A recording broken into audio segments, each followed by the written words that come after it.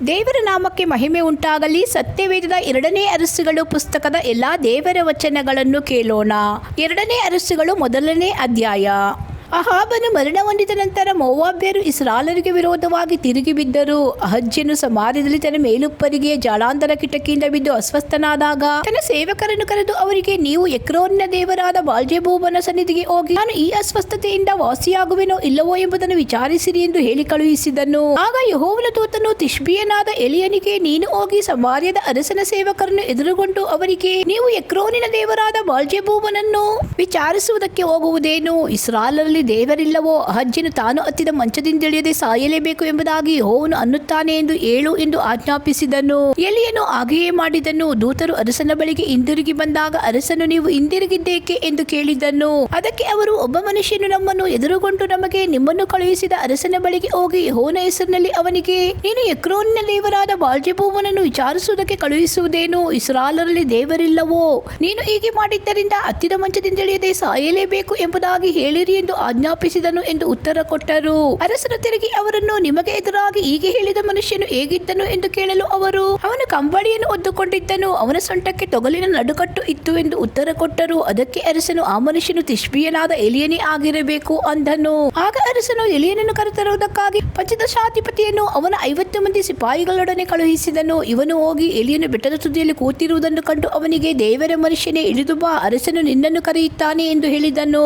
ಅದಕ್ಕೆ ಎಲಿಯನು, ನಾನು ದೇವರ ಮನುಷ್ಯನಾಗಿರುವುದಾದರೆ ಆಕಾಶದಿಂದ ಬೆಂಕಿ ಬಿದ್ದು ನಿನ್ನನ್ನು ನಿನ್ನ 50 ಮಂದಿ ಸಿಪಾಯಿಗಳನ್ನು ದಹಿಸಿ ಬಿಡಲಿ ಅಂದನು. ಕೂಡಲೇ ಆಕಾಶದಿಂದ ಬೆಂಕಿ ಬಿದ್ದು ಅವನನ್ನು ಅವನ 50 ಮಂದಿ ಸಿಪಾಯಿಗಳನ್ನು ದಹಿಸಿ ಬಿಟ್ಟಿತ್ತು. ತರುವಾಯ ಅರಸನು ಇನ್ನೊಬ್ಬ ಪಂಚಶತಾಧಿಪತಿಯನ್ನು ಅವನ 50 ಮಂದಿ ಸಿಪಾಯಿಗಳೊಡನೆ ಕಳುಹಿಸಿದನು. ಇವನು ಹೋಗಿ ಎಲಿಯನಿಗೆ, ದೇವರ ಮನುಷ್ಯನೇ, ಬೇಗನೆ ಇಳಿದು ಬಾ, ಅರಸನು ನಿನ್ನನ್ನು ಕರೆಯುತ್ತಾನೆ ಎಂದು ಹೇಳಿದನು. ಆಗ ಎಲಿಯನು ಅವನಿಗೆ, ನಾನು ದೇವರ ಮನುಷ್ಯನಾಗಿರುವುದಾದರೆ ಆಕಾಶದಿಂದ ಬೆಂಕಿ ಬಿದ್ದು ನಿನ್ನನ್ನು ನಿನ್ನ 50 ಮಂದಿ ಸಿಪಾಯಿಗಳನ್ನು ದಹಿಸಿ ಬಿಡಲಿ ಎಂದನು. ಕೂಡಲೇ ದೇವರು ಆಕಾಶದಿಂದ ಕಳುಹಿಸಿದ ಬೆಂಕಿಯು ಬಂದು ಅವನನ್ನು ಅವನ 50 ಮಂದಿ ಸಿಪಾಯಿಗಳನ್ನು ಸುಟ್ಟು ಬಿಟ್ಟಿತ್ತು. ಅರಸನು ಮತ್ತೊಬ್ಬ ಪಂಚಶತಾಧಿಪತಿಯನ್ನು ಅವನ 50 ಮಂದಿ ಸಿಪಾಯಿಗಳೊಡನೆ ಕಳುಹಿಸಿದನು. ಇವನು ಬಂದು ಎಲಿಯನ ಮುಂದೆ ಮೊಣಕಾಲೂರಿ ಅವನನ್ನು, ದೇವರ ಮನುಷ್ಯನೇ, ನನ್ನ ಮತ್ತು ನಿನ್ನ ಸೇವಕರಾದ ಈ 50 ಮಂದಿಯ ಪ್ರಾಣವು ನಿನ್ನ ದೃಷ್ಟಿಯಲ್ಲಿ ಬೆಲೆಯುಳ್ಳದಾಗಿರಲಿ.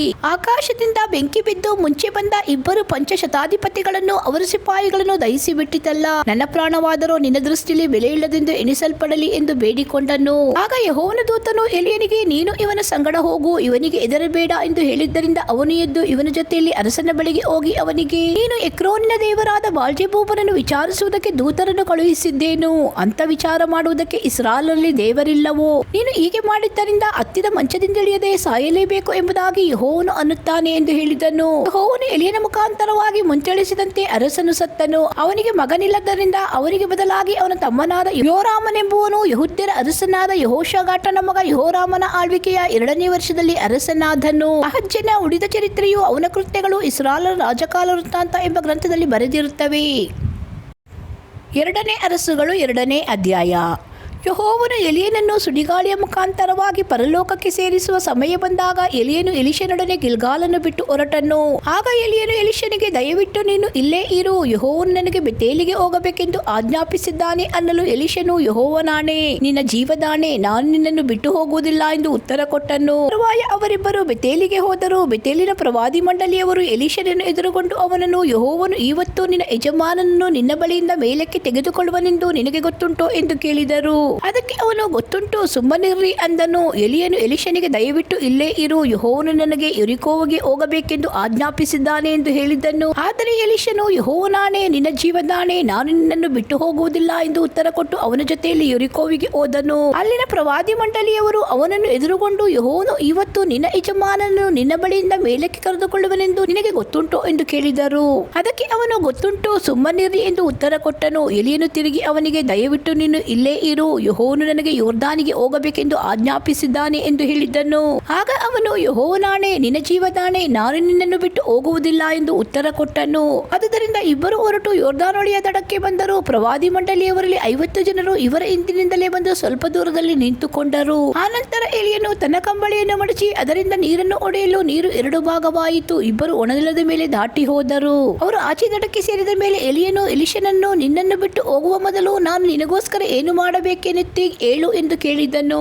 ಅದಕ್ಕೆ ಎಲಿಷನು, ನಿನಗಿರುವ ಆತ್ಮದಲ್ಲಿ ನನಗೆ 2 ಪಾಲನ್ನು ಅನುಗ್ರಹಿಸು ಎಂದು ಬೇಡಿಕೊಂಡನು. ಆಗ ಎಲಿಯನು ಅವನಿಗೆ, ನೀನು ದುರ್ಲಭವಾದದನ್ನು ಕೇಳಿಕೊಂಡಿ, ಆದರೂ ನಾನಿನ ಬಳಿಯಿಂದ ತೆಗೆಯಲ್ಪಡುವಾಗ ನೀನು ನನ್ನನ್ನು ನೋಡುವುದಾದರೆ ಅದು ದೊರಕುವುದು, ಇಲ್ಲವಾದರೆ ದೊರಕುವುದಿಲ್ಲ ಅಂದನು. ಅವರು ಮಾತಾಡುತ್ತಾ ಮುಂದೆ ಹೋಗುತ್ತಿರುವಾಗ ಪಕ್ಕನೆ ಅಗ್ನಿಮಯವಾದ ರಥಾಶ್ವಗಳು ನಡುವೆ ಬಂದು ಅವರನ್ನು ವಿಂಗಡಿಸಿದವು. ಎಲಿಯನು ಸುಳಿಗಾಳಿಯ ಮುಖಾಂತರವಾಗಿ ಪರಲೋಕಕ್ಕೆ ಹೋದನು. ಎಲಿಷನು ಅದನ್ನು ನೋಡುತ್ತಾ, ನನ್ನ ತಂದೆಯೇ, ನನ್ನ ತಂದೆಯೇ, ಇಸ್ರಾಯೇಲರಿಗೆ ರಥಾಶ್ವಗಳಾಗಿದ್ದವನೇ ಎಂದು ಕೂಗಿ, ಎಲಿಯನು ತನಗೆ ಕಾಣಿಸದೆ ಹೋದ ಮೇಲೆ ತನ್ನ ಬಟ್ಟೆಗಳನ್ನು ಹರಿದು 2 ತುಂಡು ಮಾಡಿದನು. ಆನಂತರ ಅವನು ಮೇಲಳಿಂದ ಬಿದ್ದ ಎಲಿಯನ ಕಂಬಳಿಯನ್ನು ತೆಗೆದುಕೊಂಡು ಯೋರ್ದಾನ್ ನದಿ ತೀರಕ್ಕೆ ಬಂದು, ಎಲಿಯನ ದೇವರಾದ ಯೆಹೋವನಲ್ಲಿ ಅಂದುಕೊಂಡು ಆ ಕಂಬಳಿಯಿಂದ ನೀರನ್ನು ಹೊಡೆಯಲು ಅದು 2 ಭಾಗವಾಯಿತು. ಅವನು ದಾಟಿ ಹೋದನು. ದೂರದಲ್ಲಿ ನಿಂತಿದ್ದ ಯೆರಿಕೋವಿನ ಪ್ರವಾದಿ ಮಂಡಳಿಯವರು ಇದನ್ನು ಕಂಡು ಎಲಿಯನಿಗಿದ್ದ ಆತ್ಮವು ಎಲಿಷನ ಮೇಲೆ ಬಂದಿತೆಂದು ತಿಳಿದುಕೊಂಡು ಅವನನ್ನು ಎದುರುಗೊಂಡು ಅವನಿಗೆ ಸಾಷ್ಟಾಂಗ ನಮಸ್ಕಾರ ಮಾಡಿದ್ದರು. ಆನಂತರ ಅವರು ಅವನಿಗೆ, ನಿನ್ನ ಸೇವಕರಾದ ನಮ್ಮಲ್ಲಿ 50 ಮಂದಿ ಬಲಿಷ್ಠ ಜನರಿದ್ದಾರೆ. ನಿನ್ನ ಯಜಮಾನನನ್ನು ಹುಡುಕ ಹೋಗುವುದಕ್ಕೆ ಅವರಿಗೆ ಅಪ್ಪಣೆಯಾಗಲಿ. ಯೆಹೋವನ ಆತ್ಮವು ಅವನನ್ನು ಎತ್ತಿಕೊಂಡು ಹೋಗಿ ಒಂದು ಬೆಟ್ಟದ ಮೇಲಾಗಲಿ ತಗ್ಗಿನಲ್ಲಾಗಲಿ ಇಟ್ಟಿರಬಹುದು ಎಂದು ಹೇಳಿದರು. ಅವನು ಅವರಿಗೆ, ನೀವು ಕಳುಹಿಸಬೇಡಿರಿ ಅಂತನು. ಆದರೆ ಅವರು ಅವನನ್ನು ಒತ್ತಾಯಪಡಿಸಿದರಿಂದ ಅವನು ಬೇಸರಗೊಂಡು ಕಳುಹಿಸುವುದಕ್ಕೆ ಅಪ್ಪಣೆ ಕೊಟ್ಟನು. ಅವರು 50 ಮಂದಿಯನ್ನು ಕಳುಹಿಸಿದರು. ಇವರು 3 ದಿವಸ ಹುಡುಕಿದರು, ಎಲಿಯನನ್ನು ಕಾಣದೆ ಇನ್ನು ಯೆರಿಕೋವಿನಲ್ಲೇ ಇದ್ದ ಎಲಿಷನ ಬಳಿಗೆ ಬಂದರು. ಅವನು ಅವರಿಗೆ, ಹೋಗಬೇಡಿರೆಂದು ನಾನು ಹೇಳಲಿಲ್ಲವೋ ಅಂದನು. ಯೆರಿಕೋವಿನ ಜನರು ಎಲಿಷನಿಗೆ, ನಮ್ಮ ಒಡೆಯನಾದ ನಿನಗೆ ಗೊತ್ತಿರುವಂತೆ ಈ ಊರು ಕಟ್ಟಲ್ಪಟ್ಟಿರುವ ಸ್ಥಳವು ಒಳ್ಳೆಯದಾಗಿದೆ, ಆದರೆ ನೀರು ಕೆಟ್ಟದಾಗಿರುವುದರಿಂದ ಬಂಜೆತನ ಹೆಚ್ಚು ಎಂದು ಹೇಳಿದರು. ಆಗ ಎಲಿಷನು ಅವರಿಗೆ, ಒಂದು ಹೊಸ ಮಡಿಕೆಯಲ್ಲಿ ಉಪ್ಪು ಹಾಕಿ ಅದನ್ನು ತಂದುಕೊಡಿರಿ ಅಂದನು. ಅವರು ತಂದುಕೊಡಲು ಅವನು ಬುಗ್ಗೆಗೆ ಹೋಗಿ ಆ ನೀರಿನಲ್ಲಿ ಉಪ್ಪು ಹಾಕಿ, ಇನ್ನು ಮುಂದೆ ಈ ನೀರಿನಿಂದ ಮರಣವೂ ಬಂಜೆತನವೂ ಉಂಟಾಗದಂತೆ ಇದರಲ್ಲಿದ್ದ ದೋಷವನ್ನೆಲ್ಲ ಪರಿಹರಿಸಿದ್ದೇನೆ ಎಂಬುದಾಗಿ ಯೆಹೋವನು ಅನ್ನುತ್ತಾನೆ ಎಂದು ಹೇಳಿದ್ದನು. ಕೂಡಲೇ ನೀರಿನಲ್ಲಿದ್ದ ದೋಷವೆಲ್ಲ ಪರಿಹಾರವಾಯಿತು. ಎಲಿಷನ ವಾಕ್ಯ ಬಲದಿಂದ ಅದು ಇಂದಿನವರೆಗೂ ಹಾಗೆಯೇ ಇರುತ್ತದೆ. ಎಲಿಷನು ಅಲ್ಲಿಂದ ಬೆತೇಲಿಗೆ ಹೊರಟು ಅಲ್ಲಿನ ಗುಡ್ಡವನ್ನು ಹತ್ತುತ್ತಿರುವಾಗ ಆ ಊರಿನ ಹುಡುಗರು ಹೊರಗೆ ಬಂದು, ಬೋಳು ಮಂಡೆಯವನೇ ಏರು, ಬೋಳು ಮಂಡೆಯವನೇ ಏರು ಎಂದು ಕೂಗಿ ಅವನನ್ನು ಪರಿಹಾಸ್ಯ ಮಾಡಿದರು. ಅವನು ಅವರ ಕಡೆಗೆ ತಿರುಗಿಕೊಂಡು ಯೆಹೋವನ ಹೆಸರಿನಲ್ಲಿ ಅವರನ್ನು ಶಪಿಸಿದನು. ಕೂಡಲೇ ಕಾಡಿನಿಂದ 2 ಹೆಣ್ಣು ಕರಡಿಗಳು ಬಂದು ಆ ಹುಡುಗರಲ್ಲಿ 42 ಮಂದಿಯನ್ನು ಅರಿದು ಬಿಟ್ಟವು. ಎಲಿಷನು ಅಲ್ಲಿಂದ ಕರ್ಮೇಲ್ ಬೆಟ್ಟಕ್ಕೆ ಹೋಗಿ ಆನಂತರ ಸಮಾರ್ಯಕ್ಕೆ ಬಂದನು. 2ನೇ ಅರಸುಗಳು 3ನೇ ಅಧ್ಯಾಯ. ಯೆಹೂದ್ಯರ ಅರಸನಾದ ಯೆಹೋಷಾಫಾಟನ ಆಳ್ವಿಕೆಯ 18ನೇ ವರ್ಷದಲ್ಲಿ ಅಹಾಬನ ಮಗನಾದ ಯೋರಾಮನು ಇಸ್ರಾಯೇಲರ ಅರಸನಾಗಿ ಸಮಾರ್ಯದಲ್ಲಿ 12 ವರ್ಷ ಆಳಿದನು.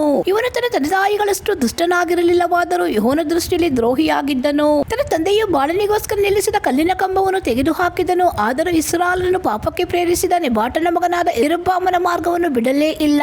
ಅನೇಕ ಕುರಿ ಹಿಂಡುಗಳುಳ್ಳವನಾಗಿದ್ದ ಮೋವಾಬ್ಯರ ಅರಸನಾದ ಮೇಷನ್ ಎಂಬುವನು ಇಸ್ರಾಯೇಲರ ಅರಸನಿಗೆ 1,00,000 ಕುರಿಗಳ ಮತ್ತು 1,00,000 ಟಗರುಗಳ ಉಣ್ಣೆಯನ್ನು ಕಪ್ಪವಾಗಿ ಕೊಡುತ್ತಿದ್ದನು. ಆದರೆ ಅಹಾಬನು ಮರಣ ಹೊಂದಿದ ನಂತರ ಅವನು ಇಸ್ರಾಯೇಲರ ಅರಸನಿಗೆ ವಿರೋಧವಾಗಿ ತಿರುಗಿ ಬಿದ್ದನು. ಆದುದರಿಂದ ಅರಸನಾದ ಯೋರಾಮನು ಒಡನೆ ಇಸ್ರಾಯೇಲರನ್ನು ಕೂಡಿಸಿಕೊಂಡು ಸಮಾರ್ಯದಿಂದ ಹೊರಟು ಯೆಹೂದ್ಯರ ಅರಸನಾದ ಯೆಹೋಷಾಫಾಟನಿಗೆ ದೂತರ ಮುಖಾಂತರವಾಗಿ, ಮೋವಾಬ್ಯರ ಅರಸನು ನನಗೆ ವಿರೋಧವಾಗಿ ತಿರುಗಿ ಬಿದ್ದಿದ್ದಾನೆ, ಮೋವಾಬ್ಯರೊಡನೆ ಯುದ್ಧ ಮಾಡುವುದಕ್ಕೆ ನೀನು ನನ್ನ ಜೊತೆಯಲ್ಲಿ ಬರುತ್ತೀಯೋ ಎಂದು ಹೇಳಿ ಕಳುಹಿಸಿದನು. ಅದಕ್ಕೆ ಯೆಹೋಷಾಫಾಟನು, ಬರುತ್ತೇನೆ, ನಾನು, ನೀನು, ನನ್ನ ಜನರು, ನಿನ್ನ ಜನರು, ನನ್ನ ಕುದುರೆಗಳು, ನಿನ್ನ ಕುದುರೆಗಳು ಒಂದೇ ಅಲ್ಲವೋ ಎಂದು ಉತ್ತರ ಕೊಟ್ಟು, ಯಾವ ಮಾರ್ಗವಾಗಿ ಹೋಗಬೇಕೆಂದು ವಿಚಾರಿಸಿದಾಗ ಯೋರಾಮನು ಎದೋಮ್ಯರ ಅರಣ್ಯ ಮಾರ್ಗವಾಗಿ ಅಂದನು. ಆಗ ಇಸ್ರಾಯೇಲ್, ಯೆಹೂದ, ಎದೋಮ್ ರಾಜ್ಯಗಳ ಅರಸರು ಹೊರಟು ಸುತ್ತಾದ 7 ದಿವಸ ಪ್ರಯಾಣ ಮಾಡಿದರು. ಮಾರ್ಗದಲ್ಲಿ ಅವರ ಸೈನಿಕರಿಗೂ ಅವರು ತಂದ ಪಶುಗಳಿಗೂ ನೀರು ಸಿಕ್ಕದೆ ಹೋದದರಿಂದ ಇಸ್ರಾಯೇಲರ ಅರಸನು, ಅಯ್ಯೋ, ಯೆಹೋವನು 3 ಮಂದಿ ಅರಸರಾದ ನಮ್ಮನ್ನು ಮೋವಾಬ್ಯರ ಕೈಗೆ ಒಪ್ಪಿಸುವುದಕ್ಕೋಸ್ಕರ ಇಲ್ಲಿಗೆ ಬರಮಾಡಿದ್ದಾನೆ ಎಂದು ಗೋಳಾಡಿದನು. ಆದರೆ ಯೆಹೋಷಾಫಾಟನು ಯೆಹೋವನ ಸನ್ನಿಧಿಯಲ್ಲಿ ನಮಗೋಸ್ಕರ ವಿಚಾರಿಸಬಲ್ಲವನಾದ ಒಬ್ಬ ಪ್ರವಾದಿಯು ಇಲ್ಲಿರುವುದಿಲ್ಲವೋ ಎಂದು ಕೇಳಿದನು. ಆಗ ಇಸ್ರಾಯೇಲರ ಅರಸನ ಸೇವಕರೆಲ್ಲೊಬ್ಬನು ಅವನಿಗೆ, ಶಾಫಾಟನ ಮಗನು ಎಲಿಯನ ಕೈಗೆ ನೀರು ಕೊಡುತ್ತಿದ್ದವನು ಆದ ಎಲಿಷನೆಂಬ ಪ್ರವಾದಿಯು ಇಲ್ಲಿರುತ್ತಾನೆ ಎಂದು ಉತ್ತರ ಕೊಟ್ಟನು. ಯೆಹೋಷಾಫಾಟನು, ಅವನು ಹೇಗೂ ಯೆಹೋವನ ಉತ್ತರವನ್ನು ತಿಳಿಸುವನು ಅಂದದ್ದರಿಂದ ಇಸ್ರಾಯೇಲ್ ಎದೋಮ್ ರಾಜ್ಯಗಳ ಅರಸರು ಯೆಹೋಷಾಫಾಟನೊಡನೆ ಎಲಿಷನ ಬಳಿಗೆ ಹೋದರು. ಎಲಿಷನು ಇಸ್ರಾಯೇಲರ ಅರಸನಿಗೆ, ನನಗೂ ನಿನಗೂ ಗೊಡವೆ ಏನು, ನಿನ್ನ ತಂದೆತಾಯಿಗಳ ಪ್ರವಾದಿಗಳ ಬಳಿಗೆ ಹೋಗು ಎಂದು ಹೇಳಿದ್ದನು. ಅದಕ್ಕೆ ಇಸ್ರಾಯೇಲರ ಅರಸನು, ಹಾಗನ್ನಬೇಡ, ಯೆಹೋವನು ಈ 3 ಮಂದಿ ಅರಸರಾದ ನಮ್ಮನ್ನು ಮೋವಾಬ್ಯರ ಕೈಗೆ ಒಪ್ಪಿಸುವುದಕ್ಕೋಸ್ಕರ ಇಲ್ಲಿಗೆ ಬರಮಾಡಿದನಲ್ಲವೋ ಅಂತನು. ಆಗ ಎಲಿಷನು, ನಾನು ಸನ್ನಿಧಿ ಸೇವೆ ಮಾಡುತ್ತಿರುವ ಸೇನಾಧೀಶ್ವರನಾದ ಯೆಹೋವನಾಣೆ, ಯೆಹೂದ್ಯರ ಅರಸನಾದ ಯೆಹೋಷಾಫಾಟನು ನಿನ್ನ ಜೊತೆಯಲ್ಲಿ ಇರದಿದ್ದರೆ ನಾನು ನಿನ್ನನ್ನು ನೋಡುತ್ತಿದ್ದಿಲ್ಲ, ಲಕ್ಷಿಸುತ್ತಿದ್ದಿಲ್ಲ. ಈಗ ಒಬ್ಬ ವಾದ್ಯಗಾರನನ್ನು ನನ್ನ ಹತ್ತಿರ ಕರೆಕೊಂಡು ಬನ್ನಿರಿ ಎಂದು ಹೇಳಿದನು. ವಾದ್ಯಗಳ ಸ್ವರವನ್ನು ಕೇಳುವಾಗೆಲ್ಲ ಎಲಿಷನಲ್ಲಿ ಯೆಹೋವನ ಬಲವು ಬರುತ್ತಿತ್ತು. ಆನಂತರ ಎಲಿಷನು ಇಸ್ರಾಯೇಲರ ಅರಸನಿಗೆ, ಈ ಹಳ್ಳದಲ್ಲಿ ತುಂಬಾ ಗುಂಡಿಗಳನ್ನು ಮಾಡಿರಿ, ಗಾಳಿ ಮಳೆಗಳು ಕಾಣದಿದ್ದರೂ ಇದು ನೀರಿನಿಂದ ತುಂಬುವುದು, ನೀವು ನಿಮ್ಮ ಕುರಿತನೆಗಳು ಎಲ್ಲಾ ಪಶುಗಳು ಕುಡಿಯಬಹುದು ಎಂಬುದಾಗಿ ಯೆಹೋವನು ಅನ್ನುತ್ತಾನೆ. ಆತನು ತನ್ನ ದೃಷ್ಟಿಯಲ್ಲಿ ಅಲ್ಪವಾಗಿರುವ ಈ ಕಾರ್ಯದ ಹೊರತಾಗಿ ಮೋವಾಬ್ಯರನ್ನು ನಿಮ್ಮ ಕೈಗೆ ಒಪ್ಪಿಸುವನು. ನೀವು ಅವರ ಕೋಟೆ ಕೊತ್ತಲುಗಳುಳ್ಳ ಪಟ್ಟಣಗಳನ್ನು ವಿಶೇಷವಾದ ಎಲ್ಲಾ ಊರುಗಳನ್ನು ಸ್ವಾಧೀನ ಮಾಡಿಕೊಂಡು ಎಲ್ಲಾ ಹಣ್ಣಿನ ಮರಗಳನ್ನು ಕಡಿದು ಹಾಕಿ ಬಾವಿಗಳನ್ನು ಮುಚ್ಚಿಬಿಟ್ಟು ಹೊಲಗಳನ್ನು ಕಲ್ಲು ತುಂಬಿಸಿ ಹಾಳು ಮಾಡುವಿರಿ ಎಂದು ನುಡಿದನು. ಪ್ರಾಂತಂಕಾಲ ನೈವೇದ್ಯವನ್ನು ಸಮರ್ಪಿಸುವ ಹೊತ್ತಿನಲ್ಲಿ ಪಕ್ಕನೆ ಏದೋಮಿನ ಕಡೆಯಿಂದ ನೀರು ಬಂದು ದೇಶದಲ್ಲೆಲ್ಲ ತುಂಬಿಕೊಂಡಿತ್ತು. ಅರಸುಗಳು ತಮಗೆ ವಿರೋಧವಾಗಿ ಯುದ್ಧಕ್ಕೆ ಬಂದಿದ್ದಾರೆಂಬುದನ್ನು ಮೋವಾಬ್ಯರು ಕೇಳಿ ಆಯುಧಗಳನ್ನು ಧರಿಸ ಶಕ್ತರಾದ ಎಲ್ಲಾ ಯೌವನಸ್ಥರನ್ನು ಪ್ರಾಯಸ್ಥರನ್ನು ಕೂಡಿಸಿಕೊಂಡು ತಮ್ಮ ದೇಶದ ಮೇರೆಗೆ ಬಂದು ಬೆಳಿಗ್ಗೆ ಎದ್ದು ನೋಡಲು ಎದುರಿಗಿದ್ದ ನೀರು ಇವರ ದೃಷ್ಟಿಗೆ ಬಿದ್ದಿತ್ತು. ಸೂರ್ಯಪ್ರಕಾಶದಿಂದ ಆ ನೀರು ರಕ್ತದಂತೆ ಕೆಂಪಾಗಿ ಕಾಣಿಸುತ್ತಿದ್ದರಿಂದ ಇವರು ಅದು ರಕ್ತ, ಅರಸರು ತಮ್ಮೊಳಗೆ ಜಗಳವಾಡಿ ಸಮೃದ್ಧರಾಗಿರಬೇಕು. ಮೋವಾಬ್ಯರೇ, ಹೇಳಿರಿ, ಸುಲಿಗೆಗೆ ಹೋಗೋಣ ಎಂದು ಕೂಗಿಕೊಂಡು ಇಸ್ರಾಯೇಲರ ಪಾಳೆಯಕ್ಕೆ ಹೋದರು. ಆದರೆ ಇಸ್ರಾಯೇಲರು ಎದ್ದು ಮೋವಾಬ್ಯರನ್ನು ಸೋಲಿಸಿ ಓಡಿಸಿ ಬಿಟ್ಟರು. ಇದಲ್ಲದೆ ಅವರು ಮೋವಾಬ್ಯರನ್ನು ಸಂಹರಿಸುತ್ತಾ ಅವರ ದೇಶದೊಳಗೆ ನುಗ್ಗಿ ಎಲ್ಲಾ ಪಟ್ಟಣಗಳನ್ನು ಕೆಡವಿ ಹೊಲಗಳನ್ನು ಕಲ್ಲುಗಳಿಂದ ತುಂಬಿಸಿ ಬಾವಿಗಳನ್ನು ಮುಚ್ಚಿ ಹಣ್ಣಿನ ಮರಗಳನ್ನು ಕಡಿದು ಹಾಕಿದರು. ಕಿರರೆಷೆತ್ ಎಂಬ ಒಂದೇ ಮಾರ್ಗ ಉಳಿಯಿತು. ಕವಣೆ ಒಡೆಯುವವರು ಅದನ್ನು ಸುತ್ತಿಕೊಂಡು ಕಲ್ಲೆಸೆದರು. ಮೋವಾಬ್ಯರ ಅರಸನು ತಾನು ಯುದ್ಧದಲ್ಲಿ ಗೆಲ್ಲಲಾರನೆಂದು ತಿಳಿದು 700 ಮಂದಿ ಭಟರೊಡನೆ ಸೈನ್ಯದೊಳಗೆ ನುಗ್ಗಿ ಯೋದೋಮೆರ ಅರಸನ ಕಡೆಗೆ ಹೋಗ ಪ್ರಯತ್ನಿಸಿದನು. ಆದರೆ ಆಗದೆ ಹೋಯಿತು. ಆಗ ಅವನು ತನಗೆ ಬದಲಾಗಿ ಅರಸನಾಗತಕ್ಕ ತನ್ನ ಚೊಚ್ಚಲ ಮಗನನ್ನು ಹಿಡಿದು ವಧಿಸಿ ಗೋಡೆಯ ಮೇಲೆ ಸರ್ವಾಂಗ ಹೋಮ ಮಾಡಿದ್ದನು. ಇದರಿಂದ ಮೋವಾಬ್ಯರಿಗೆ ಇಸ್ರಾಯೇಲರ ಮೇಲೆ ಕೋಪೋದ್ರೇಕ ಉಂಟಾಗಲು ಅವರು ಅವನನ್ನು ಬಿಟ್ಟು ತಮ್ಮ ದೇಶಕ್ಕೆ ಹೊರಟು ಹೋದರು. 2 ಅರಸುಗಳು 4ನೇ ಅಧ್ಯಾಯ. ಒಂದು ದಿವಸ ಪ್ರವಾದಿ ಮಂಡಳಿಯವರಲ್ಲೊಬ್ಬನ ಹೆಂಡತಿಯು ಎಲೀಷನ ಹತ್ತಿರ ಬಂದು ಅವನಿಗೆ, ನಿನ್ನ ಸೇವಕನಾದ ನನ್ನ ಗಂಡನು ಮರಣ ಹೊಂದಿದ್ದನು. ಅವನು ಯೆಹೋವನಲ್ಲಿ ಭಯಭಕ್ತಿ ಉಳ್ಳವನಾಗಿದ್ದನೆಂಬುದು ನಿನಗೆ ಗೊತ್ತುಂಟಲ್ಲ. ಸಾಲ ಕೊಟ್ಟವನು ನನ್ನ 2 ಮಕ್ಕಳನ್ನು ದಾಸರನ್ನಾಗಿ ತೆಗೆದುಕೊಂಡು ಹೋಗುವುದಕ್ಕೆ ಬಂದಿದ್ದಾನೆ ಎಂದು ಮೊರೆಯಿಟ್ಟಳು. ಎಲೀಷನು ಆಕೆಗೆ, ನಾನು ನಿನಗೇನು ಮಾಡಬೇಕೆನ್ನುತ್ತಿ? ನಿನ್ನ ಮನೆಯಲ್ಲಿ ಏನಿರುತ್ತದೆ ಹೇಳು ಅಂದನು. ಅದಕ್ಕೆ ಆಕೆಯು, ನಿನ್ನ ದಾಸಿಯ ಮನೆಯಲ್ಲಿ 1 ಮೊಗೆ ಎಣ್ಣೆ ಹೊರತಾಗಿ ಏನೂ ಇಲ್ಲ ಎಂದು ಉತ್ತರ ಕೊಟ್ಟಳು. ಆಗ ಎಲೀಷನು ಆಕೆಗೆ, ಹೋಗಿ ನಿನ್ನ ನೆರೆಯವರಿಂದ ಸಿಕ್ಕುವಷ್ಟು ಬರಿ ಪಾತ್ರೆಗಳನ್ನು ಕೇಳಿಕೊಂಡು ಬಾ. ಆನಂತರ ನಿನ್ನ ಮಕ್ಕಳನ್ನು ಒಳಗೆ ಕರೆಕೊಂಡು ಬಾಗಿಲನ್ನು ಮುಚ್ಚಿ ಎಣ್ಣೆಯನ್ನು ಪಾತ್ರೆಗಳಲ್ಲಿ ಒಯ್ದು ತುಂಬಿದವುಗಳನ್ನೆಲ್ಲ ಒತ್ತಟ್ಟಿಗಿಡು ಎಂದು ಹೇಳಿದ್ದನು. ಆಕೆಯು ಹೋಗಿ ಮಕ್ಕಳನ್ನು ಒಳಗೆ ಕರೆಕೊಂಡು ಬಾಗಿಲನ್ನು ಮುಚ್ಚಿ ಅವರು ಮುಂದಿಟ್ಟ ಪಾತ್ರೆಗಳಲ್ಲೆಲ್ಲ ಎಣ್ಣೆ ಒಯ್ದಳು. ಪಾತ್ರೆಗಳು ತುಂಬಿದಾಗ ಆಕೆಯು ಮಗನಿಗೆ, ಇನ್ನೊಂದು ಪಾತ್ರೆಯನ್ನು ತಂದಿಡು ಅನ್ನಲು ಅವನು ಪಾತ್ರೆಗಳು ತೀರಿದವೆಂದು ಉತ್ತರ ಕೊಟ್ಟನು. ಕೂಡಲೇ ಎಣ್ಣೆಯುಕ್ಕುವುದು ನಿಂತು ಹೋಯಿತು. ತರುವಾಯ ಆಕೆಯು ದೇವರ ಮನುಷ್ಯನ ಹತ್ತಿರ ಬಂದು ನಡೆದುದನ್ನೆಲ್ಲ ತಿಳಿಸಿದಳು. ಅವನು ಆಕೆಗೆ, ಹೋಗಿ ಎಣ್ಣೆಯನ್ನು ಮಾರಿ ಸಾಲ ತೀರಿಸು, ಉಳಿದ ಹಣದಿಂದ ನೀನು ನಿನ್ನ ಮಕ್ಕಳು ಜೀವನ ಮಾಡಿರಿ ಅಂದನು. ಒಂದು ಸಾರಿ ಎಲೀಷನು ಶೂನೇಮಿಗೆ ಹೋದನು. ಅಲ್ಲಿ ಒಬ್ಬ ಕುಲೀನ ಸ್ತ್ರೀಯು ಅವನನ್ನು ತನ್ನ ಮನೆಯಲ್ಲಿ ಊಟ ಮಾಡಬೇಕೆಂದು ಒತ್ತಾಯಪಡಿಸಿದಳು. ಅಂದಿನಿಂದ ಅವನು ಆ ಮಾರ್ಗದಿಂದ ಹೋಗುವಾಗಲೆಲ್ಲ ಆ ಮನೆಯಲ್ಲೇ ಊಟ ಮಾಡುತ್ತಿದ್ದನು. ಆ ಸ್ತ್ರೀಯು ತನ್ನ ಗಂಡನಿಗೆ, ಯಾವಾಗಲೂ ಈ ದಾರಿಯಿಂದ ಹೋಗುತ್ತಾ ಬರುತ್ತಾ ಇರುವ ಆ ಮನುಷ್ಯನು ಪರಿಶುದ್ಧನು, ದೇವರ ಮನುಷ್ಯನು ಆಗಿರುತ್ತಾನೆಂದು ನನಗೆ ಗೊತ್ತಾಯಿತು. ಆದ್ದರಿಂದ ನಾವು ಅವನಿಗೋಸ್ಕರ ಮಾಳಿಗೆಯ ಮೇಲೆ ಒಂದು ಸಣ್ಣ ಕೋಣೆಯನ್ನು ಕಟ್ಟಿಸಿ ಅದರಲ್ಲಿ ಒಂದು ಮಂಚ, ಮೇಜು, ಕುರ್ಚಿ, ದೀಪಸ್ತಂಭ ಇವುಗಳನ್ನು ಇಡೋಣ. ಅವನು ಇಲ್ಲಿ ಬಂದಾಗೆಲ್ಲ ಅದರಲ್ಲಿ ವಾಸ ಮಾಡಲಿ ಎಂದು ಹೇಳಿದ್ದಳು. ಒಂದು ದಿವಸ ಎಲೀಷನು ಅಲ್ಲಿಗೆ ಬಂದು ಆ ಕೋಣೆಯೊಳಗೆ ಪ್ರವೇಶಿಸಿ ದಣವಾರಿಸಿಕೊಂಡ ನಂತರ ಆ ಶೂನೇಮಳನ್ನು ಕರೆಯಬೇಕೆಂದು ತನ್ನ ಸೇವಕನಾದ ಗೆಹಜಿಗೆ ಆಜ್ಞಾಪಿಸಿದನು. ಅವನು ಹೋಗಿ ಆಕೆಯನ್ನು ಕರೆಯಲು ಆಕೆಯು ಬಂದು ಮುಂದೆ ನಿಂತಳು. ಆಗ ಎಲೀಷನು ಗೆಹಜಿಯ ಮುಖಾಂತರವಾಗಿ ಆಕೆಯನ್ನು, ನೀನು ಕಷ್ಟಪಟ್ಟು ನಮಗೆ ಇಷ್ಟೆಲ್ಲ ಉಪಕಾರ ಮಾಡಿದ್ದಿ, ನಾನು ನಿನಗೆ ಯಾವ ಪ್ರತ್ಯುಪಕಾರ ಮಾಡಲಿ? ನಿನಗೋಸ್ಕರವಾಗಿ ಅರಸನ ಮುಂದಾಗಲಿ ಸೇನಾಪತಿಯ ಮುಂದಾಗಲಿ ಮಾತಾಡಬೇಕು ಎಂದು ಕೇಳಲು ಆಕೆಯು, ನಾನು ಸ್ವಕುಲದವರ ಮಧ್ಯದಲ್ಲಿ ಸುಖವಾಗಿದ್ದೇನೆ ಎಂದು ಉತ್ತರ ಕೊಟ್ಟಳು. ಆಮೇಲೆ ಎಲೀಷನು ಗೆಹಜಿಯನ್ನು, ನಾವು ಆಕೆಗೆ ಯಾವ ಉಪಕಾರವನ್ನು ಮಾಡಬಹುದು ಎಂದು ಕೇಳಲು ಅವನು, ಆಕೆಗೆ ಮಗನಿಲ್ಲ, ಗಂಡನು ಮುದುಕನಾಗಿದ್ದಾನೆ ಅಂದನು. ಇದನ್ನು ಕೇಳಿ ಎಲೀಷನು ಆ ಸ್ತ್ರೀಯನ್ನು ಕರೆಯಬೇಕೆಂದು ಆಜ್ಞಾಪಿಸಿದನು. ಅವನು ಹೋಗಿ ಕರೆಯಲು ಆಕೆಯು ಬಂದು ಬಾಗಿಲ ಹತ್ತಿರ ನಿಂತಳು. ಎಲೀಷನು ಆಕೆಗೆ, ನೀನು ಬರುವ ವರ್ಷ ಇದೇ ಕಾಲದಲ್ಲಿ ಒಬ್ಬ ಮಗನನ್ನು ಅಪ್ಪಿಕೊಂಡಿರುವಿ ಅಂದನು. ಅದಕ್ಕೆ ಆಕೆಯು, ದೇವರ ಮನುಷ್ಯನೇ, ಒಡೆಯನೇ, ಹೀಗೆ ಹೇಳಿ ನಿನ್ನ ದಾಸಿಯನ್ನು ವಂಚಿಸಬೇಡ ಎಂದು ನುಡಿದಳು. ಆ ಸ್ತ್ರೀಯು ಗರ್ಭಿಣಿಯಾಗಿ ಎಲೀಷನು ಹೇಳಿದಂತೆ ಮುಂದಿನ ವರ್ಷ ಅದೇ ಕಾಲದಲ್ಲಿ ಒಬ್ಬ ಮಗನನ್ನು ಎತ್ತಳು. ಹುಡುಗನು ದೊಡ್ಡವನಾದ ಮೇಲೆ ಒಂದು ದಿವಸ ಹೊಲದಲ್ಲಿ ಕೊಯ್ಯುವವರ ಸಂಗಡ ಇದ್ದ ತನ್ನ ತಂದೆಯ ಬಳಿಗೆ ಹೋದನು. ಅಲ್ಲಿದ್ದಾಗ ಅವನು ಪಕ್ಕನೆ, ಅಪ್ಪ, ನನ್ನ ತಲೆ, ನನ್ನ ತಲೆ ಎಂದು ಕೂಗಲು ತಂದೆಯು ಒಬ್ಬ ಸೇವಕನನ್ನು ಕರೆದು ಅವನಿಗೆ, ಇವನನ್ನು ತಾಯಿಯ ಹತ್ತಿರ ತೆಗೆದುಕೊಂಡು ಹೋಗು ಎಂದು ಆಜ್ಞಾಪಿಸಿದನು. ಸೇವಕನು ಹುಡುಗನನ್ನು ಅವನ ತಾಯಿಗೆ ತಂದೊಪ್ಪಿಸಿದನು. ಹುಡುಗನು ಮಧ್ಯಾಹ್ನದವರೆಗೂ ತಾಯಿಯ ತೊಡೆಯ ಮೇಲೆ ಇದ್ದುಕೊಂಡು ಆನಂತರ ಸತ್ತನು. ಕೂಡಲೇ ಆಕೆಯು ಅವನನ್ನು ದೇವರ ಮನುಷ್ಯನ ಕೋಣೆಗೆ ತೆಗೆದುಕೊಂಡು ಹೋಗಿ ಅವನ ಮಂಚದ ಮೇಲೆ ಮಲಗಿಸಿ ಬಾಗಿಲು ಮುಚ್ಚಿ ಗಂಡನನ್ನು ಕರೆಸಿ ಅವನಿಗೆ, ದಯವಿಟ್ಟು ನನಗೋಸ್ಕರ ಒಬ್ಬ ಸೇವಕನನ್ನು ಒಂದು ಕತ್ತೆಯನ್ನು ಕಳುಹಿಸು, ನಾನು ಬೇಗನೆ ದೇವರ ಮನುಷ್ಯನ ಬಳಿಗೆ ಹೋಗಿ ಬರುತ್ತೇನೆ ಎಂದು ಹೇಳಿದನು. ಅದಕ್ಕೆ ಅವನು, ಇಂದು ಅಮಾವಾಸ್ಯೆಯಲ್ಲ, ಸಬ್ಬತ್ತಲ್ಲ, ಇವತ್ತು ಯಾಕೆ ಹೋಗುತ್ತಿ ಅಂದನು. ಆಕೆ, ಚಿಂತೆ ಇಲ್ಲ ಎಂದು ಹೇಳಿ ಕತ್ತೆಗೆ ತಡಿ ಹಾಕಿಸಿ ಕೂತುಕೊಂಡು ಸೇವಕನಿಗೆ, ಓಡಿಸುತ್ತಾ ಬಾ, ನಾನು ಅಪ್ಪಣೆ ಮಾಡುವವರೆಗೂ ನಿಲ್ಲಿಸಬೇಡ ಎಂದು ಆಜ್ಞಾಪಿಸಿದಳು. ಹೀಗೆ ಆಕೆಯು ಪ್ರಯಾಣ ಮಾಡಿ ಕರ್ಮೇಲ್ ಬೆಟ್ಟದ ಮೇಲಿದ್ದ ದೇವರ ಮನುಷ್ಯನ ಬಳಿಗೆ ಬಂದಳು. ಅವನು ಈಕೆಯನ್ನು ದೂರದಿಂದಲೇ ಕಂಡು ತನ್ನ ಸೇವಕನಾದ ಗೆಹಜಿಗೆ, ಅಗೋ, ಅಲ್ಲಿ ಶೂನೇಮ್ಯಳು, ನೀನು ಓಡಿ ಹೋಗಿ ಆಕೆಯನ್ನು ಎದುರುಗೊಂಡು ನಿನಗೂ ನಿನ್ನ ಗಂಡನಿಗೂ ಮಗನಿಗೂ ಕ್ಷೇಮವೋ ಎಂದು ವಿಚಾರಿಸು ಎಂಬುದಾಗಿ ಎಂಬುದಾಗಿ ಆಜ್ಞಾಪಿಸಿ ಕಳುಹಿಸಿದನು.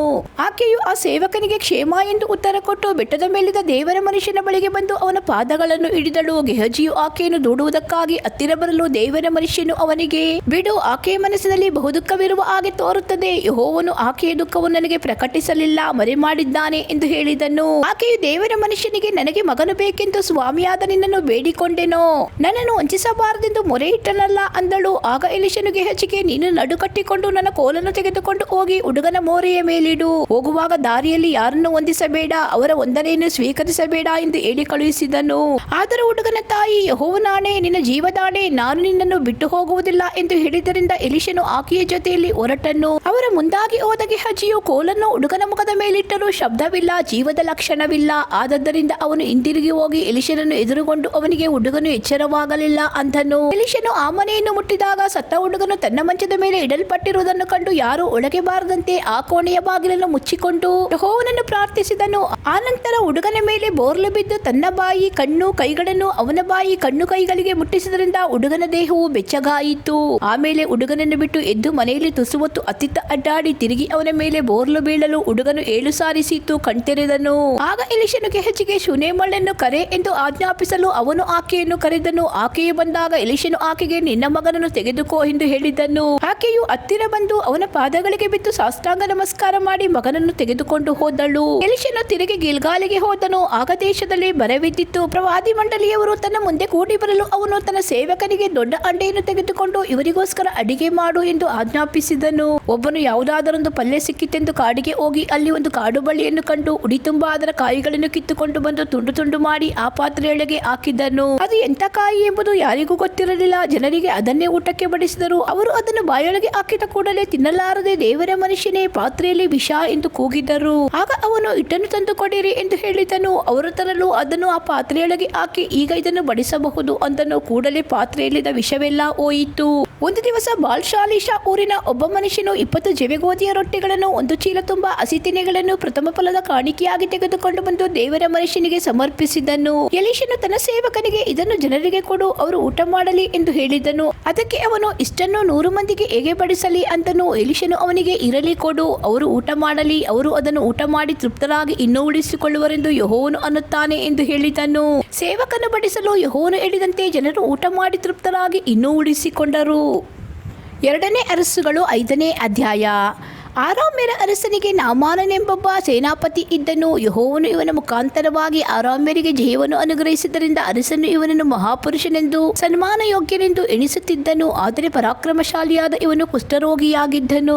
ಆರಾಮ್ಯರು ಒಂದು ಸಾರಿ ಸುಲಿಗೆ ಮಾಡುವುದಕ್ಕೋಸ್ಕರ ಇಸ್ರಾಯೇಲರ ಪ್ರಾಂತ್ಯಕ್ಕೆ ಹೋಗಿ ಬರುವಾಗ ಅಲ್ಲಿನ ಒಬ್ಬ ಹುಡುಗಿಯನ್ನು ಹಿಡಿದುಕೊಂಡು ಬಂದರು.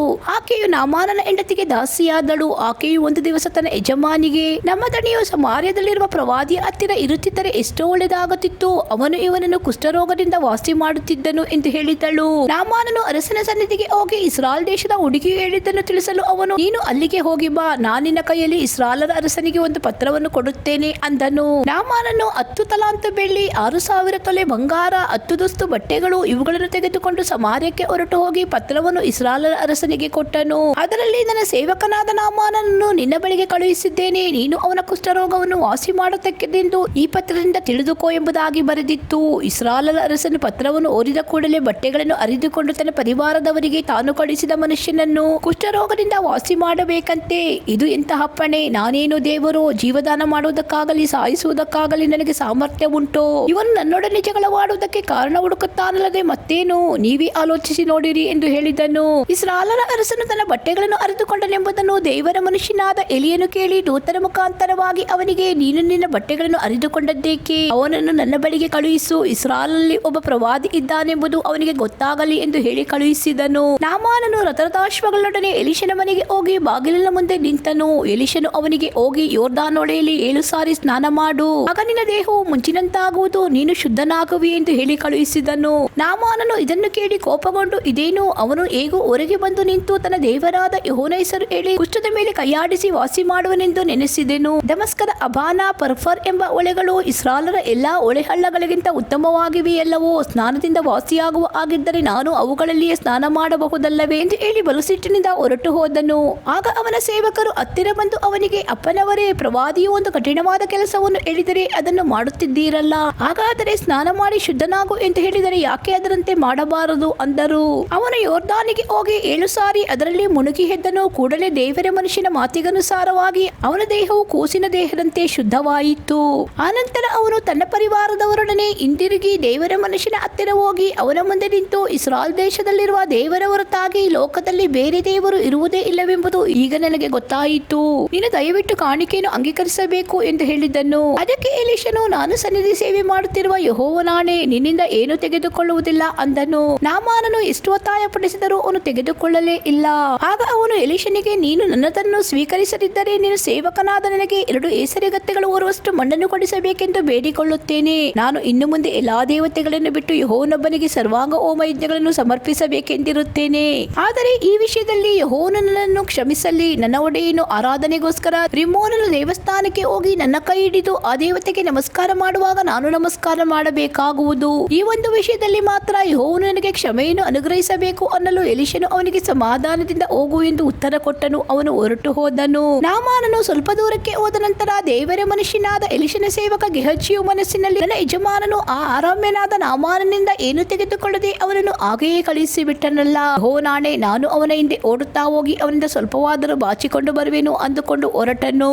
ನಾಮಾನನು ತನ್ನ ಹಿಂದೆ ಓಡುತ್ತಾ ಬರುವ ಗೆಹಜಿಯನ್ನು ಕಂಡು ರಥದಿಂದಿಳಿದು ಅವನನ್ನು ಎದುರುಗೊಂಡು, ಕ್ಷೇಮವೋ ಎಂದು ಕೇಳಿದನು. ಅವನು, ಕ್ಷೇಮ, ಎಫ್ರಾಯಿಂ ಪರ್ವತ ಪ್ರದೇಶದಿಂದ ಪ್ರವಾದಿ ಮಂಡಳಿಯವರಾದ 2 ಯೌವನಸ್ಥರು ಬಂದಿರುತ್ತಾರೆ. ಆದ್ದರಿಂದ ಅವರಿಗೋಸ್ಕರ ಬೇಗನೆ 1 ತಲಾಂತು ಬೆಳ್ಳಿಯನ್ನು 2 ದಸ್ತು ಬಟ್ಟೆಗಳನ್ನು ತೆಗೆದುಕೊಂಡು ಬರಬೇಕೆಂಬುದಾಗಿ ನನ್ನ ಯಜಮಾನನು ನನ್ನನ್ನು ನಿನ್ನ ಬಳಿಗೆ ಕಳುಹಿಸಿದನು ಎಂದು ಉತ್ತರ ಕೊಟ್ಟನು.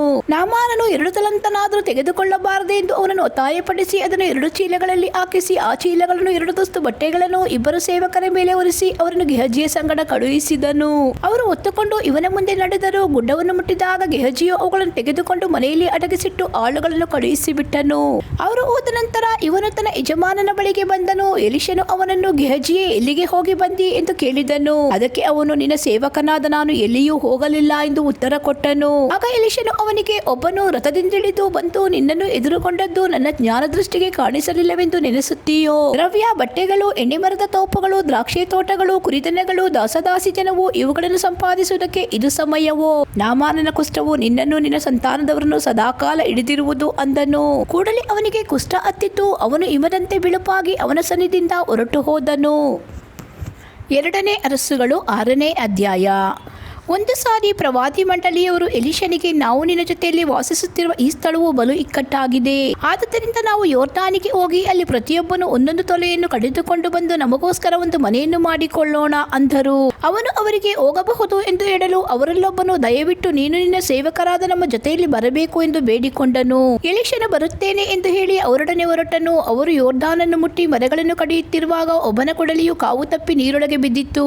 ಆದುದರಿಂದ ಅವನು, ಅಯ್ಯೋ ಸ್ವಾಮಿ, ನಾನು ಅದನ್ನು ಎರವಾಗಿ ತಂದಿದ್ದೇನೆ ಎಂದು ಕೂಗಿದನು. ದೇವರ ಮನುಷ್ಯನು ಅವನನ್ನು ಅದು ಎಲ್ಲಿ ಬಿದ್ದಿತು ಎಂದು ಕೇಳಲು ಅದು ಬಿದ್ದ ಸ್ಥಳವನ್ನು ಅವನು ತೋರಿಸಿದನು. ಆಗ ದೇವರ ಮನುಷ್ಯನು ಮರದಿಂದ ಒಂದು ತುಂಡು ಕಟ್ಟಿಗೆಯನ್ನು ಕಡಿದು ಅಲ್ಲಿ ಹಾಕಿದನು. ಕೂಡಲೇ ಕೊಡಲಿಯು ತೇಲಾಡಿತ್ತು. ಎಲೀಷನು ಅದನ್ನು ತೆಗೆದುಕೋ ಎಂದು ಆಜ್ಞಾಪಿಸಲು ಆ ಮನುಷ್ಯನು ಕೈಚಾಚಿ ಅದನ್ನು ತೆಗೆದುಕೊಂಡನು. ಆರಾಮ್ಯರ ಅರಸನು ಇಸ್ರಾಯೇಲರಿಗೆ ವಿರೋಧವಾಗಿ ಯುದ್ಧಕ್ಕೆ ಬಂದನು. ಅವನು ಯುದ್ಧದಲ್ಲಿ ಹೊಂಚು ಹಾಕತಕ್ಕ ಸ್ಥಳವನ್ನು ತನ್ನ ಸೇನಾಪತಿಗಳೊಡನೆ ಗೊತ್ತು ಮಾಡುವಷ್ಟು ಸಾರಿ ದೇವರ ಮನುಷ್ಯನು ಇಸ್ರಾಯೇಲರ ಅರಸನಿಗೆ, ಜಾಗರೂಕತೆಯಿಂದಿರ್ರಿ, ನೀವು ಇಂತಿಂತ ಸ್ಥಳದಲ್ಲಿ ಆಯಬಾರದು, ಅಲ್ಲಿ ಆರಾಮ್ಯರು ಅಡಗಿಕೊಂಡಿದ್ದಾರೆ ಎಂದು ತಿಳಿಸುತ್ತಿದ್ದನು. ದೇವರ ಮನುಷ್ಯನು ಸೂಚಿಸುವ ಎಲ್ಲಾ ಸ್ಥಳಗಳಿಗೂ ಇಸ್ರಾಯೇಲರ ಅರಸನು ಹೇಳಿ ಕಳುಹಿಸುತ್ತಿದ್ದನು. ಹೀಗೆ ಅವನು ಹಲವು ಸಾರಿ ಆರಾಮ್ಯರ ಅರಸನ ಕೈಗೆ ಸಿಕ್ಕದಂತೆ ತಪ್ಪಿಸಿಕೊಂಡನು. ಇದರ ದಿಸೆಯಿಂದ ಆರಾಮ್ಯರ ಅರಸನು ಕಳವಳಗೊಂಡು ತನ್ನ ಸೇನಾಪತಿಗಳನ್ನು ಕರೆದು ಅವರನ್ನು, ನಮ್ಮವರಲ್ಲಿ ಇಸ್ರಾಯೇಲರ ಅರಸನ ಪಕ್ಷದವರು ಯಾರು, ನನಗೆ ತಿಳಿಸುವುದಿಲ್ಲವೋ ಎಂದು ಕೇಳಿದನು. ಆಗ ಅವರಲ್ಲೊಬ್ಬನು ಅವನಿಗೆ, ನನ್ನ ಒಡೆಯನಾದ ಅರಸೇ, ಆಗಲ್ಲ, ಇಸ್ರಾಯೇಲರಲ್ಲಿ ಎಲೀಷನೆಂಬ ಪ್ರವಾದಿ ಇರುತ್ತಾನೆ. ನೀನು ನಿನ್ನ ಮಲಗುವ ಕೋಣೆಯಲ್ಲಿ ಆಡುವ ಮಾತುಗಳನ್ನು ಸಹ ಅವನು ಅರಿತುಕೊಂಡು ಎಲ್ಲವನ್ನು ಇಸ್ರಾಯೇಲರ ಅರಸನಿಗೆ ತಿಳಿಸುತ್ತಾನೆ ಅಂದನು. ಅರಸನು ಇದನ್ನು ಕೇಳಿ, ಅವನು ಎಲ್ಲಿರುತ್ತಾನೆಂದು ವಿಚಾರಿಸಿರಿ, ನಾನು ಅವನನ್ನು ಇಡಿಸುತ್ತೇನೆ ಎಂದು ಹೇಳಿದನು. ಪ್ರವಾದಿಯು ದೋತಾನಿನಲ್ಲಿರುತ್ತಾನೆಂದು ತಿಳಿದುಕೊಂಡು ರಥರಥಾಶ್ವ ಸಹಿತವಾದ ಮಹಾಸೈನ್ಯವನ್ನು ಅಲ್ಲಿಗೆ ಕಳುಹಿಸಿದನು. ಸೈನ್ಯದವರು ರಾತ್ರಿಯಲ್ಲಿ ಆ ಪಟ್ಟಣವನ್ನು ಸಮೀಪಿಸಿ ಅದಕ್ಕೆ ಮುತ್ತಿಗೆ ಹಾಕಿದರು. ದೇವರ ಮನುಷ್ಯನ ಸೇವಕನು ಬೆಳಿಗ್ಗೆ ಎದ್ದು ಹೊರಗೆ ಹೋದಾಗ ರಥರಥಾಶ್ವ ಸಹಿತವಾದ ಮಹಾಸೈನ್ಯವು ಬಂದು ಪಟ್ಟಣದ ಸುತ್ತಲೂ ನಿಂತಿರುವುದನ್ನು ಕಂಡು ತನ್ನ ಯಜಮಾನನಿಗೆ, ಅಯ್ಯೋ ಸ್ವಾಮಿ, ಏನು ಮಾಡೋಣ ಎಂದನು. ಆಗ ಎಲೀಷನು ಅವನಿಗೆ, ಹೆದರಬೇಡ, ಅವರ ಕಡೆಯಲ್ಲಿರುವವರಿಗಿಂತಲೂ ನಮ್ಮ ಕಡೆಯಲ್ಲಿರುವವರು ಹೆಚ್ಚಾಗಿದ್ದಾರೆ ಎಂದು ಹೇಳಿ, ಯೆಹೋವನೇ, ಇವನು ನೋಡುವಂತೆ ಇವನ ಕಣ್ಣುಗಳನ್ನು ತೆರೆ ಎಂದು ಪ್ರಾರ್ಥಿಸಲು ಯೆಹೋವನು ಅವನ ಕಣ್ಣುಗಳನ್ನು ತೆರೆದನು. ಆಗ ಎಲೀಷನ ರಕ್ಷಣೆಗಾಗಿ ಸುತ್ತಣ ಗುಡ್ಡಗಳಲ್ಲಿ ಬಂದು ನಿಂತಿದ್ದ ಅಗ್ನಿಮಯವಾದ ರಥಾಶ್ವಗಳು ಆ ಸೇವಕನಿಗೆ ಕಂಡವು. ಶತ್ರುಗಳು ಸಮೀಪಕ್ಕೆ ಬಂದಾಗ ಎಲೀಷನು, ಸ್ವಾಮಿ, ಈ ಜನರನ್ನು ಕುರುಡರನ್ನಾಗಿ ಮಾಡು ಎಂದು ಯೆಹೋವನನ್ನು ಪ್ರಾರ್ಥಿಸಿದನು. ಆತನು ಅವನ ಮೊರೆಯನ್ನು ಲಾಲಿಸಿ ಅವರನ್ನು ಕುರುಡರನ್ನಾಗಿ ಮಾಡಿದ್ದನು. ಆಗ ಎಲೀಷನು ಅವರಿಗೆ, ನೀವು ಹೋಗಬೇಕೆಂದಿದ್ದ ಪಟ್ಟಣವು ದಾರಿಯೂ ಇದಲ್ಲ. ನನ್ನ ಜೊತೆಯಲ್ಲಿ ಬನ್ನಿರಿ, ನೀವು ಹುಡುಕುತ್ತಿರುವ ಮನುಷ್ಯನ ಬಳಿಗೆ ನಿಮ್ಮನ್ನು ಕರೆದುಕೊಂಡು ಹೋಗುತ್ತೇನೆ ಎಂದು ಹೇಳಿ ಅವರನ್ನು ಸಮಾರ್ಯಕ್ಕೆ ಕರೆಕೊಂಡು ಹೋದನು. ಅವರು ಸಮಾರ್ಯದೊಳಗೆ ಬಂದಾಗ ಎಲೀಷನು, ಇವರು ನೋಡುವಂತೆ ಇವರ ಕಣ್ಣುಗಳನ್ನು ತೆರೆ ಎಂದು ಯೆಹೋವನನ್ನು ಬೇಡಿಕೊಂಡದ್ದರಿಂದ ಆತನು ಅವರ ಕಣ್ಣುಗಳನ್ನು ತೆರೆದನು. ಆಗ ಅವರಿಗೆ ತಾವು ಸಮಾರ್ಯದಲ್ಲಿದ್ದೇವೆಂದು ತಿಳಿದು ಬಂತು. ಇಸ್ರಾಯೇಲರ ಅರಸನು ಅವರನ್ನು ಕಂಡು ಎಲೀಷನಿಗೆ, ಅಪ್ಪ, ನಾನು ಇವರನ್ನು ಸಂಹರಿಸಲೋ ಎಂದು ಕೇಳಲು ಅವನು, ಬೇಡ, ಕತ್ತಿ ಬಿಲ್ಲುಗಳಿಂದ ಸ್ವಾಧೀನಪಡಿಸಿಕೊಂಡು ಸರಿಯಾಗಿ ತಂದವರನ್ನು ನೀನು ಸಂಹರಿಸುವೆಯೋ? ಇವರಿಗೆ ಅನ್ನಪಾನಗಳನ್ನು ಕೊಡು, ಉಂಟು ಕುಡಿದು ತನ್ನ ಯಜಮಾನನ ಬಳಿಗೆ ಹಿಂದಿರುಗಿ ಹೋಗಲಿ ಎಂದು ಉತ್ತರ ಕೊಟ್ಟನು. ಆಗ ಅರಸನು ಅವರಿಗೋಸ್ಕರ ದೊಡ್ಡ ಔತಣವನ್ನು ಮಾಡಿಸಿ ಅವರು ಅನ್ನಪಾನಗಳನ್ನು ತೆಗೆದುಕೊಂಡ ಮೇಲೆ ಅವರನ್ನು ಅವರ ಯಜಮಾನನ ಬಳಿಗೆ ಕಳುಹಿಸಿದನು. ಅಂದಿನಿಂದ ಸುಲಿಗೆ ಮಾಡುವ ಅರಾಮ್ಯರ ಗುಂಪುಗಳು ಇಸ್ರಾಯೇಲರ ಪ್ರಾಂತದೊಳಗೆ ತಿರುಗಿ ಬರಲಿಲ್ಲ. ಆಮೇಲೆ ಅರಾಮ್ಯರ ಅರಸನಾದ ಬೆನ್ಹದದನು ತನ್ನ ಎಲ್ಲಾ ಸೈನ್ಯವನ್ನು ಕೂಡಿಸಿಕೊಂಡು ಬಂದು ಸಮಾರ್ಯಕ್ಕೆ ಮುತ್ತಿಗೆ ಹಾಕಿದನು. ಆಗ ಸಮಾರ್ಯ ಪಟ್ಟಣದಲ್ಲಿ ಘೋರವಾದ ಬರವಿದ್ದಿತು. ಮುತ್ತಿಗೆ ದೆಸೆಯಿಂದ ಅದು ಮತ್ತಷ್ಟು ಘೋರವಾಗಿ, ಕತ್ತೆಯ ತಲೆಯು 80 ರೂಪಾಯಿಗಳಿಗೂ ಅರಸೇರು ಪಾರಿವಾಳದ ಮಲವು 5 ರೂಪಾಯಿಗಳಿಗೂ ಮಾರಲ್ಪಟ್ಟವು. ಒಂದು ದಿವಸ ಇಸ್ರಾಯೇಲರ ಅರಸನು ಪೌಳಿಗೋಡೆಯ ಮೇಲೆ ಹಾದು ಹೋಗುತ್ತಿರುವಾಗ ಒಬ್ಬ ಸ್ತ್ರೀಯು, ಅರಸೇ, ನನ್ನ ಒಡೆಯನೇ, ನನ್ನನ್ನು ರಕ್ಷಿಸು ಎಂದು ಮೊರೆಯಿಟ್ಟಳು. ಅರಸನು ಆಕೆಗೆ, ಯೆಹೋವನು ನಿನ್ನನ್ನು ರಕ್ಷಿಸದಿದ್ದರೆ ನಾನು ಹೇಗೆ ರಕ್ಷಿಸಬಹುದು? ಕಣದಲ್ಲಾಗಲಿ ದ್ರಾಕ್ಷಿ ಅಲ್ಲೆಲ್ಲಾಗಲಿ ಏನಾದರೂ ಉಂಟೋ ಎಂದು ಹೇಳಿ ನಿನಗಿರುವ ದುಃಖ ಯಾವುದು ಎಂದು ಕೇಳಿದನು. ಆಗ ಆಕೆಯು, ಈ ಸ್ತ್ರೀಯು ನನಗೆ, ನಿನ್ನ ಮಗನನ್ನು ತೆಗೆದುಕೊಂಡು ಬಾ, ನಾವು ಇವತ್ತು ಅವನನ್ನು ತಿಂದು ಬಿಡೋಣ, ನಾಳೆ ನನ್ನ ಮಗನನ್ನು ತಿನ್ನೋಣ ಎಂದು ಹೇಳಿದ್ದರಿಂದ ನಾವಿಬ್ಬರು ನನ್ನ ಮಗನನ್ನು ಕೊಂದು ಬೇಯಿಸಿ ತಿಂದು ಬಿಟ್ಟೆವು. ಮರುದಿವಸ ನಾನು ಈಕೆಗೆ, ಇವತ್ತು ನಿನ್ನ ಮಗನನ್ನು ತೆಗೆದುಕೊಂಡು ಬಾ, ಅವನನ್ನು ಕೊಂದು ತಿನ್ನೋಣ ಅಂದಾಗ ಈಕೆಯು ಅವನನ್ನು ಎಲ್ಲಿಯೋ ಅಡಗಿಸಿಟ್ಟಳು ಎಂದು ಹೇಳಿದಳು. ಗೋಡೆಯ ಮೇಲೆ ಹೋಗುತ್ತಿದ್ದ ಅರಸನು ಆ ಸ್ತ್ರೀಯ ಮಾತನ್ನು ಕೇಳಿದೊಡನೆ ತನ್ನ ಬಟ್ಟೆಗಳನ್ನು ಅರಿದುಕೊಂಡನು. ಆಗ ಅವನ ಮೈ ಮೇಲೆ ಗೋಣಿತಟ್ಟು ಇರುವುದು ಜನರಿಗೆ ಕಂಡಿತ್ತು. ಇದಲ್ಲದೆ ಅವನು, ನಾನು ಇವತ್ತು ಶಾಫಾಟನ ಮಗನಾದ ಎಲೀಷನ ತಲೆಯನ್ನು ಆರಿಸದಿದ್ದರೆ ದೇವರು ನನಗೆ ಬೇಕಾದ್ದನ್ನು ಮಾಡಲಿ ಎಂದು ಆಣೆ ಇಟ್ಟುಕೊಂಡನು. ಎಲೀಷನು ಊರಿನ ಹಿರಿಯರೊಡನೆ ತನ್ನ ಮನೆಯಲ್ಲಿ ಕೂತುಕೊಂಡಿದ್ದನು. ಅರಸನು ತನ್ನ ಹತ್ತಿರವಿದ್ದ ಒಬ್ಬ ಆಳನ್ನು ಕಳುಹಿಸಿದನು. ಅವನು ಇನ್ನೂ ದೂರದಲ್ಲಿರುವಾಗಲೇ ಎಲೀಷನು ಹಿರಿಯರಿಗೆ, ನೋಡಿರಿ, ಆ ಕೊಲೆಗಾರನ ಮಗನು ನನ್ನ ತಲೆಯನ್ನು ಆರಿಸುವುದಕ್ಕೆ ಆಳನ್ನು ಕಳುಹಿಸಿದ್ದಾನೆ. ಆಳು ಇಲ್ಲಿಗೆ ಬಂದ ಕೂಡಲೇ ನೀವು ಬಾಗಿಲನ್ನು ಮುಚ್ಚಿ ಅವನು ಒಳಗೆ ಬಾರದಂತೆ ಅದನ್ನು ಒತ್ತಿ ಹಿಡಿಯಿರಿ. ಅವನ ಹಿಂದೆಯೇ ಬರುತ್ತಿರುವ ಅವನೊಡೆಯನ ಕಾಲು ಸಪ್ಪಳವು ಕೇಳಿಸುತ್ತದಲ್ಲ ಎಂದು ಹೇಳಿದ್ದನು. ಅವನು ಅವರೊಡನೆ ಮಾತಾಡುತ್ತಿರುವಾಗಲೇ ಆಳು ಅವನ ಹಿಂದಿನಿಂದ ಅರಸನು ಅಲ್ಲಿಗೆ ಬಂದರು. ಅರಸನು ಎಲೀಷನಿಗೆ, ನೋಡು, ಈ ಆಪತ್ತು ಯೆಹೋವನಿಂದಲೇ ಬಂದದ್ದು. ಇನ್ನು ಮುಂದೆ ನಾನೇಕೆ ಆತನನ್ನು ನಿರೀಕ್ಷಿಸಿಕೊಂಡಿರಬೇಕು ಅಂದನು. 2ನೇ ಅರಸುಗಳು 7ನೇ ಅಧ್ಯಾಯ. ಆಗ ಎಲೀಷನು ಅವನಿಗೆ, ಯೆಹೋವನ ವಾಕ್ಯವನ್ನು ಕೇಳು. ಆತನು ನಾಳೆ ಇಷ್ಟು ಹೊತ್ತಿಗೆ ಸಮಾರ್ಯ ಪಟ್ಟಣದ ಬಾಗಿಲಿನಲ್ಲಿ ಗೋಧಿ ಹಿಟ್ಟು ರೂಪಾಯಿಗೆ 12 ಸೇರಿನಂತೆಯೂ ಜವೆಗೋಧಿಯು 24 ಸೇರಿನಂತೆಯೂ ಮಾರಲ್ಪಡುವವು ಅನ್ನುತ್ತಾನೆ ಎಂದು ಹೇಳಿದನು. ಇದನ್ನು ಕೇಳಿ ಅರಸನ ಹಸ್ತಕನಾದ ಸರದಾರನು ದೇವರ ಮನುಷ್ಯನಿಗೆ, ಯೆಹೋವನು ಆಕಾಶದಲ್ಲಿ ದ್ವಾರಗಳನ್ನು ಮಾಡಿದರೂ ಇದು ಸಂಭವಿಸಲಾರದು ಅನ್ನಲು. ಎಲೀಷನು ಅವನಿಗೆ, ಅದು ಸಂಭವಿಸುವುದನ್ನು ನೀನು ಕಣ್ಣಾರೆ ಕಾಣುವಿ, ಆದರೆ ಅದನ್ನು ಅನುಭವಿಸುವುದಿಲ್ಲ ಎಂದು ಹೇಳಿದ್ದನು. ಊರು ಬಾಗಿಲಿನ ಹತ್ತಿರ 4 ಮಂದಿ ಕುಷ್ಠರೋಗಿಗಳಿದ್ದರು. ಅವರು ತಮ್ಮೊಳಗೆ, ನಾವು ಸಾಯುವ ತನಕ ಇಲ್ಲೇ ಕೂತಿರಬೇಕು, ಪಟ್ಟಣದೊಳಗೆ ಬರವಿರುವುದರಿಂದ ಅಲ್ಲಿ ಹೋದರೂ ಸಾಯಬೇಕು, ಇಲ್ಲಿಯೇ ಕೂತಿದ್ದರೂ ಸಾಯಬೇಕು. ಆದ್ದರಿಂದ ಹೊರಟು ಹೋಗಿ ಅರಾಮ್ಯರ ಪಾಳೆಯವನ್ನು ಸೇರೋಣ, ಅವರು ನಮ್ಮನ್ನು ಉಳಿಸುವುದಾದರೆ ಉಳಿಸಲಿ, ಕೊಲ್ಲುವುದಾದರೆ ಕೊಲ್ಲಲಿ ಎಂದು ಮಾತಾಡಿಕೊಂಡು ಸಾಯಂಕಾಲವಾಗಲು ಅರಾಮ್ಯರ ಪಾಳೆಯಕ್ಕೆ ಹೊರಟರು. ಅವರು ಪಾಳೆಯದ ಅಂಚಿಗೆ ಬಂದಾಗ ಅಲ್ಲಿ ಒಬ್ಬನೂ ಕಾಣಿಸಲಿಲ್ಲ. ಕರ್ತನು ಅರಾಮ್ಯರ ಪಾಳೆಯದವರಿಗೆ ರಥರಥಾಶ್ವ ಸಹಿತವಾದ ಮಹಾಸೈನ್ಯ ಘೋಷವು ಕೇಳಿಸುವಂತೆ ಮಾಡಿದ್ದರಿಂದ ಅವರು, ಇಸ್ರಾಯೇಲರ ಅರಸನು ಹಿತ್ತಿಯ, ಐಗುಪ್ತ ಇವುಗಳ ಅರಸರಿಗೆ ಹಣ ಕೊಟ್ಟು ಅವರನ್ನು ನಮಗೆ ವಿರೋಧವಾಗಿ ಕರೆತಂದಿದ್ದಾನೆ ಅಂದುಕೊಂಡು ತಮ್ಮ ಗುಡಾರಗಳನ್ನು, ಕತ್ತೆ ಕುದುರೆಗಳನ್ನು, ಪಾಳೆಯದಲ್ಲಿ ಇದ್ದದೆಲ್ಲವನ್ನು ಬಿಟ್ಟು ತಮ್ಮ ಜೀವರಕ್ಷಣೆಗಾಗಿ ಅದೇ ಸಾಯಂಕಾಲದಲ್ಲಿ ಓಡಿ ಹೋಗಿದ್ದರು. ಆ ಕುಷ್ಠರೋಗಿಗಳು ಪಾಳೆಯದ ಅಂಚಿಗೆ ಬಂದಾಗ ಮೊದಲನೇ ಡೇರೆಯನ್ನು ಹೊಕ್ಕು ಉಂಡು ಕುಡಿದು ಅದರಲ್ಲಿದ್ದ ಬೆಳ್ಳಿ ಬಂಗಾರವನ್ನು, ಬಟ್ಟೆಗಳನ್ನು ತೆಗೆದುಕೊಂಡು ಅಡಗಿಸಿಟ್ಟರು. ಇನ್ನೊಂದು ಡೇರೆಯನ್ನು ಹೊಕ್ಕು ಅಲ್ಲಿಂದಲೂ ತೆಗೆದುಕೊಂಡು ಅಡಗಿಸಿಟ್ಟರು. ಆನಂತರ ಅವರು, ಇದು ಶುಭವಾರ್ತೆಯ ದಿವಸವಾಗಿದೆ, ನಾವು ಇದನ್ನು ಪ್ರಕಟಿಸದಿರುವುದು ಒಳ್ಳೆಯದಲ್ಲ, ಬೆಳಗಾಗುವವರೆಗೆ ತಡ ಮಾಡಿದರೆ ಶಿಕ್ಷೆಗೆ ಪಾತ್ರರಾದೆವು. ಆದ್ದರಿಂದ ಹೋಗಿ ಅರಮನೆಯವರಿಗೆ ಈ ಸಂಗತಿಯನ್ನು ತಿಳಿಸೋಣ ಎಂದು ಮಾತಾಡಿಕೊಂಡು ಅಲ್ಲಿಂದ ಹೊರಟು ಊರು ಬಾಗಿಲಿಗೆ ಬಂದು ಕಾಯುವವರಿಗೆ, ನಾವು ಅರಾಮ್ಯರ ಪಾಳೆಯಕ್ಕೆ ಹೋಗಿದ್ದೆವು, ಅಲ್ಲಿ ನಮಗೆ ಯಾರೂ ಕಾಣಿಸಲಿಲ್ಲ, ಮನುಷ್ಯನ ಶಬ್ದವೇ ಕೇಳಿಸಲಿಲ್ಲ, ಕತ್ತೆ ಕುದುರೆಗಳು ಅಲ್ಲಲ್ಲಿ ಕಟ್ಟಲ್ಪಟ್ಟಿರುತ್ತವೆ, ಡೇರೆಗಳು ಇದ್ದ ಹಾಗೆಯೇ ಇರುತ್ತವೆ ಎಂದು ಕೂಗಿ ತಿಳಿಸಿದರು. ಬಾಗಿಲು ಕಾಯುವವರು ಕೂಡಲೇ ಅರಮನೆಯವರನ್ನು ಕೂಗಿ ಅವರಿಗೆ ಈ ವರ್ತಮಾನವನ್ನು ಮುಟ್ಟಿಸಿದರು. ಅರಸನು ರಾತ್ರಿಯಲ್ಲೇ ಎದ್ದು ತನ್ನ ಪರಿವಾರದವರಿಗೆ, ಅರಾಮ್ಯರ ಹಂಚಿಕೆಯನ್ನು ಹೇಳುತ್ತೇನೆ ಕೇಳಿರಿ, ನಾವು ಹಸಿವೆಯಿಂದ ಸಾಯುವವರಾಗಿದ್ದೇವೆಂಬುದನ್ನು ಅವರು ಬಲ್ಲರು. ಆದ್ದರಿಂದ ಪಾಳೆಯವನ್ನು ಬಿಟ್ಟು ಹೋಗಿ ಅಡವಿಯಲ್ಲಿ ಅಡಗಿಕೊಂಡಿದ್ದಾರೆ. ನಾವು ಪಟ್ಟಣದಿಂದ ಹೊರಗೆ ಹೋದ ಕೂಡಲೇ ನಮ್ಮನ್ನು ನಮ್ಮನ್ನು ಸಜೀವಿಗಳನ್ನಾಗಿ ಹಿಡಿದು ಪಟ್ಟಣವನ್ನು ಪ್ರವೇಶಿಸಬೇಕೆಂದಿದ್ದಾರೆ ಅಂದನು. ಆಗ ಅವರಲ್ಲೊಬ್ಬನು ಅರಸನಿಗೆ, ರಾಹುತರು ಪಟ್ಟಣದಲ್ಲಿಳಿದಿರುವ ಕುದುರೆಗಳಲ್ಲಿ 4-5 ಕುದುರೆಗಳನ್ನು ತೆಗೆದುಕೊಂಡು ನೋಡುವುದಕ್ಕೆ ಹೋಗಲಿ. ಅವರಿಗೆ ಪಟ್ಟಣದಲ್ಲಿಳಿದಿರುವ ಇಸ್ರಾಯೇಲರ ಗತಿಯಾಗಲಿ ಸತ್ತು ಹೋದವರ ಗತಿಯಾಗಲಿ ಸಂಭವಿಸುವುದಷ್ಟೇ ಎಂದು ಹೇಳಿದ್ದನು. ಕೂಡಲೇ ಅರಸನು 2 ಜೋಡಿ ಕುದುರೆಗಳನ್ನು ತರಿಸಿ ಅರಾಮ್ಯರ ಸೈನ್ಯವೆಲ್ಲಿರುತ್ತದೆಂಬುದನ್ನು ನೋಡಿ ಬರುವುದಕ್ಕಾಗಿ ರಾಹುತರನ್ನು ಕಳುಹಿಸಿದನು. ಅವರು ಯೊರ್ದಾನ್ ಹೊಳೆಯವರೆಗೂ ಹೋಗಿ ಅವಸರದಿಂದ ಓಡಿ ಹೋದ ಅರಾಮ್ಯರು ದಾರಿಯಲ್ಲೆಲ್ಲ ತಮ್ಮ ಬಟ್ಟೆಗಳನ್ನು ಸಾಮಾನುಗಳನ್ನು ಬಿಸಾಡಿದ್ದನ್ನು ಕಂಡು ಹಿಂತಿರುಗಿ ಬಂದು ಅರಸನಿಗೆ ತಿಳಿಸಿದರು. ಆಗ ಜನರು ಹೊರಗೆ ಹೋಗಿ ಅರಾಮ್ಯರ ಪಾಳೆಯವನ್ನು ಸೂರೆ ಮಾಡಿಬಿಟ್ಟರು. ಯೆಹೋವನ ಮಾತಿನಂತೆ ಗೋಧಿ ಹಿಟ್ಟು ರೂಪಾಯಿಗೆ 12 ಸೇರಿನಂತೆಯೂ ಜವೆಗೋಧಿಯು 24 ಸೇರಿನಂತೆಯೂ ಮಾರಲ್ಪಟ್ಟವು. ಅರಸನು ತನ್ನ ಹಸ್ತಕನಾದ ಸರದಾರನನ್ನು ಊರು ಬಾಗಿಲು ಕಾಯುವುದಕ್ಕಾಗಿ ಕಳುಹಿಸಿದ್ದಲ್ಲಿ ಅವನು ಜನರಿಂದ ತುಳಿಯಲ್ಪಟ್ಟು ಸತ್ತನು. ಹೀಗೆ ದೇವರ ಮನುಷ್ಯನು ಅರಸನ ಜೊತೆಯಲ್ಲಿ ತನ್ನ ಬಳಿಗೆ ಬಂದಿದ್ದ ಆ ಸರದಾರನಿಗೆ ಹೇಳಿದ ಮಾತು ನೆರವೇರಿತು. ಅವನು ಅರಸನಿಗೆ, ನಾಳೆ ಇಷ್ಟು ಹೊತ್ತಿಗೆ ಸಮಾರ್ಯ ಪಟ್ಟಣದ ಬಾಗಿಲಿನಲ್ಲಿ ಜವೆಗೋಧಿಯು ರೂಪಾಯಿಗೆ 24 ಸೇರಿನಂತೆಯೂ ಗೋಧಿ ಹಿಟ್ಟು 12 ಸೇರಿನಂತೆಯೂ ಮಾರಲ್ಪಡುವು ಎಂದು ಹೇಳಿದಾಗ ಆ ಸರದಾರನು, ಯೆಹೋವನು ಆಕಾಶದಲ್ಲಿ ದ್ವಾರಗಳನ್ನು ಮಾಡಿದರೂ ಇದು ಸಂಭವಿಸಲಾರದು ಅಂದದರಿಂದ ದೇವರ ಮನುಷ್ಯನು ಅವನಿಗೆ, ನೀನು ಅದನ್ನು ಕಣ್ಣಾರೆ ಕಾಣುವಿ, ಆದರೆ ಅನುಭವಿಸುವುದಿಲ್ಲ ಎಂದು ನುಡಿದಿದ್ದನು. ಅವನು ಊರು ಬಾಗಿಲಿನಲ್ಲಿ ಜನರಿಂದ ತುಳಿಯಲ್ಪಟ್ಟು ಸತ್ತದ್ದರಿಂದ ಈ ಮಾತು ನೆರವೇರಿತು. 2ನೇ ಅರಸುಗಳು 8ನೇ ಅಧ್ಯಾಯ. ಎಲಿಷನು ತಾನು ಬದುಕಿಸಿದ ಹುಡುಗನ ತಾಯಿಗೆ, ಯೆಹೋವನು ಈ ದೇಶಕ್ಕೆ 7 ವರ್ಷಗಳ ಬರವನ್ನು ಕಳುಹಿಸುವುದಕ್ಕಿರುತ್ತಾನೆ. ಆದ್ದರಿಂದ ನೀನು ನಿನ್ನ ಮನೆಯವರೊಡನೆ ಯಾವುದಾದರೊಂದು ಪ್ರದೇಶಕ್ಕೆ ಹೋಗಿ ಅಲ್ಲಿ ವಾಸಿಸು ಎಂದು ಹೇಳಿದ್ದನು. ಆಕೆಯು ದೇವರ ಮನುಷ್ಯನ ಅಪ್ಪಣೆಯಂತೆ ತನ್ನ ಮನೆಯವರೊಡನೆ ಸ್ವದೇಶವನ್ನು ಬಿಟ್ಟು ಹೋಗಿ ಫಿಲಿಸ್ಟಿಯರ ದೇಶದಲ್ಲಿ 7 ವರ್ಷ ವಾಸವಾಗಿದ್ದಳು. 7 ವರ್ಷಗಳಾದ ನಂತರ ಆಕೆಯು ಅಲ್ಲಿಂದ ಸ್ವದೇಶಕ್ಕೆ ಬಂದು ಪರಾಧೀನವಾಗಿದ್ದ ತನ್ನ ಹೊಲಮನೆಗಳಿಗಾಗಿ ಮೊರೆಯಿಡುವುದಕ್ಕೋಸ್ಕರ ಅರಸನ ಬಳಿಗೆ ಹೋದಳು. ಆ ಸಮಯದಲ್ಲಿ ಅರಸನು ದೇವರ ಮನುಷ್ಯನ ಸೇವಕನಾದ ಗೆಹಜಿಗೆ, ಎಲಿಷನು ಮಾಡಿದ ಎಲ್ಲಾ ಮಹತ್ ಕಾರ್ಯಗಳನ್ನು ನನಗೆ ವಿವರಿಸು ಎಂದು ಆಜ್ಞಾಪಿಸಿದನು.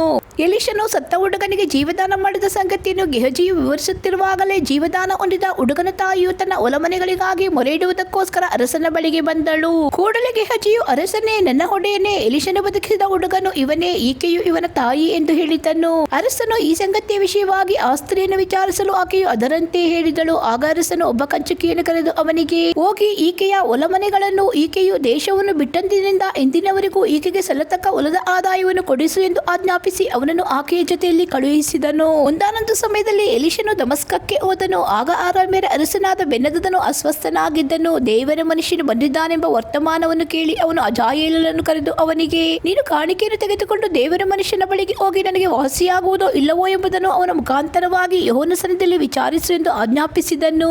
ಅಜಾಯೇಲನು ದಮಸ್ಕದ ಶ್ರೇಷ್ಠ ವಸ್ತುಗಳಲ್ಲಿ 40 ಒಂಟೆಗಳು ಹೊರುವಷ್ಟನ್ನು ತೆಗೆದುಕೊಂಡು ಎಲಿಷನ ಬಳಿಗೆ ಹೋಗಿ ಅವನ ಮುಂದೆ ನಿಂತು, ನಿನ್ನ ಮಗನು ಅರಾಮ್ಯರ ಅರಸನು ಆದ ಬೆನ್ಹದದನು ತನಗೆ ಸ್ವಸ್ಥವಾಗುವುದೋ ಇಲ್ಲವೋ ಎಂಬುದನ್ನು ವಿಚಾರಿಸುವುದಕ್ಕಾಗಿ ನನ್ನನ್ನು ನಿನ್ನ ಹತ್ತಿರ ಕಳುಹಿಸಿದ್ದಾನೆ ಎಂದು ಹೇಳಿದ್ದನು.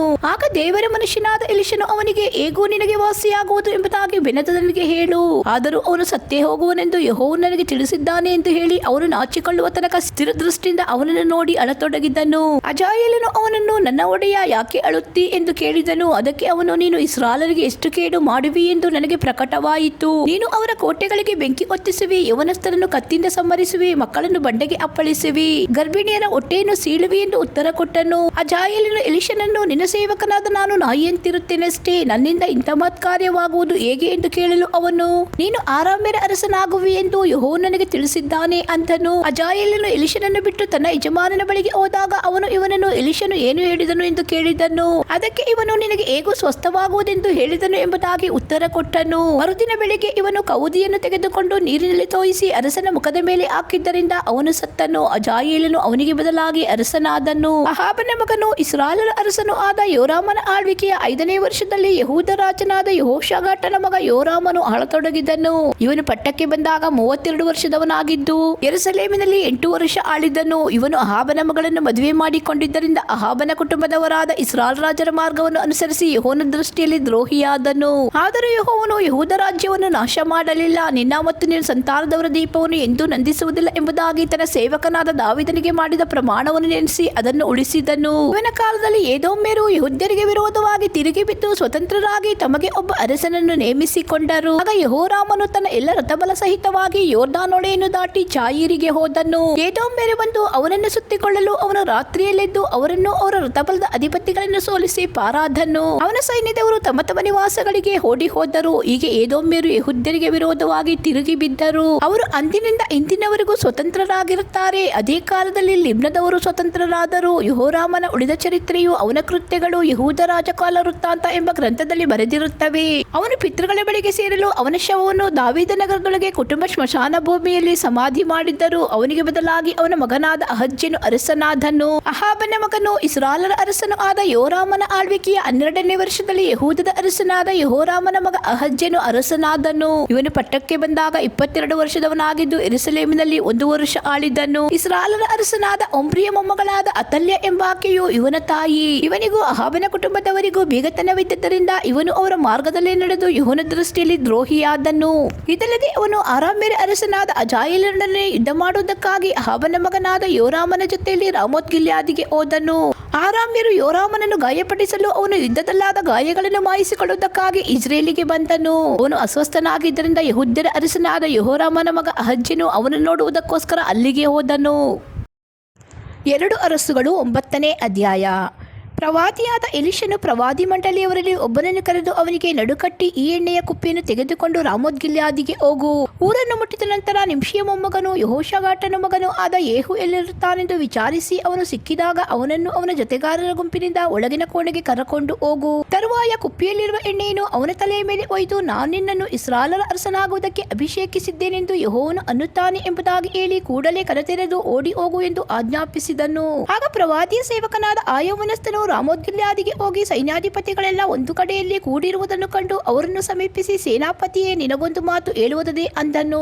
ಯೇಹುವು ಅವನನ್ನು, ನಮ್ಮಲ್ಲಿ ಯಾರಿಗೆ ಎಂದು ಕೇಳಲು ಅವನು, ಸೇನಾಪತಿಯಾದ ನಿನಗೆ ಎಂದು ಉತ್ತರ ಕೊಟ್ಟನು. ಯೇಹು ಎದ್ದು ಒಳಗಿನ ಕೋಣೆಗೆ ಹೋಗಲು ಆಯವನಸ್ಥನು ಇವನ ತಲೆಯ ಮೇಲೆ ಎಣ್ಣೆಯನ್ನು ಒಯ್ದು, ಇಸ್ರಾಯೇಲ್ ದೇವರಾದ ಯೆಹೋವನ ಮಾತನ್ನು ಕೇಳು. ಆತ ನಿನಗೆ, ನಾನು ನಿನ್ನನ್ನು ನನ್ನ ಪ್ರಜೆಯಾದ ಇಸ್ರಾಯೇಲರ ಅರಸನಾಗುವುದಕ್ಕೆ ಅಭಿಷೇಕಿಸಿದ್ದೇನೆ. ನೀನು ನಿನ್ನ ಯಜಮಾನನಾದ ಅಹಾಬನ ಮನೆಯವರನ್ನು ಸಂಹರಿಸಿ ಬಿಡು. ಆಗ ನನ್ನ ಸೇವಕರಾದ ಪ್ರವಾದಿಗಳೇ ಮೊದಲಾದ ಯೆಹೋವ ಭಕ್ತರ ರಕ್ತವನ್ನು ಸುರಿಸಿದ್ದಕ್ಕಾಗಿ ನಾನು ಇಜೇಬೆಲಿಗೆ ಮುಯಿ ತೀರಿಸಿದಂತಾಗುವುದು. ಅಹಾಬನ ಕುಟುಂಬದವರೆಲ್ಲ ನಿರ್ನಾಮವಾಗಬೇಕು. ಅವನ ಸಂತಾನದ ಗಂಡಸರಲ್ಲಿ ಸ್ವತಂತ್ರರಾಗಲಿ ಪರತಂತ್ರರಾಗಲಿ ಎಲ್ಲರನ್ನು ಇಸ್ರಾಯೇಲರೊಳಗಿಂದ ತೆಗೆದು ಹಾಕುವೆನು. ನೆಬಾಟನ ಮಗನಾದ ಯೆರೊಬ್ಬಾಮನ ಮನೆಗೂ ಅಹೀನ ಮಗನಾದ ಬಾಷಾನ ಮನೆಗೂ ಆದ ಗತಿಯು ಅಹಾಬನ ಮನೆಗೂ ಆಗುವುದು. ಇಜೇಬೆಲಳ ಶವವು ಸಮಾಧಿಯನ್ನು ಸೇರುವುದಿಲ್ಲ, ನಾಯಿಗಳು ಅದನ್ನು ಇಸ್ರೇಲಿನ ಹೊಲದಲ್ಲಿ ತಿಂದು ಬಿಡುವು ಅನ್ನುತ್ತಾನೆ ಎಂದು ಹೇಳಿ ಕದದೆರೆದು ಓಡಿ ಹೋದನು.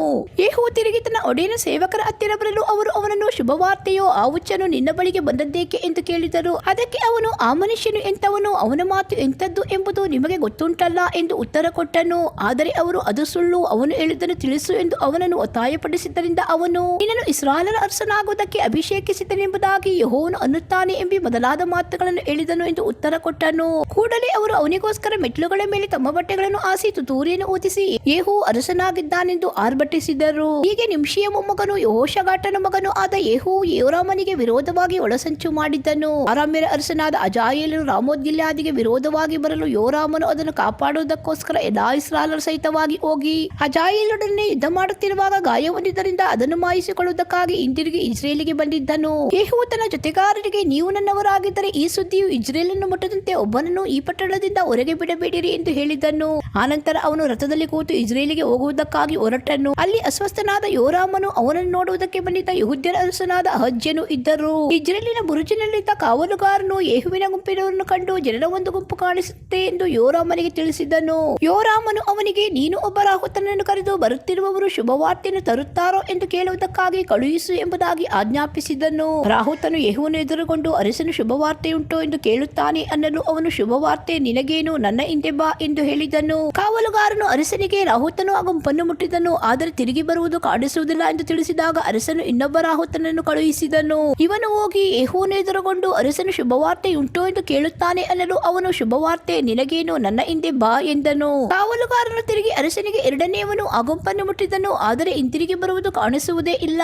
ರಥದಲ್ಲಿ ಕೂತಿರುವವನು ಕುದುರೆಗಳನ್ನು ಹುಚ್ಚು ಹಿಡಿದವನಂತೆ ಓಡಿಸುವುದನ್ನು ನೋಡಿದರೆ ಅವನು ನಿಮ್ಷಿಯ ಮೊಮ್ಮಗನಾದ ಯೇಹುವಾಗಿರಬೇಕು ಎಂದು ಹೇಳಿದನು.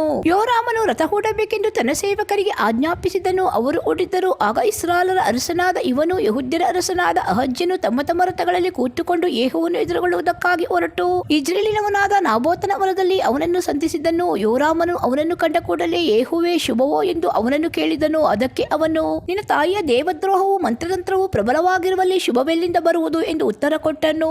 ಉಡನೆ ಯೋರಾಮನು ತನ್ನ ರಥವನ್ನು ತಿರುಗಿಸಿ ಅಹಜ್ಯನಿಗೆ, ಅಹಜ್ಯನೇ, ಇದು ಒಳಸಂಚು ಎಂದು ಹೇಳಿ ಓಡಿ ಹೋದನು. ಯೇಹು ಪೂರ್ಣ ಬಲದಿಂದ ಬಿಲ್ಲನ್ನು ಬಗ್ಗಿಸಿ ಯೋರಾಮನ ಬೆನ್ನಿಗೆ ಬಾಣವನ್ನೆಸೆದನು. ಅದು ಅವನ ಹೃದಯದಿಂದ ಹೊರಗೆ ಬಂದಿತ್ತು. ಅವನು ಮುದುರಿಕೊಂಡು ರಥದಲ್ಲಿ ಬಿದ್ದನು. ಆಗ ಯೇಹು ತನ್ನ ಜೊತೆಯಲ್ಲಿದ್ದ ಬಿದ್ಕರನೆಂಬ ಸೇನಾಪತಿಗೆ, ಯೋರಾಮನ ಶವವನ್ನೆತ್ತಿ ಇಜ್ರೇಲಿನವನಾದ ನಾಬೋತನ ಹೊಲದಲ್ಲಿ ಹಾಕು. ಒಂದು ದಿವಸ ನಾವಿಬ್ಬರು ಕುದುರೆ ಹತ್ತಿ ಇವನ ತಂದೆಯಾದ ಅಹಾಬನ ಹಿಂದಿನಿಂದ ಹೋಗುತ್ತಿರುವಾಗ ಯೆಹೋವನು ಅಹಾಬನಿಗೆ, ನನ್ನ ಮಾತನ್ನು ಕೇಳು. ನೀನು ನಿನ್ನೆ ಸುರಿಸಿದ ನಾಬೋತನ ಮತ್ತು ಅವನ ಮಕ್ಕಳ ರಕ್ತವನ್ನು ನಿಶ್ಚಯವಾಗಿ ನೋಡಿದ್ದೇನೆ. ನೀನು ಅವರ ರಕ್ತವನ್ನು ಸುರಿಸಿದ ಹೊಲದಲ್ಲೇ ನಿನಗೆ ಮುಯ್ಯಿ ತೀರಿಸುವೆನು ಎಂದು ಪ್ರವಾದಿಯಿಂದ ಹೇಳಿಸಿದ್ದು ನಿನಗೆ ನೆನಪಿರುತ್ತದಲ್ಲ. ಯೆಹೋವನ ಆ ಮಾತು ನೆರವೇರುವಂತೆ ಇವನ ಶವವನ್ನು ಆ ಹೊಲದಲ್ಲಿ ಹಾಕಿಬಿಡು ಎಂದು ಹೇಳಿದನು. ಯೆಹೂದ್ಯರ ಅರಸನಾದ ಅಹಜ್ಯನು ಇದನ್ನೆಲ್ಲ ಕಂಡು ಬೆತ್ ಅಗಾನಿನ ಮಾರ್ಗವಾಗಿ ಓಡಿ ಹೋದನು. ಯೆಹೂ ಅವನನ್ನು ಹಿಂದಟ್ಟಿ ಅವನನ್ನು ರಥದಲ್ಲೇ ಒಡೆಯಿರಿ ಎಂದು ಕೂಗಲು ಅವನ ಜನರು ಇಬ್ಲೇಯಾಮಿನ ಬಳಿಯಲ್ಲಿರುವ ಗೂರ್ ಘಟ್ಟದ ಮೇಲೆ ಅವನನ್ನು ಗಾಯಪಡಿಸಿದರು. ಅಹಜ್ಯನು ಮೆಗಿದೋವಿಗೆ ಓಡಿ ಹೋಗಿ ಅಲ್ಲಿ ಸತ್ತನು. ಅವನ ಸೇವಕರು ಅವನ ಶವವನ್ನು ರಥದಲ್ಲಿ ಹಾಕಿಕೊಂಡು ಯೆರೂಸಲೇಮಿನಲ್ಲಿರುವ ದಾವೀದ ನಗರಕ್ಕೆ ತಂದು ಅದನ್ನು ಅವನ ಕುಟುಂಬ ಸ್ಮಶಾನ ಭೂಮಿಯಲ್ಲಿ ಸಮಾಧಿ ಮಾಡಿದರು. ಅಹಜ್ಯನು ಅಹಾಬನ ಮಗನಾದ ಯೋರಾಮನ ಆಳ್ವಿಕೆಯ 11ನೇ ವರ್ಷದಲ್ಲಿ ಯೆಹೂದ್ಯರ ಅರಸನಾಗಿದ್ದನು. ಯೇಹುವು ಇಜ್ರೇಲಿಗೆ ಬಂದನು. ಇಜೇಬಲಳು ಅದನ್ನು ಕೇಳಿ ತಲೆಯನ್ನು ಆಭರಣಗಳಿಂದ ಅಲಂಕರಿಸಿಕೊಂಡು ಕಣ್ಣಿಗೆ ಕಾಡಿಗೆ ಹಚ್ಚಿಕೊಂಡು ಕಿಟಕಿಯಿಂದ ನೋಡುತ್ತಾ ನಿಂತಳು. ಆನಂತರ ಅರಮನೆಯ ಪ್ರಕಾರದೊಳಗೆ ಬಂದ ಯೇಹುವನ್ನು ಕಂಡು ಅವನನ್ನು, ಯಜಮಾನನನ್ನು ಕೊಂದ ಜಿಮ್ರಿಗೆ ಸಮಾನನೇ, ಕ್ಷೇಮವೋ ಎಂದು ಕೇಳಿದಳು. ಅವನು ಕಣ್ಣೆತ್ತಿ ಕಿಟಕಿಯ ಕಡೆಗೆ ನೋಡಿ, ಅಲ್ಲಿ ನನ್ನ ಪಕ್ಷದವರು ಯಾರು ಎಂದು ಕೂಗಿದನು. ಕೂಡಲೇ ಆ ಕಿಟಕಿಯಿಂದ 2-3 ಕಂಚುಕಿಗಳು ಅವನ ಕಡೆಗೆ ನೋಡಿದ್ದರು. ಅವನು ಅವರಿಗೆ, ಆಕೆಯನ್ನು ಕೆಳಕ್ಕೆ ದೊಬ್ಬಿರಿ ಎಂದು ಆಜ್ಞಾಪಿಸಲು ಅವರು ದೊಬ್ಬಿದರು. ಆಕೆಯ ರಕ್ತವು ಗೋಡೆಗೂ ಕುದುರೆಗಳಿಗೂ ಸಿಡಿಯಿತು. ಅವನು ಆಕೆಯ ಶವವನ್ನು ತುಳಿಸಿಬಿಟ್ಟನು. ಆನಂತರ ಅವನು ಅರಮನೆಯೊಳಗೆ ಹೋಗಿ ಅನ್ನಪಾನಗಳನ್ನು ತೆಗೆದುಕೊಂಡು ತನ್ನ ಸೇವಕರಿಗೆ, ಆ ಶಾಪಗ್ರಸ್ತ ಸ್ತ್ರೀಯ ಶವವನ್ನು ನೋಡಿಕೊಂಡು ಸಮಾಧಿ ಮಾಡಿರಿ, ಆಕೆಯು ರಾಜಪುತ್ರಿಯಾಗಿರುತ್ತಾಳಷ್ಟೇ ಎಂದು ಆಜ್ಞಾಪಿಸಿದನು. ಸೇವಕರು ಶವವನ್ನು ಸಮಾಧಿ ಮಾಡುವುದಕ್ಕಾಗಿ ಹೋದರು. ಆದರೆ ಅವರಿಗೆ ಆಕೆಯ ತಲೆಬುರುಡೆ, ಕೈಕಾಲುಗಳ ಹೊರತಾಗಿ ಬೇರೇನೂ ಸಿಕ್ಕಲಿಲ್ಲ. ಅವರು ಹಿಂದಿರುಗಿ ಯೇಹುವಿನ ಹತ್ತಿರ ಬಂದು ಆ ಸಂಗತಿಯನ್ನು ತಿಳಿಸಲು ಅವನು ಅವರಿಗೆ, ನಾಯಿಗಳು ಇಜೇಬಲಳ ದೇಹ ಮಾಂಸವನ್ನು ಇಜ್ರೇಲಿನ ಹೊಲದಲ್ಲಿ ತಿಂದು ಬಿಡುವವು. ಆಕೆಯ ಶವವು ಆ ಹೊಲಕ್ಕೆ ಗೊಬ್ಬರವಾಗುವುದು. ಇದು ಇಜೇಬಲಳ ಶವವೆಂದು ಯಾರಿಗೂ ಗುರುತು ಸಿಕ್ಕದ ಹಾಗಾಗುವುದು ಎಂಬುದಾಗಿ ಯೆಹೋವನು ತಿಷ್ಬಿಯನು ತನ್ನ ಸೇವಕನು ಆದ ಎಲಿಯನ ಮುಖಾಂತರವಾಗಿ ಹೇಳಿಸಿದ ಮಾತು ಈಗ ನೆರವೇರಿತು ಅಂದನು. 2ನೇ ಅರಸುಗಳು 10ನೇ ಅಧ್ಯಾಯ. ಸಮಾರ್ಯ ಪಟ್ಟಣದಲ್ಲಿ ಅಹಾಬನ ಸಂತಾನದ 70 ಮಂದಿ ರಾಜಪುತ್ರರಿದ್ದರು. ಯೆಹೋವನು ಆ ಪಟ್ಟಣದಲ್ಲಿದ್ದ ಇಸ್ರೇಲಿನ ಅಧಿಕಾರಿಗಳಾದ ಹಿರಿಯರಿಗೂ ರಾಜಪುತ್ರ ಪಾಲಕರಿಗೂ ಪತ್ರಗಳನ್ನು ಬರೆದು ಅವುಗಳನ್ನು ದೂತರ ಮುಖಾಂತರವಾಗಿ ಕಳುಹಿಸಿದನು. ಅವುಗಳಲ್ಲಿ, ನಿಮ್ಮ ವಶದಲ್ಲಿ ನಿಮ್ಮ ಯಜಮಾನನ ಮಕ್ಕಳು, ರಥಾಶ್ವಬಲಗಳು, ಕೋಟೆಕೊತ್ತಲುಗಳ ಪಟ್ಟಣವು, ಯುದ್ಧಾಯುಧಗಳು ಇರುತ್ತವಷ್ಟೇ.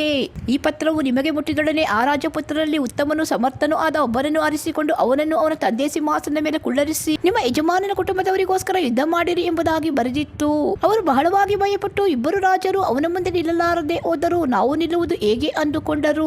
ಆನಂತರ ರಾಜಗೃಹಾಧಿಪತಿ, ಪುರಾಧಿಕಾರಿ, ಹಿರಿಯರು, ರಾಜಪುತ್ರ ಪಾಲಕರು ಇವರೆಲ್ಲ ಕೂಡಿ ಯೆಹೂವಿಗೆ, ನಾವು ನಿನ್ನ ಆಜ್ಞಾಧಾರಕರಾದ ಸೇವಕರು, ನಾವಾಗಿ ನಮಗೊಬ್ಬ ಅರಸನನ್ನು ನೇಮಿಸಿಕೊಳ್ಳುವುದಿಲ್ಲ, ನಿನ್ನ ಚಿತ್ತವೇ ನೆರವೇರಲಿ ಎಂದು ಹೇಳಿ ಕಳುಹಿಸಿದರು. ಆಗ ಯೆಹೋವನು ಇನ್ನೊಂದು ಪತ್ರದ ಮೂಲಕವಾಗಿ ಅವರಿಗೆ, ನೀವು ನನ್ನ ಪಕ್ಷದವರಾಗಿದ್ದು ನನ್ನ ಆಜ್ಞಾನುಸಾರವಾಗಿ ನಡೆದುಕೊಳ್ಳ ಮನಸ್ಸುಳ್ಳವರಾಗಿದ್ದರೆ ನಾಳೆ ಇಷ್ಟು ಹೊತ್ತಿಗೆ ನಿಮ್ಮ ಯಜಮಾನನ ಸಂತಾನದವರ ತಲೆಗಳೊಡನೆ ಬನ್ನಿರಿ ಎಂದು ಆಜ್ಞಾಪಿಸಿದನು. 70 ಮಂದಿ ರಾಜಪುತ್ರರು ಪಟ್ಟಣದ ಪ್ರಧಾನ ಪುರುಷರ ಪರಾಂಬರಿಕೆಯಲ್ಲಿದ್ದರು. ಪ್ರಧಾನ ಪುರುಷರು ಪತ್ರವನ್ನು ಓದಿದೊಡನೆ ಆ 70 ಮಂದಿಯನ್ನು ಹಿಡಿದು ಕೊಂದು ಅವರ ತಲೆಗಳನ್ನು ಪುಟ್ಟಿಗಳಲ್ಲಿ ಹಾಕಿ ಇಜ್ರೇಲಿನಲ್ಲಿದ್ದ ಯೆಹೂವಿಗೆ ಕಳುಹಿಸಿದರು. ರಾಜಪುತ್ರರ ತಲೆಗಳನ್ನು ತಂದಿದ್ದಾರೆಂಬ ವರ್ತಮಾನವು ಯೆಹೂವಿಗೆ ಮುಟ್ಟಿದಾಗ ಅವನು ಬೆಳಗಾಗುವ ತನಕ ಅವುಗಳನ್ನು ಹೆಬ್ಬಾಗಿಲಿನ ಹತ್ತಿರ 2 ರಾಶಿಗಳಾಗಿ ಹಾಕಬೇಕೆಂದು ಆಜ್ಞಾಪಿಸಿದನು. ಮರುದಿನ ಬೆಳಿಗ್ಗೆ ಅವನು ಅವುಗಳ ಹತ್ತಿರ ಹೋಗಿ ಎಲ್ಲಾ ಜನರ ಎದುರಿಗೆ ನಿಂತು ಅವರಿಗೆ, ನೀವು ನಿರಪರಾಧಿಗಳು, ನಾನಾದರೂ ನನ್ನ ಯಜಮಾನನಿಗೆ ವಿರೋಧವಾಗಿ ಒಳಸಂಚು ಮಾಡಿ ಅವನನ್ನು ಕೊಂದವನು, ಆದರೆ ಇವರಿಂದ ಹತಿಸಿದವರಾರು? ಇಗೋ, ಯೆಹೋವನು ಅಹಾಬನ ಮನೆಯವರನ್ನು ಕುರಿತು ಹೇಳಿದ ಮಾತುಗಳೆಲ್ಲ ತಪ್ಪದೆ ನೆರವೇರುವೆಂದು ತಿಳಿದುಕೊಳ್ಳಿರಿ. ಯೆಹೋವನು ತನ್ನ ಸೇವಕನಾದ ಎಲಿಯನ ಮುಖಾಂತರವಾಗಿ ಹೇಳಿದ್ದನ್ನು ಮಾಡಿದ್ದಾನಷ್ಟೇ ಎಂದು ಹೇಳಿದ್ದನು. ಆನಂತರ ಅವನು ಇಜ್ರೇಲಿನಲ್ಲಿ ಉಳಿದ ಅಹಾಬನ ಕುಟುಂಬದವರನ್ನು, ಅವನ ಸರದಾರರು, ಆಪ್ತಮಿತ್ರರು, ಪುರೋಹಿತರು ಇವರನ್ನು ಸಂಹರಿಸಿದನು, ಒಬ್ಬನನ್ನು ಉಳಿಸಲಿಲ್ಲ. ಆಮೇಲೆ ಯೆಹೋವನು ಸಮಾರ್ಯಕ್ಕೆ ಹೊರಟು ಹೋದನು. ಅವನು ದಾರಿಯಲ್ಲಿ ಕುರುಬರ ಛತ್ರಕ್ಕೆ ಬಂದಾಗ ಯೆಹೂದ್ಯರ ಅರಸನಾದ ಅಹಜ್ಯನ ಸಹೋದರರನ್ನು ಕಂಡು ಅವರನ್ನು, ನೀವು ಯಾರು ಎಂದು ಕೇಳಿದನು. ಅದಕ್ಕೆ ಅವರು, ನಾವು ಅಹಜ್ಯನ ಸಹೋದರರು, ರಾಜಪುತ್ರರನ್ನು ರಾಜಮಾತೆಯ ಮಕ್ಕಳನ್ನು ವಂದಿಸುವುದಕ್ಕೋಸ್ಕರ ಇಲ್ಲಿಗೆ ಬಂದಿದ್ದೇವೆ ಎಂದು ಉತ್ತರ ಕೊಟ್ಟರು. ಆಗ ಯೆಹೋವ ತನ್ನ ಸೇವಕರಿಗೆ ಅವರನ್ನು ಸಜೀವಿಗಳಾಗಿ ಹಿಡಿಯಿರಿ ಎಂದು ಆಜ್ಞಾಪಿಸಿದನು. ಅವರು ಅವರನ್ನು ಹಿಡಿದು ವಧಿಸಿ ಆ ಛತ್ರದ ಬಾವಿಯಲ್ಲಿ ಹಾಕಿದ್ದರು. ಅವರು 42 ಮಂದಿ ಇದ್ದರು, ಅವರಲ್ಲಿ ಒಬ್ಬನನ್ನು ಬಿಡಲಿಲ್ಲ. ಅವನು ಅಲ್ಲಿಂದ ಮುಂದೆ ಹೋಗುತ್ತಿರುವಾಗ ತನ್ನನ್ನು ಎದುರುಗೊಳ್ಳುವುದಕ್ಕಾಗಿ ಬಂದ ರೇಕಾಬನ ಮಗನಾದ ಯೆಹೋನಾದಾಬನನ್ನು ಕಂಡು ವಂದಿಸಿ, ನಿನ್ನ ವಿಷಯದಲ್ಲಿ ನನ್ನ ಮನಸ್ಸು ಯಥಾರ್ಥವಾಗಿರುವಂತೆ ನಿನ್ನ ಮನಸ್ಸು ಯಥಾರ್ಥವಾಗಿರುತ್ತದೋ ಎಂದು ಕೇಳಿದನು. ಅವನು ಹೌದು ಎಂದು ಉತ್ತರ ಕೊಟ್ಟನು. ಆಗ ಯೇಹು, ಹಾಗಾದರೆ ನಿನ್ನ ಕೈ ಕೊಡು ಅನ್ನಲು ಅವನು ಕೊಟ್ಟನು. ಯೇಹು ಅವನನ್ನು ತನ್ನ ರಥದಲ್ಲಿ ಕುಳ್ಳರಿಸಿಕೊಂಡು ನನ್ನ ಜೊತೆಯಲ್ಲಿ ಬಂದು ಯೆಹೋವನಲ್ಲಿ ನನಗಿರುವ ಆಸಕ್ತಿಯನ್ನು ನೋಡು ಎಂದು ಹೇಳಿ ಅವನನ್ನು ಕೈ ಹಿಡಿದು ತನ್ನ ರಥದಲ್ಲಿ ಕರಕೊಂಡು ಹೋದನು. ಸಮಾರ್ಯವನ್ನು ಸೇರಿದ ನಂತರ ಅಲ್ಲಿ ಉಳಿದಿದ್ದ ಅಹಾಬನ ಸಂತಾನದವರನ್ನೆಲ್ಲ ಸಂಹರಿಸಿ ಬಿಟ್ಟನು. ಹೀಗೆ ಯೆಹೋವನು ಎಲಿಯನ ಮುಖಾಂತರವಾಗಿ ಹೇಳಿಸಿದ ಮಾತು ನೆರವೇರಿತು. ತರುವಾಯ ಅವನು ಎಲ್ಲಾ ಜನರನ್ನು ಕೂಡಿಸಿ ಅವರಿಗೆ, ಅಹಾಬನು ಬಾಳನನ್ನು ಸ್ವಲ್ಪ ಮಾತ್ರ ಸೇವಿಸಿದನು, ಯೆಹೋವಾದರೂ ಅಧಿಕವಾಗಿ ಸೇವಿಸಬೇಕೆಂದಿರುತ್ತಾನೆ. ಆದುದರಿಂದ ನೀವು ಬಾಳನ ಎಲ್ಲಾ ಪ್ರವಾದಿಗಳನ್ನು, ಭಕ್ತರನ್ನು, ಯಾಜಕರನ್ನು ನನ್ನ ಬಳಿಗೆ ಕರೆಕೊಂಡು ಬನ್ನಿರಿ. ನಾನು ಬಾಳನಿಗೋಸ್ಕರ ಮಹಾಯಜ್ಞವನ್ನು ಸಮರ್ಪಿಸಬೇಕೆಂದಿರುತ್ತೇನಾದ್ದರಿಂದ ಅವರಲ್ಲಿ ಒಬ್ಬನು ಬಾರದಿರಕೂಡದು, ಬಾರದವನು ಸಾಯಬೇಕು ಎಂದು ಹೇಳಿದ್ದನು. ಅವನು ಬಾಳನ ಭಕ್ತರನ್ನು ಸಂಹರಿಸಬೇಕೆಂದು ಈ ಯುಕ್ತಿಯನ್ನು ಮಾಡಿದ್ದನು. ಇದಲ್ಲದೆ ಅವನು ದೂತರ ಮುಖಾಂತರವಾಗಿ ಬಾಳನ ಎಲ್ಲಾ ಭಕ್ತರು ತಮ್ಮನ್ನು ಶುದ್ಧಪಡಿಸಿಕೊಂಡು ಜಾತ್ರೆಗೆ ಬರಬೇಕೆಂದು ಇಸ್ರಾಯೇಲರ ಸಮಸ್ತ ಪ್ರಾಂತಗಳಲ್ಲಿ ಪ್ರಕಟಿಸಿದನು. ಆಗ ಬಾಳನ ಭಕ್ತರಲ್ಲಿ ಒಬ್ಬನು ತಪ್ಪದೆ ಎಲ್ಲರೂ ಕೂಡಿ ಬಂದದ್ದರಿಂದ ಬಾಳನ ದೇವಸ್ಥಾನವು ಪೂರ್ಣವಾಗಿ ತುಂಬಿತು. ಯೇಹು ವಸ್ತ್ರಗಾರರ ಅಧಿಪತಿಗೆ ಬಾಳನ ಭಕ್ತರೆಲ್ಲರಿಗೂ ಬಟ್ಟೆಗಳನ್ನು ಕೊಡು ಎಂದು ಆಜ್ಞಾಪಿಸಲು ಅವನು ತಂದುಕೊಟ್ಟನು. ಆನಂತರ ಯೇಹು ರೇಕಾಬನ ಮಗನಾದ ಯೆಹೋನಾದಾಬನೊಡನೆ ದೇವಸ್ಥಾನವನ್ನು ಪ್ರವೇಶಿಸಿ ಬಾಳನ ಭಕ್ತರಿಗೆ, ಯೆಹೋವನ ಭಕ್ತರು ನಿಮ್ಮ ಮಧ್ಯದಲ್ಲಿ ಬಂದಿರುತ್ತಾರೋ ವಿಚಾರಿಸಿ ನೋಡಿರಿ, ಬಾಳನ ಭಕ್ತರು ಮಾತ್ರ ಅಲ್ಲಿರಬೇಕು ಎಂದು ಹೇಳಿದನು. ಆಮೇಲೆ ಅವರು ಸರ್ವಾಂಗ ಹೋಮ ಯಜ್ಞಗಳನ್ನು ಸಮರ್ಪಿಸುವುದಕ್ಕೆ ಹೋದರು. ಇದಕ್ಕೆ ಮೊದಲು ಅವನು ದೇವಸ್ಥಾನದವರೆಗೆ 80 ಮಂದಿಯನ್ನು ಕಾಯುವುದಕ್ಕಾಗಿ ಇರಿಸಿ ಅವರಿಗೆ, ನಾನು ಯಾರನ್ನು ನಿಮ್ಮ ಕೈಗೆ ಸಿಕ್ಕುವ ಹಾಗೆ ಮಾಡುವೆನೋ ಅವರಲ್ಲಿ ಒಬ್ಬನನ್ನು ಬಿಡಬೇಡಿರಿ, ಬಿಟ್ಟರೆ ಅವನ ಪ್ರಾಣಕ್ಕೆ ಬದಲಾಗಿ ನಿಮ್ಮ ಪ್ರಾಣವು ಹೋಗುವುದು ಎಂಬುದಾಗಿ ಆಜ್ಞಾಪಿಸಿದ್ದನು. ಸರ್ವಾಂಗ ಹೋಮವನ್ನು ಅರ್ಪಿಸಿದ ಕೂಡಲೇ ಯೇಹು ಕಾವಲುಗಾರರಿಗೂ ಸೇನಾಪತಿಗಳಿಗೂ ಒಳಗೆ ಹೋಗಿ ಅವರನ್ನೆಲ್ಲ ಸಂಹರಿಸಿರಿ, ಒಬ್ಬನು ತಪ್ಪಿಸಿಕೊಳ್ಳಕೂಡದು ಎಂದು ಹೇಳಿದ್ದನು. ಅವರು ಒಳಗೆ ಹೋಗಿ ಅವರನ್ನು ಕತ್ತಿಯಿಂದ ಕೊಂದು ಅವರ ಶವಗಳನ್ನು ಹೊರಗೆ ಹಾಕಿ ಬಾಳನ ದೇವಸ್ಥಾನಕ್ಕೆ ಸೇರಿದ ಕೇರಿಯನ್ನು ಪ್ರವೇಶಿಸಿ ಅಲ್ಲಿನ ವಿಗ್ರಹ ಸ್ತಂಭಗಳನ್ನು ತೆಗೆದುಕೊಂಡು ಬಂದು ಸುಟ್ಟು ಬಿಟ್ಟರು. ಇದಲ್ಲದೆ ಬಾಳನ ವಿಗ್ರಹ ಸ್ತಂಭವನ್ನು, ದೇವಸ್ಥಾನವನ್ನು ಕೆಡವಿ ಹಾಳು ಮಾಡಿದ್ದರು. ಅಂದಿನಿಂದ ಇಂದಿನವರೆಗೂ ಆ ಸ್ಥಳವನ್ನು ಶೌಚಕ್ಕಾಗಿ ಉಪಯೋಗಿಸುತ್ತಾರೆ. ಹೀಗೆ ಯೆಹೋವನು ಇಸ್ರಾಯೇಲರಲ್ಲಿ ಬಾಳನ ಪೂಜೆಯನ್ನು ನಿಲ್ಲಿಸಿದನು. ಆದರೂ ಅವನು ಇಸ್ರಾಯೇಲರನ್ನು ಪಾಪಕ್ಕೆ ಪ್ರೇರಿಸಿದ ನೆಬಾಟನ ಮಗನಾದ ಯೆರೊಬ್ಬಾಮನ ಮಾರ್ಗವನ್ನು ಬಿಡದೆ ಬೆತೇಲ್, ದಾನ್ ಎಂಬ ಊರುಗಳಲ್ಲಿದ್ದ ಚಿನ್ನದ ಬಸವಗಳನ್ನು ಪೂಜಿಸುತ್ತಿದ್ದನು. ಯೆಹೋವನು ಯೆಹೂವಿಗೆ, ನೀನು ನನ್ನ ದೃಷ್ಟಿಗೆ ಸರಿಯಾದದನ್ನು ನಡೆಸಿ ನನ್ನ ಮೆಚ್ಚುಗೆಯನ್ನು ಪಡೆದಿ, ಅಹಾಬನ ಮನೆಯವರನ್ನು ಕುರಿತು ನನ್ನ ಚಿತ್ತವನ್ನು ನೆರವೇರಿಸಿದ್ದಿ. ಆದುದರಿಂದ ನಿನ್ನ ಸಂತಾನದವರು 4ನೇ ತಲೆಯವರೆಗೂ ಇಸ್ರಾಯೇಲ್ ಸಿಂಹಾಸನದ ಮೇಲೆ ಕೂತುಕೊಳ್ಳುವರು ಎಂದು ಹೇಳಿದ್ದನು. ಆದರೆ ಅವನು ಇಸ್ರಾಯೇಲ್ ದೇವರಾದ ಯೆಹೋವನ ಧರ್ಮಶಾಸ್ತ್ರವನ್ನು ಪೂರ್ಣ ಮನಸ್ಸಿನಿಂದ ಕೈಕೊಳ್ಳುವುದಕ್ಕೆ ಪ್ರಯತ್ನಿಸಲಿಲ್ಲ. ಇಸ್ರಾಯೇಲನ್ನು ಪಾಪಕ್ಕೆ ಪ್ರೇರಿಸಿದ ಯೆರೊಬ್ಬಾಮನ ಮಾರ್ಗವನ್ನು ಬಿಡಲಿಲ್ಲ. ಯೆಹೋವನು ಈ ಕಾಲದಲ್ಲಿ ಇಸ್ರಾಯೇಲನ್ನು ಕುಗ್ಗಿಸತೊಡಗಿದನು. ಅಜಾಯೇಲನು ಬಂದು ಯೋರ್ದಾನಿನ ಪೂರ್ವ ದಿಕ್ಕಿಗೂ ಅರ್ನೋನ್ ತಗ್ಗಿನ ಅರಾಯರ್ ಪಟ್ಟಣದ ಉತ್ತರ ದಿಕ್ಕಿಗೂ ಇರುವ ಗೀಲ್ಯಾದ್, ಬಾಷಾನ್ ಪ್ರಾಂತ್ಯಗಳಲ್ಲಿ ವಾಸವಾಗಿದ್ದ ಗಾದ್, ರೂಬೇನ್, ಮನಸ್ಸೆ ಕುಲಗಳವರನ್ನು ಬೇರೆ ಎಲ್ಲ ಪ್ರಾಂತಗಳಲ್ಲಿರುವ ಇಸ್ರಾಯೇಲನ್ನು ಬಾಧಿಸಿದನು. ಯೇಹುವಿನ ಉಳಿದ ಚರಿತ್ರೆಯು ಅವನ ಶೂರ ಕೃತ್ಯಗಳ ವಿವರವು ಇಸ್ರಾಯೇಲ್ ರಾಜಕಾಲ ವೃತ್ತಾಂತ ಎಂಬ ಗ್ರಂಥದಲ್ಲಿ ಬರೆದಿರುತ್ತವೆ. ಅವನು ಪಿತೃಗಳ ಬಳಿಗೆ ಸೇರಲು ಅವನ ಶವವನ್ನು ಸಮಾರ್ಯದಲ್ಲಿ ಸಮಾಧಿ ಮಾಡಿದ್ದರು. ಅವನಿಗೆ ಬದಲಾಗಿ ಅವನ ಮಗನಾದ ಯೆಹೋವಾಜನು ಅರಸನಾದನು. ಯೇಹುವು ಸಮಾರ್ಯ ಪಟ್ಟಣದಲ್ಲಿದ್ದುಕೊಂಡು ಇಸ್ರಾಯೇಲನ್ನು ಆಳಿದ್ದು 28 ವರ್ಷ. 2ನೇ ಅರಸುಗಳು 11ನೇ ಅಧ್ಯಾಯ. ಅಹಜ್ಯನು ಮರಣ ಹೊಂದಿದನೆಂಬುದನ್ನು ಅವನ ತಾಯಿಯಾದ ಅತಲ್ಯಳು ಕೇಳಿದಾಗ ಪಕ್ಕನೆ ರಾಜಸಂತಾನದವರಿಂದ ಸಂಹರಿಸಿ ಬಿಟ್ಟಳು. ಆದರೆ ಅರಸನಾದ ಯೆಹೋರಾಮನ ಮಗಳು ಅಹಜ್ಯನ ತಂಗಿಯೂ ಆದ ಯೆಹೋಷೇಬಳೆಂಬಾಕೆಯು ಯಾರಿಗೂ ತಿಳಿಯದಂತೆ ತನ್ನ ಅಣ್ಣನ ಮಗನಾದ ಯೆಹೋವಾಷನನ್ನು ಹತವಾಗುವುದಕ್ಕಿದ್ದ ರಾಜಪುತ್ರರ ಮಧ್ಯದಿಂದ ಅವನ ದಾದಿಯೊಡನೆ ತೆಗೆದುಕೊಂಡು ಹೋಗಿ ಮಲಗುವ ಕೋಣೆಯಲ್ಲಿ ಅಡಗಿಸಿಟ್ಟಳು. ಹೀಗೆ ಅವನು ಅತಲ್ಯಳಿಂದ ಹತವಾಗದಂತೆ ತಪ್ಪಿಸಲ್ಪಟ್ಟು 6 ವರ್ಷಗಳವರೆಗೂ ಯೆಹೋಷೇಬಳೊಡನೆ ಗುಪ್ತವಾಗಿ ಯೆಹೋವನ ಆಲಯದಲ್ಲಿದ್ದನು. ಆ 6 ವರ್ಷಗಳಲ್ಲಿ ಅತಲ್ಯಳೆ ದೇಶವನ್ನು ಆಳುತ್ತಿದ್ದಳು. 7ನೇ ವರ್ಷದಲ್ಲಿ ಯೆಹೋಯಾದವನು ಕಾರಿ ಎಂಬ ಸಿಪಾಯಿಗಳ ಮತ್ತು ಕಾವಲು ದಂಡಿನವರ ಶತಾಧಿಪತಿಗಳನ್ನು ತನ್ನ ಹತ್ತಿರ ಯೆಹೋವನ ಆಲಯಕ್ಕೆ ಕರೆಸಿದನು. ಅಲ್ಲಿ ಅವನು ಅವರ ಸಂಗಡ ಪ್ರಮಾಣಪೂರ್ವಕವಾದ ಒಡಂಬಡಿಕೆಯನ್ನು ಮಾಡಿಕೊಂಡ ನಂತರ ರಾಜಕುಮಾರನನ್ನು ತೋರಿಸಿ ಅವರಿಗೆ, ಸಬ್ಬತ್ ದಿನದಲ್ಲಿ ಮನೆಗೆ ಹೋಗುವ ಸೈನ್ಯದ 1/3 ಭಾಗವು ಅರಮನೆಯನ್ನು ಕಾಯಬೇಕು, ಇನ್ನೊಂದು ಭಾಗವು ಸೂರು ಬಾಗಲಿನಲ್ಲಿಯೂ ಮತ್ತೊಂದು ಭಾಗವು ಕಾವಲು ದಂಡಿನ ಇಂಧನ ಬಾಗಲಿನಲ್ಲಿಯೂ ಇರಬೇಕು. ಈ ಪ್ರಕಾರ ನೀವು ಅರಮನೆಯನ್ನು ಭದ್ರವಾಗಿ ಕಾಯಬೇಕು. ಇದಲ್ಲದೆ ಸಬ್ಬತ್ ದಿನದಲ್ಲಿ ಕಾಯುವುದಕ್ಕಾಗಿ ಬರುವ ನಿಮ್ಮ ಇಮ್ಮಡಿಯಾದ ಸೈನ್ಯವು ಯೆಹೋವನ ಆಲಯದಲ್ಲಿರುವ ಅರಸನನ್ನು ಕಾಯಬೇಕು. ನೀವು ಕೈಯಲ್ಲಿ ಆಯುಧಗಳನ್ನು ಹಿಡಿದುಕೊಂಡು ಅವನ ಸುತ್ತಲೂ ನಿಂತು ನಿಮ್ಮ ಗುಂಪಿನಲ್ಲಿ ನುಗ್ಗುವಂತವನನ್ನು ಸಮ್ಮತಿಸಬೇಕು. ಅರಸನು ಹೊರಗೆ ಹೋಗಿ ಬರುವಾಗೆಲ್ಲ ನೀವು ಅವನ ಜೊತೆಯಲ್ಲೇ ಇರಬೇಕು. ಇದೇ ನನ್ನ ಅಪ್ಪಣೆ ಎಂದು ಹೇಳಿದನು. ಯಾಜಕನಾದ ಯೆಹೋಯಾದವನು ಆಜ್ಞಾಪಿಸಿದಂತೆ ಶತಾಧಿಪತಿಗಳು ಸಬ್ಬತ್ತಿನದಲ್ಲಿ ಮನೆಗೆ ಹೋಗತಕ್ಕ ಮತ್ತು ಕಾಯುವುದಕ್ಕಾಗಿ ಬರತಕ್ಕ ಸಿಪಾಯಿಗಳನ್ನು ಕರೆಕೊಂಡು ಅವನ ಬಳಿಗೆ ಬಂದರು. ಅವನು ಆ ಶತಾಧಿಪತಿಗಳಿಗೆ ಯೆಹೋವನ ಆಲಯದಲ್ಲಿ ಇಡಲ್ಪಟ್ಟಿದ್ದ ದಾವೀದನ ಬರ್ಜಿಯನ್ನು ಗುರಾಣಿಗಳನ್ನು ಕೊಟ್ಟನು. ಕಾವಲು ದಂಡಿನವರು ಆಯುಧ ಹಿಡಿದುಕೊಂಡು ಅರಸನನ್ನು ಕಾಯುವುದಕ್ಕೋಸ್ಕರ ದೇವಾಲಯದ ದಕ್ಷಿಣ ದಿಕ್ಕಿನ ಮೂಲೆಯಿಂದ ಯಜ್ಞವೇದಿಯವರೆಗೂ ಅಲ್ಲಿಂದ ಉತ್ತರ ದಿಕ್ಕಿನ ಮೂಲೆಯವರೆಗೂ ಸಾಲಾಗಿ ನಿಂತರು. ಯೆಹೋಯಾದವನು ರಾಜಪುತ್ರನನ್ನು ಹೊರಗೆ ಕರೆಕೊಂಡು ಬಂದು ಅವನ ತಲೆಯ ಮೇಲೆ ಕಿರೀಟವನ್ನಿಟ್ಟು ಕೈಯಲ್ಲಿ ಧರ್ಮಶಾಸ್ತ್ರವನ್ನು ಕೊಟ್ಟು ಅವನಿಗೆ ರಾಜ್ಯಾಭಿಷೇಕ ಮಾಡಿದ್ದನು. ಕೂಡಲೇ ಜನರು ಚಪ್ಪಾಳೆ ಹೊಡೆದು ಅರಸನು ಚಿರಂಜೀವಿಯಾಗಿರಲಿ ಎಂದು ಕೂಗಿದರು. ಅತನೇಳು ಕಾವಲು ದಂಡಿನವರ ಮತ್ತು ಇತರ ಜನರ ಗದ್ದಲವನ್ನು ಕೇಳಿ ಅವರು ಕೂಡಿದ್ದ ಯೆಹೋವನ ಆಲಯಕ್ಕೆ ಬಂದಳು. ಅಲ್ಲಿ ಅರಸನು ಪದ್ಧತಿಯ ಪ್ರಕಾರ ಸ್ತಂಭದ ಬಳಿಯಲ್ಲಿ ನಿಂತಿದ್ದನು. ಅಧಿಪತಿಗಳು ತುತ್ತೂರಿಗಳನ್ನು ಊದುವವರು ಅರಸನ ಹತ್ತಿರ ಇದ್ದರು. ಸಾಧಾರಣ ಜನರೆಲ್ಲರೂ ಸಂತೋಷದಿಂದ ಕೊಂಬೂದುತ್ತಿದ್ದರು. ಇದನ್ನು ಕಂಡ ಕೂಡಲೇ ಆಕೆಯು ಬಟ್ಟೆಗಳನ್ನು ಅರಿದುಕೊಂಡು ದ್ರೋಹ ದ್ರೋಹ ಎಂದು ಕೂಗಿದಳು. ಆಗ ಯಾಜಕನಾದ ಯೆಹೋಯಾದವನು ಸೇನಾನಿಗಳಾದ ಶತಾಧಿಪತಿಗಳಿಗೆ, ಈಕೆಯನ್ನು ಯೆಹೋವನ ಆಲಯದಲ್ಲಿ ಕೊಲ್ಲಬೇಡಿರಿ. 2 ಸಾಲು ಸಿಪಾಯಿಗಳು ಈಕೆಯನ್ನು ನಡುವೆ ಮಾಡಿ ಹೊರಗೆ ಕರಕೊಂಡು ಹೋಗಲಿ ಮತ್ತು ಈಕೆಯನ್ನು ಹಿಂಬಾಲಿಸುವಂತವರನ್ನು ಕತ್ತಿಯಿಂದ ಕೊಲ್ಲಿರಿ ಎಂದು ಆಜ್ಞಾಪಿಸಿದನು.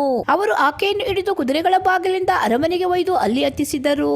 ಆನಂತರ ಯೆಹೋಯಾದವನ ಪ್ರೇರಣೆಯಿಂದ ಅರಸನು ಪ್ರಜೆಗಳು ತಾವು ಯೆಹೋವನ ಪ್ರಜೆಗಳಾಗಿರುವುದಾಗಿ ಆತನಿಗೆ ಪ್ರಮಾಣ ಮಾಡಿದ್ದರು.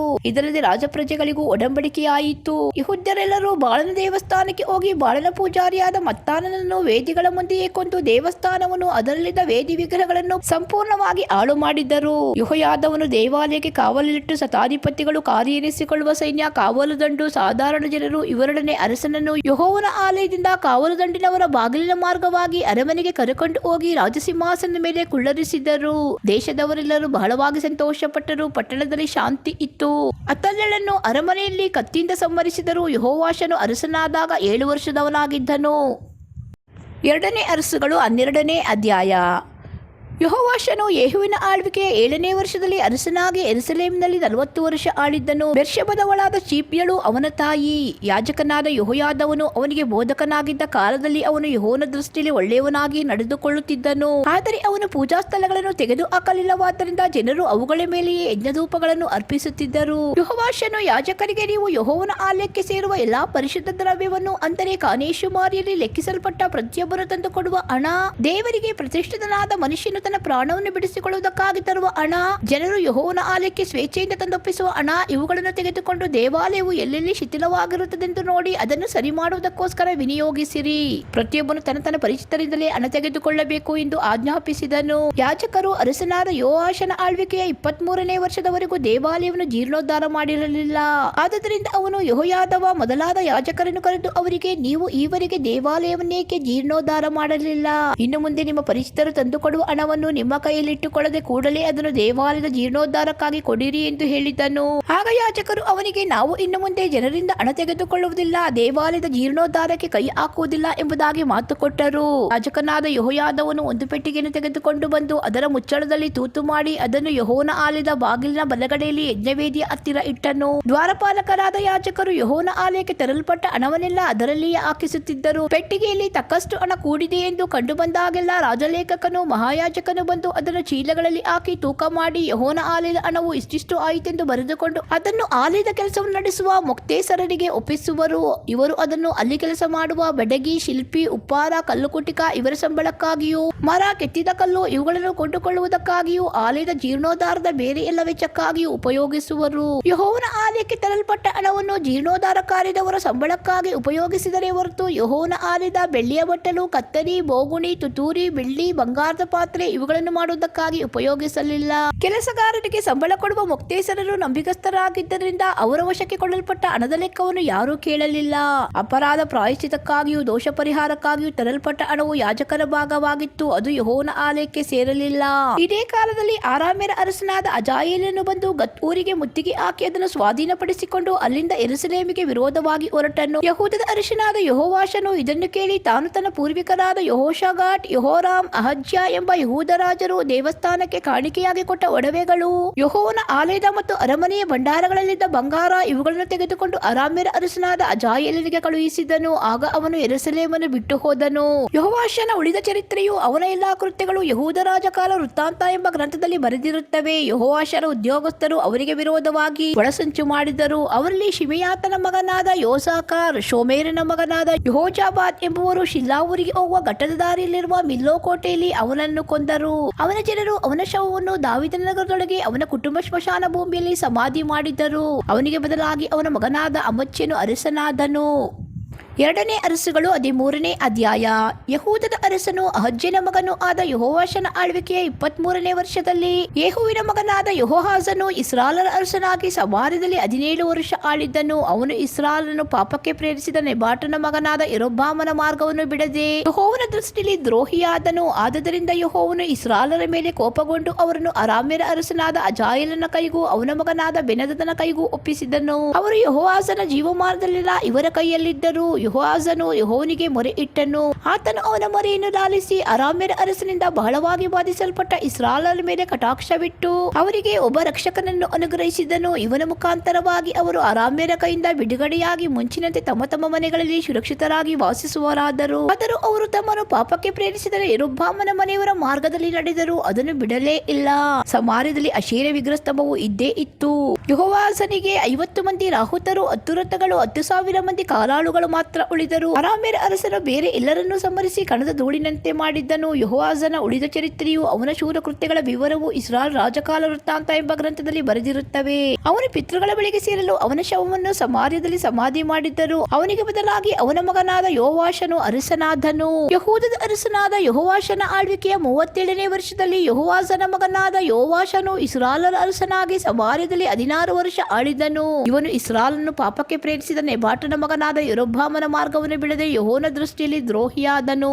ಇವನ ಉಳಿದ ಚರಿತ್ರೆಯು ಎಲ್ಲಾ ಶೂರ ಕೃತ್ಯಗಳು, ಇವನು ಯೆಹೂದ್ಯರ ಅರಸನಾದ ಅಮಚ್ಯನು ಎಂಬುವರೊಡನೆ ನಡೆಸಿದ ಯುದ್ಧದ ವಿವರವು ಇಸ್ರಾಯೇಲ್ ರಾಜಕಾಲ ವೃತ್ತಾಂತ ಎಂಬ ಗ್ರಂಥದಲ್ಲಿ ಬರೆದಿರುತ್ತವೆ. ಇವನು ಪಿತೃಗಳ ಬಳಿಗೆ ಸೇರಲು ಇವನ ಶವವನ್ನು ಸಮಾರ್ಯದೊಳಗೆ ಇಸ್ರಾಯೇಲ್ ರಾಜ ಸ್ಮಶಾನದಲ್ಲಿ ಸಮಾಧಿ ಮಾಡಿದ್ದರು. ಇವನ ತರುವಾಯ ಯೆರೊಬ್ಬಾಮನು ಸಿಂಹಾಸನವನ್ನೇರಿದನು.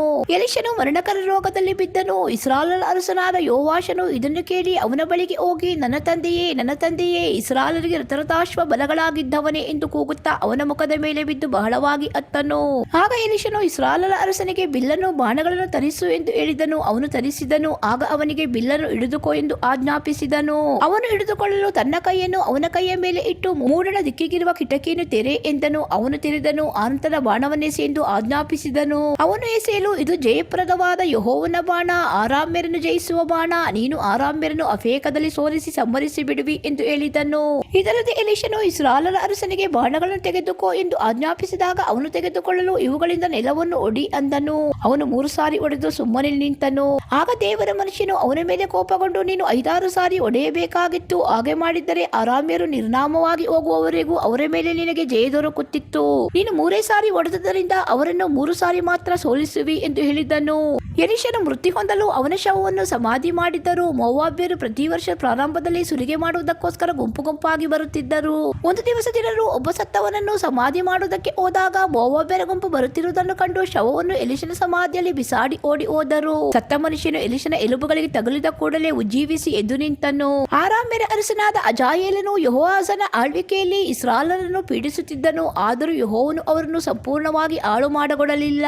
ಅವರನ್ನು ಈ ಕಾಲದಲ್ಲಿಯೂ ತನ್ನ ಸನ್ನಿಧಿಯಿಂದ ತಳ್ಳಿಬಿಡಲಿಲ್ಲ. ತಾನು ಅಬ್ರಹಾಂ, ಇಸಾಕ್, ಯಾಕೋಬರೊಡನೆ ಮಾಡಿಕೊಂಡ ಒಡಂಬಡಿಕೆಯನ್ನು ನೆನೆಸಿ ಅವರಿಗೆ ದಯೆ ತೋರಿಸಿದನು. ಕರುಳು ಮರುಗಿದವನಾಗಿ ಅವರಿಗೆ ಪ್ರಸನ್ನನಾದನು. ಆರಾಮ್ಯರ ಅರಸನಾದ ಅಜಾಯೇಲನು ಮರಣ ಹೊಂದಲು ಅವನಿಗೆ ಬದಲಾಗಿ ಅವನ ಮಗನಾದ ಬೆನದದನು ಅರಸನಾದನು. ಯೆಹೋವಾಷನ ಮಗನಾದ ಯೋವಾಷನು ತನ್ನ ತಂದೆಯ ಕಾಲದಲ್ಲಿ ಅಜಾಯೇಲನು ಯುದ್ಧ ಮಾಡಿ ಕಿತ್ತುಕೊಂಡಿದ್ದ ಪಟ್ಟಣಗಳನ್ನು ಬೆನದದನಿಂದ ತಿರುಗಿ ತೆಗೆದುಕೊಂಡನು. ಅವನನ್ನು 3 ಸಾರಿ ಸೋಲಿಸಿ ಇಸ್ರಾಯೇಲರ ಎಲ್ಲಾ ಪಟ್ಟಣಗಳನ್ನು ಹಿಂದಕ್ಕೆ ತೆಗೆದುಕೊಂಡನು. 2ನೇ ಅರಸುಗಳು 14ನೇ ಅಧ್ಯಾಯ. ಇಸ್ರಾಯೇಲರ ಅರಸನಾದ ಯೆಹೋವಾಷನ ಮಗ ಯೋವಾಷನ ಆಳ್ವಿಕೆ 2ನೇ ವರ್ಷದಲ್ಲಿ ಯೆಹೂದದ ಅರಸನಾದ ಯೆಹೋವಾಷನ ಮಗ ಅಮಚ್ಯ ಎಂಬುವನು ಅರಸನಾದನು. ಇವನು ಪಟ್ಟಕ್ಕೆ ಬಂದಾಗ 25 ವರ್ಷದವನಾಗಿದ್ದು ಯೆರೂಸಲೇಮಿನಲ್ಲಿ 29 ವರ್ಷ ಆಳಿದನು. ಯೆರೂಸಲೇಮಿನವಳಾದ ಯೆಹೋವದ್ದೀನ್ ಎಂಬಾಕೆಯು ಇವನ ತಾಯಿ. ಇವನು ತನ್ನ ತಂದೆಯಾದ ಯೆಹೋವಾಷನ ಮಾರ್ಗದಲ್ಲಿ ತಪ್ಪದೇ ನಡೆದು ಯೆಹೋವನ ದೃಷ್ಟಿಯಲ್ಲಿ ಒಳ್ಳೆಯವನಾದನು. ಆದರೂ ತನ್ನ ಪೂರ್ವಿಕನಾದ ದಾವೀದನಷ್ಟು ಉತ್ತಮನಾಗಿರಲಿಲ್ಲ. ಇವನ ಕಾಲದಲ್ಲಿ ಪೂಜಾ ಸ್ಥಳಗಳು ಇನ್ನೂ ತೆಗೆಯಲ್ಪಡಲಿಲ್ಲವಾದ್ದರಿಂದ ಜನರು ಅವುಗಳಲ್ಲಿ ಯಜ್ಞಧೂಪಗಳನ್ನು ಅರ್ಪಿಸುತ್ತಿದ್ದರು. ಇವನು ರಾಜ್ಯವನ್ನು ಭದ್ರಪಡಿಸಿಕೊಂಡ ಕೂಡಲೇ ತನ್ನ ತಂದೆಯನ್ನು ಕೊಂದ ಉದ್ಯೋಗಸ್ಥರಿಗೆ ಮರಣ ವಿಧಿಸಿದನು. ಆದರೆ ಮಕ್ಕಳ ಪಾಪದ ದೆಸೆಯಿಂದ ತಂದೆಗೂ ತಂದೆಯ ಪಾಪದ ದೆಸೆಯಿಂದ ಮಕ್ಕಳಿಗೂ ಮರಣ ಶಿಕ್ಷೆಯಾಗಬಾರದು. ಪ್ರತಿಯೊಬ್ಬರು ತನ್ನ ಪಾಪ ಫಲವನ್ನು ತಾನೇ ಅನುಭವಿಸಬೇಕು ಎಂಬುದಾಗಿ ಮೋಶೆಯ ಧರ್ಮಶಾಸ್ತ್ರದಲ್ಲಿರುವ ಯೆಹೋವನ ಅಪ್ಪಣೆಯನ್ನು ನೆನಪು ಮಾಡಿಕೊಂಡು ಅವರ ಮಕ್ಕಳನ್ನು ಕೊಲ್ಲಿಸಲಿಲ್ಲ. ಇದಲ್ಲದೆ ಉಪ್ಪಿನ ತಗ್ಗಿನಲ್ಲಿ ಯೋದೋಮ್ಯರ 10,000 ಮಂದಿ ಸೈನಿಕರನ್ನು ಹೊಡೆದು ಅವರಿಂದ ಶಿಲಾದುರ್ಗವನ್ನು ಕಿತ್ತುಕೊಂಡು ಅದಕ್ಕೆ ಯೊಕ್ತೆಯೇಲ್ ಎಂಬ ಹೆಸರಿಟ್ಟನು. ಅದಕ್ಕೆ ಇಂದಿನವರೆಗೂ ಇದೇ ಹೆಸರಿರುತ್ತದೆ. ಆನಂತರ ಅಮಚ್ಯನು ಯೇಹುವಿನ ಮೊಮ್ಮಗನು ಯೆಹೋವಾಷನ ಮಗನು ಇಸ್ರಾಯೇಲರ ಅರಸನೂ ಆದ ಯೋವಾಷನ ಬಳಿಗೆ ದೂತರನ್ನು ಕಳುಹಿಸಿ ಅವನಿಗೆ, ನಾವು ಒಬ್ಬರನ್ನೊಬ್ಬರು ಎದುರುಗೊಳ್ಳೋಣ ಬಾ ಎಂದು ಹೇಳಿಸಿದನು. ಆಗ ಇಸ್ರಾಯೇಲರ ಅರಸನಾದ ಯೋವಾಷನು ಯೆಹೂದದ ಅರಸನಾದ ಅಮಚ್ಯನಿಗೆ, ಲೆಬನೋನಿನ ಮುಳ್ಳುಗಿಡವು ಅಲ್ಲಿನ ದೇವದಾರು ಮರಕ್ಕೆ ನನ್ನ ಮಗನಿಗೆ ನಿನ್ನ ಮಗಳನ್ನು ಕೊಡು ಎಂದು ಹೇಳಿ ಕಳುಹಿಸಿತು. ತುಸು ಹೊತ್ತಾದ ಮೇಲೆ ಲೆಬನೋನಿನ ಒಂದು ಕಾಡು ಮೃಗವು ಅಲ್ಲಿಂದ ಹಾದು ಹೋಗುತ್ತಿರುವಾಗ ಅದನ್ನು ತುಳಿದು ಬಿಟ್ಟಿತ್ತು. ನೀನು ಯೋದೋಮ್ಯರನ್ನು ಸೋಲಿಸಿದ್ದರಿಂದ ಬಹಳವಾಗಿ ಉಬ್ಬಿಕೊಂಡಿದ್ದಿ. ಆ ಕೀರ್ತಿಯು ಸಾಕೆಂದು ನೆನೆಸಿ ಸುಮ್ಮನೆ ಮನೆಯಲ್ಲಿ ಕೂತುಕೋ. ನನ್ನನ್ನು ಕೆಣಕಿ ನಿನ್ನ ಮೇಲೆಯೂ ನಿನ್ನ ರಾಜ್ಯದ ಮೇಲೆಯೂ ಯಾಕೆ ಕೇಡನ್ನು ಬರಮಾಡಿಕೊಳ್ಳುತ್ತಿ ಎಂದು ಉತ್ತರ ಕೊಟ್ಟು ಕಳುಹಿಸಿದನು. ಅಮಚ್ಯನು ಇದನ್ನು ಲಕ್ಷಿಸಲಿಲ್ಲವಾದ್ದರಿಂದ ಇಸ್ರಾಯೇಲರ ಅರಸನಾದ ಯೋವಾಷನು ಯುದ್ಧಕ್ಕೆ ಹೊರಟನು. ಅವರು ಯೆಹೂದ ಪ್ರಾಂತದ ಬೆತ್ಷೆಮೆಷಿನಲ್ಲಿ ಒಬ್ಬರನ್ನೊಬ್ಬರು ಎದುರುಗೊಂಡರು. ಯೆಹೂದ್ಯರು ಇಸ್ರಾಯೇಲಿನಿಂದ ಸೋಲಿಸಲ್ಪಟ್ಟು ತಮ್ಮ ತಮ್ಮ ನಿವಾಸಗಳಿಗೆ ಓಡಿ ಹೋದರು. ಇಸ್ರಾಯೇಲರ ಅರಸನಾದ ಯೋವಾಷನು ಅಹಜ್ಯನ ಮೊಮ್ಮಗನು ಯೋವಾಷನ ಮಗನು ಯೆಹೂದದ ಅರಸನೂ ಆದ ಅಮಚ್ಯನನ್ನು ಬೆತ್ಷೆಮೆಷಿನಲ್ಲಿ ಹಿಡಿದು ಅವನನ್ನು ಯೆರೂಸಲೇಮಿಗೆ ಕರೆಕೊಂಡು ಬಂದು ಎಫ್ರಾಯಿಂ ಬಾಗಿಲಿಗೂ ಮೂಲೆಯ ಬಾಗಿಲಿಗೂ ಮಧ್ಯದಲ್ಲಿದ್ದ ಯೆರೂಸಲೇಮಿನ 400 ಮೊಳ ಗೋಡೆಯನ್ನು ಕೆಡವಿ ಬಿಟ್ಟನು. ಇದಲ್ಲದೆ ಅವನು ಯೆಹೋವನ ಆಲಯದ ಮತ್ತು ಅರಮನೆಯ ಭಂಡಾರಗಳಲ್ಲಿ ಸಿಕ್ಕಿದ ಎಲ್ಲಾ ಬೆಳ್ಳಿ ಬಂಗಾರವನ್ನು ಪಾತ್ರೆಯಲ್ಲಿ ತೆಗೆದುಕೊಂಡು ಹೊಣೆಗಾಗಿ ಕೆಲವರನ್ನು ಸೆರೆ ಹಿಡಿದು ಸಮಾರ್ಯಕ್ಕೆ ಹಿಂದಿರುಗಿದನು. ಯೋವಾಷನ ಉಳಿದ ಚರಿತ್ರೆಯು ಅವನ ಶೂರ ಕೃತ್ಯಗಳ ಮತ್ತು ಯೆಹೂದ ರಾಜನಾದ ಅಮಚ್ಯನೊಡನೆ ನಡೆಸಿದ ಯುದ್ಧದ ವಿವರವು ಇಸ್ರಾಯೇಲ್ ರಾಜಕಾಲ ವೃತ್ತಾಂತ ಎಂಬ ಗ್ರಂಥದಲ್ಲಿ ಬರೆದಿರುತ್ತವೆ. ಅವನು ಪಿತೃಗಳ ಬಳಿಗೆ ಸೇರಲು ಅವನ ಶವವನ್ನು ಸಮಾರ್ಯದೊಳಗೆ ಇಸ್ರಾಯೇಲರ ರಾಜ ಸ್ಮಶಾನ ಭೂಮಿಯಲ್ಲಿ ಸಮಾಧಿ ಮಾಡಿದ್ದರು. ಅವನಿಗೆ ಬದಲಾಗಿ ಅವನ ಮಗನಾದ ಯೆರೊಬ್ಬಾಮನು ಅರಸನಾದನು. ಇಸ್ರಾಯೇಲರ ಅರಸನು ಯೆಹೋವಾಷನ ಮಗನೂ ಆದ ಯೋವಾಷನು ಸತ್ತ ನಂತರ ಯೆಹೂದದ ಅರಸನು ಯೋವಾಷನ ಮಗನೂ ಆದ ಅಮಚ್ಯನು ಇನ್ನೂ 15 ವರ್ಷ ಬದುಕಿದನು. ಅವನ ಉಳಿದ ಚರಿತ್ರೆಯು ಯೆಹೂದ ರಾಜಕಾಲ ವೃತ್ತಾಂತ ಎಂಬ ಗ್ರಂಥದಲ್ಲಿ ಬರೆದಿರುತ್ತದೆ. ಯೆರೂಸಲೇಮಿನವರು ಅವನಿಗೆ ವಿರೋಧವಾಗಿ ಒಳಸಂಚು ಮಾಡಿದ್ದರಿಂದ ಅವನು ಲಾಕೀಷಿಗೆ ಓಡಿ ಹೋದನು. ಆದರೆ ಅವರು ಅಲ್ಲಿಗೆ ಆಳುಗಳನ್ನು ಕಳುಹಿಸಿ ಅವನನ್ನು ಕೊಲ್ಲಿಸಿದರು. ಅವನ ಜನರು ಅವನ ಶವವನ್ನು ಕುದುರೆಗಳಿಂದ ಯೆರೂಸಲೇಮಿಗೆ ತಂದು ದಾವೀದ ನಗರದೊಳಗೆ ಅವನ ಕುಟುಂಬ ಸ್ಮಶಾನ ಭೂಮಿಯಲ್ಲಿ ಸಮಾಧಿ ಮಾಡಿದರು. ಆನಂತರ ಎಲ್ಲಾ ಯೆಹೂದ್ಯರು ಕೂಡಿ 16 ವರ್ಷದವನಾದ ಅಜರ್ಯನನ್ನು ಅವನ ತಂದೆಯಾದ ಅಮಚ್ಯನಿಗೆ ಬದಲಾಗಿ ಅರಸನನ್ನಾಗಿ ಮಾಡಿದ್ದರು. ಅರಸನ ಪಿತೃಗಳ ಬಳಿಗೆ ಸೇರಿದ ಮೇಲೆ ಇವನು ಎಲತ್ ಎಂಬ ಪಟ್ಟಣವನ್ನು ತಿರುಗಿ ಯೆಹೂದ ರಾಜ್ಯಕ್ಕೆ ಸೇರಿಸಿ ಭದ್ರಪಡಿಸಿದನು. ಯೆಹೂದದ ಅರಸನು ಯೆಹೋವಾಷನ ಮಗನು ಆದ ಅಮಚ್ಯನ ಆಳ್ವಿಕೆಯ 15ನೇ ವರ್ಷದಲ್ಲಿ ಇಸ್ರಾಯೇಲರ ಅರಸನಾದ ಯೋವಾಷನ ಮಗ ಯೆರೊಬ್ಬಾಮನು ಅರಸನಾಗಿ ಸಮಾರ್ಯದಲ್ಲಿ 41 ವರ್ಷ ಆಳಿದನು. ಇವನು ಇಸ್ರಾಯೇಲನ್ನು ಪಾಪಕ್ಕೆ ಪ್ರೇರಿಸಿದ ನೆಬಾಟನ ಮಗನಾದ ಯೆರೊಬ್ಬಾಮನ ಮಾರ್ಗವನ್ನು ಬಿಡದೆ ಯೆಹೋವನ ದೃಷ್ಟಿಯಲ್ಲಿ ದ್ರೋಹಿಯಾದನು. ಇಸ್ರಾಯೇಲ್ ದೇವರಾದ ಯೆಹೋವನು ತನ್ನ ಸೇವಕನು ಗತ್ ಎಫೆರಿನವನಾದ ಅಮಿತ್ತೈಯ ಮಗನೂ ಆದ ಯೋನಾ ಎಂಬ ಪ್ರವಾದಿಯ ಮುಖಾಂತರವಾಗಿ ಮುಂತಿಳಿಸಿದಂತೆ ಆ ಮಾತಿನ ದಾರಿಯಿಂದ ಅರಬಾ ತಗ್ಗಿನ ಸಮುದ್ರದವರೆಗಿದ್ದ ಇಸ್ರಾಯೇಲರ ಮೇಲಿನ ತಿರುಗಿ ತೆಗೆದುಕೊಂಡವನು ಇವನೇ. ಇಸ್ರಾಯೇಲರು ಘೋರ ಕಷ್ಟವನ್ನು ಅನುಭವಿಸುತ್ತಿರುತ್ತಾರೆ. ಅವರಲ್ಲಿದ್ದ ಸ್ವತಂತ್ರರು ಪರತಂತ್ರರು ನಾಶವಾಗಿದ್ದಾರೆ. ಅವರನ್ನು ರಕ್ಷಿಸುವನು ಒಬ್ಬನೂ ಇಲ್ಲ ಎಂಬುದನ್ನು ಯೆಹೋವನು ನೋಡಿ ಅವರನ್ನು ಭೂಲೋಕದಿಂದ ನಿರ್ನಾಮ ಮಾಡುವುದಕ್ಕೆ ಮನಸ್ಸಿಲ್ಲದೆ ಯೋವಾಷನ ಮಗನಾದ ಯೆರೊಬ್ಬಾಮನ ಮುಖಾಂತರವಾಗಿ ರಕ್ಷಿಸಿದನು. ಯೆರೊಬ್ಬಾಮನ ಉಳಿದ ಚರಿತ್ರೆಯು ಅವನು ಯುದ್ಧದಲ್ಲಿ ನಡೆಸಿದ ಶೂರ ಕೃತ್ಯಗಳು, ಮೊದಲು ಯೆಹೂದ್ಯರ ಸ್ವಾಧೀನದಲ್ಲಿದ್ದ ದಮಸ್ಕ ಅಮಾತ್ ಎಂಬ ಪಟ್ಟಣಗಳು, ಅವರಿಂದ ಇಸ್ರಾಯೇಲ್ ರಾಜ್ಯಕ್ಕೆ ಸೇರಿಸಲ್ಪಟ್ಟ ವಿವರವು ಇಸ್ರಾಯೇಲ್ ರಾಜಕಾಲ ವೃತ್ತಾಂತ ಎಂಬ ಗ್ರಂಥದಲ್ಲಿ ಬರೆದಿರುತ್ತವೆ. ಅವನು ಇಸ್ರಾಯೇಲ್ ರಾಜರಾಗಿದ್ದ ತನ್ನ ಪಿತೃಗಳ ಬಳಿಗೆ ಸೇರಲು ಅವನಿಗೆ ಬದಲಾಗಿ ಅವನ ಮಗನಾದ ಜೆಕರ್ಯನು ಅರಸನಾದನು. 2ನೇ ಅರಸುಗಳು 15ನೇ ಅಧ್ಯಾಯ. ಇಸ್ರಾಯೇಲರ ಅರಸನಾದ ಯೆರೊಬ್ಬಾಮನ ಆಳ್ವಿಕೆ 27ನೇ ವರ್ಷದಲ್ಲಿ ಅಮಚ್ಯನ ಮಗನಾದ ಅಜರ್ಯನು ಯೆಹೂದದ ಅರಸನಾದನು. ಇವನು ಪಟ್ಟಕ್ಕೆ ಬಂದಾಗ 16 ವರ್ಷದವನಾಗಿದ್ದು ಯೆರೂಸಲೇಮಿನಲ್ಲಿ 52 ವರ್ಷ ಆಳಿದನು. ಯೆರೂಸಲೇಮಿನವಳಾದ ಯೊಕಲ್ಯ ಎಂಬಾಕೆಯು ಇವನ ತಾಯಿ. ಇವನು ತನ್ನ ತಂದೆಯಾದ ಅಮಚ್ಯನಂತೆ ಯೆಹೋವನ ದೃಷ್ಟಿಯಲ್ಲಿ ಒಳ್ಳೆಯವನಾಗಿ ನಡೆದನು. ಆದರೆ ಇವನ ಕಾಲದಲ್ಲಿಯೂ ಪೂಜಾ ಸ್ಥಳಗಳು ತೆಗೆಯಲ್ಪಡಲಿಲ್ಲವಾದ್ದರಿಂದ ಜನರು ಅವುಗಳಲ್ಲಿ ಯಜ್ಞಧೂಪಗಳನ್ನು ಅರ್ಪಿಸುತ್ತಿದ್ದರು. ಯೆಹೋವನು ಇವನನ್ನು ಕುಷ್ಠರೋಗದಿಂದ ಬಾಧಿಸಿದನು. ಆದ್ದರಿಂದ ಆದ್ದರಿಂದ ಇವನು ಜೀವದಿಂದಿರುವವರೆಗೂ ಪ್ರತ್ಯೇಕವಾದ ಮನೆಯಲ್ಲಿ ವಾಸಿಸಬೇಕಾಯಿತು. ರಾಜಗೃಹಾಧಿಪತ್ಯವನ್ನು ಪ್ರಜಾಪಾಲನೆಯನ್ನು ಇವನ ಮಗನಾದ ಯೋತಾಮನು ನೋಡಿಕೊಳ್ಳುತ್ತಿದ್ದನು. ಅಜರ್ಯನ ಉಳಿದ ಚರಿತ್ರೆಯು ಅವನ ಎಲ್ಲಾ ಕೃತ್ಯಗಳು ಯಹೂದ ರಾಜಕಾಲ ವೃತ್ತಾಂತ ಎಂಬ ಗ್ರಂಥದಲ್ಲಿ ಬರೆದಿರುತ್ತವೆ. ಅವನು ಪಿತೃಗಳ ಬಳಿಗೆ ಸೇರಲು ಅವನ ಶವವನ್ನು ದಾವೀದ ನಗರದೊಳಗೆ ರಾಜಕುಟುಂಬದ ಸ್ಮಶಾನ ಭೂಮಿಯಲ್ಲಿ ಸಮಾಧಿ ಮಾಡಿದರು. ಅವನಿಗೆ ಬದಲಾಗಿ ಅವನ ಮಗನಾದ ಯೋತಾಮನು ಅರಸನಾದನು. ಯಹೂದದ ಅರಸನಾದ ಅಜರ್ಯನ ಆಳ್ವಿಕೆಯ 38ನೇ ವರ್ಷದಲ್ಲಿ ಯೆರೊಬ್ಬಾಮನ ಮಗನಾದ ಜೆಕರ್ಯ ಎಂಬುವನು ಇಸ್ರಾಯೇಲರ ಅರಸನಾಗಿ ಸಮಾರ್ಯದಲ್ಲಿ 6 ತಿಂಗಳು ಆಳಿದನು. ಅವನು ಇಸ್ರಾಯೇಲನ್ನು ಪಾಪಕ್ಕೆ ಪ್ರೇರಿಸಿದ ನೆಬಾಟನ ಮಗನಾದ ಯೆರೊಬ್ಬಾಮನ ಮಾರ್ಗವನ್ನು ಬಿಡದೆ ತನ್ನ ಪೂರ್ವಿಕರಂತೆ ಯೆಹೋವನ ದೃಷ್ಟಿಯಲ್ಲಿ ದ್ರೋಹಿಯಾದನು. ಯಾಬೇಷನ ಮಗನಾದ ಶಲ್ಲೂಮನು ಅವನಿಗೆ ವಿರೋಧವಾಗಿ ಒಳಸಂಚು ಮಾಡಿ ಪ್ರಜೆಗಳ ಮುಂದೆಯೇ ಅವನನ್ನು ಕೊಂದು ಅವನಿಗೆ ಬದಲಾಗಿ ತಾನು ಅರಸನಾದನು. ಜೆಕರ್ಯನ ಉಳಿದ ಚರಿತ್ರೆಯು ಇಸ್ರಾಯೇಲ್ ರಾಜಕಾಲ ವೃತ್ತಾಂತ ಎಂಬ ಗ್ರಂಥದಲ್ಲಿ ಬರೆದಿರುತ್ತದೆ. ನಿನ್ನ ಸಂತಾನದವರು 4ನೇ ತಲೆಯವರೆಗೂ ಇಸ್ರಾಯೇಲ್ ಸಿಂಹಾಸನದ ಮೇಲೆ ಕೂತುಕೊಳ್ಳುವರು ಎಂಬುದಾಗಿ ಯೆಹೋವನು ಯೇಹುವಿಗೆ ಮುಂತಿಳಿಸಿದ ಮಾತು ನೆರವೇರಿತು. ಯಹೂದದ ಅರಸನಾದ ಉಜ್ಜೀಯನ ಆಳ್ವಿಕೆಯ 39ನೇ ವರ್ಷದಲ್ಲಿ ಯಾಬೇಷನ ಮಗನು ಶಲ್ಲೂಮನು ಇಸ್ರಾಯೇಲರ ಅರಸನಾಗಿ ಸಮಾರ್ಯದಲ್ಲಿ 1 ತಿಂಗಳು ಆಳಿದನು. ಗಾದಿಯ ಮಗನಾದ ಮೆನಹೇಮನೆಂಬುವನು ತಿರ್ಚದಿಂದ ಸಮಾರ್ಯಕ್ಕೆ ಬಂದು ಅಲ್ಲಿದ್ದ ಯಾಬೇಷನ ಮಗನಾದ ಶಲ್ಲೂಮನನ್ನು ಕೊಂದು ಅವನಿಗೆ ಬದಲಾಗಿ ತಾನು ಅರಸನಾದನು. ಶಲ್ಲೂಮನ ಉಳಿದ ಚರಿತ್ರೆಯು ಅವನ ಒಳಸಂಚಿನ ವಿವರವು ಇಸ್ರಾಯೇಲ್ ರಾಜಕಾಲ ವೃತ್ತಾಂತ ಎಂಬ ಗ್ರಂಥದಲ್ಲಿ ಬರೆದಿರುತ್ತವೆ. ಮೆನಹೇಮನು ತಿರ್ಚದಿಂದ ತಿಪ್ಸಹುವಿಗೆ ಹೋದಾಗ ಅಲ್ಲಿಯವರು ತಮ್ಮ ಊರು ಬಾಗಿಲನ್ನು ಅವನಿಗೆ ತೆರೆದುಕೊಳ್ಳಲಿಲ್ಲವಾದ್ದರಿಂದ ಅವನು ಅದನ್ನು ಅದಕ್ಕೆ ಸೇರಿದ ಪ್ರದೇಶವನ್ನು ಹಾಳು ಮಾಡಿ ಅದರ ನಿವಾಸಿಗಳನ್ನು ಸಂಹರಿಸಿದನು. ಅದರಲ್ಲಿದ್ದ ಎಲ್ಲ ಗರ್ಭಿಣಿಗಳ ಹೊಟ್ಟೆ ಸೀಳಿಸಿದನು. ಯಹೂದದ ಅರಸನಾದ ಅಜರ್ಯನ ಆಳ್ವಿಕೆಯ 39ನೇ ವರ್ಷದಲ್ಲಿ ಗಾದಿಯ ಮಗನಾದ ಮೆನಹೇಮನು ಇಸ್ರಾಯೇಲರ ಅರಸನಾಗಿ ಸಮಾರ್ಯದಲ್ಲಿ 10 ವರ್ಷ ಆಳಿದ್ದನು. ಇವನು ಜೀವದಿಂದಿರುವವರೆಗೂ ಇಸ್ರಾಯೇಲನ್ನು ಪಾಪಕ್ಕೆ ಪ್ರೇರಿಸಿದ ನೆಬಾಟನ ಮಗನಾದ ಯೆರೊಬ್ಬಾಮನ ಮಾರ್ಗವನ್ನು ಬಿಡದೆ ಯೆಹೋವನ ದೃಷ್ಟಿಯಲ್ಲಿ ದ್ರೋಹಿಯಾದನು. ಅಶ್ಶೂರ್ ದೇಶದ ಅರಸನಾದ ಪುಲನೆಂಬುವನು ಇಸ್ರಾಯೇಲ್ ದೇಶಕ್ಕೆ ವಿರೋಧವಾಗಿ ಬಂದಾಗ ಮೆನಹೇಮನು ಅವನ ಮುಖಾಂತರವಾಗಿ ತನ್ನ ಅರಸತನವನ್ನು ದೃಢಪಡಿಸಿಕೊಳ್ಳುವುದಕ್ಕೋಸ್ಕರ ಅವನಿಗೆ 1000 ತಲಾಂತು ಬೆಳ್ಳಿಯನ್ನು ಕೊಟ್ಟನು. ಅಶ್ಶೂರದ ಅರಸನಿಗೆ ಆ ಹಣವನ್ನು ಕೊಡುವುದಕ್ಕಾಗಿ ಇಸ್ರಾಯೇಲರ ಪ್ರತಿಯೊಬ್ಬ ಐಶ್ವರ್ಯವಂತನಿಂದ 50 ರೂಪಾಯಿಗಳನ್ನು ತೆಗೆದುಕೊಂಡನು. ಆ ಹಣವು ಸಿಕ್ಕಿದ ನಂತರ ಅಶ್ಶೂರದ ಅರಸನು ಅಲ್ಲಿ ನಿಲ್ಲದೆ ಹಿಂತಿರುಗಿ ಹೋದನು. ಮೆನಹೇಮನ ಉಳಿದ ಚರಿತ್ರೆಯು ಅವನ ಎಲ್ಲಾ ಕೃತ್ಯಗಳು ಇಸ್ರಾಯೇಲ್ ರಾಜಕಾಲ ವೃತ್ತಾಂತ ಎಂಬ ಗ್ರಂಥದಲ್ಲಿ ಬರೆದಿರುತ್ತವೆ. ಅವನು ಪಿತೃಗಳ ಬಳಿಗೆ ಸೇರಲು ಅವನ ಮಗನಾದ ಪೆಕಹೇನು ಅರಸನಾದನು. ಯಹೂದದ ಅರಸನಾದ ಅಜರ್ಯನ ಆಳ್ವಿಕೆಯ 50ನೇ ವರ್ಷದಲ್ಲಿ ಮೆನಹೇಮನ ಮಗನಾದ ಪೆಕಹ್ಯ ಎಂಬುವನು ಇಸ್ರಾಯೇಲ್ ಅರಸನಾಗಿ ಸಮಾರ್ಯದಲ್ಲಿ 2 ವರ್ಷ ಆಳಿದನು. ಇವನು ಇಸ್ರಾಯೇಲನ್ನು ಪಾಪಕ್ಕೆ ಪ್ರೇರಿಸಿದ ನೆಬಾಟನ ಮಗನಾದ ಯೆರೊಬ್ಬಾಮನ ಮಾರ್ಗವನ್ನು ಬಿಡದೆ ಯೆಹೋವನ ದೃಷ್ಟಿಯಲ್ಲಿ ದ್ರೋಹಿಯಾದನು.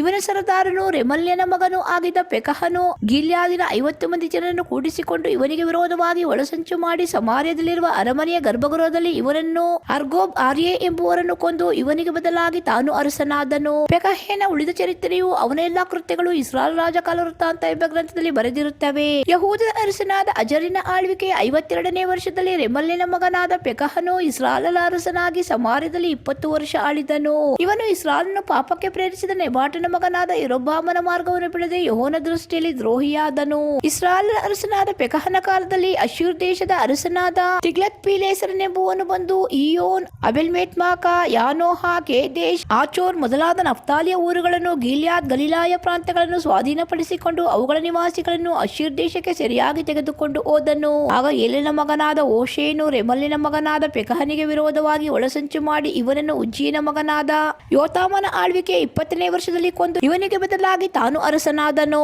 ಪೆಕಹನ ಉಳಿದ ಚರಿತ್ರೆಯು ಅವನ ಎಲ್ಲಾ ಕೃತ್ಯಗಳು ಇಸ್ರಾಯೇಲ್ ರಾಜಕಾಲ ವೃತ್ತಾಂತ ಎಂಬ ಗ್ರಂಥದಲ್ಲಿ ಬರೆದಿರುತ್ತವೆ.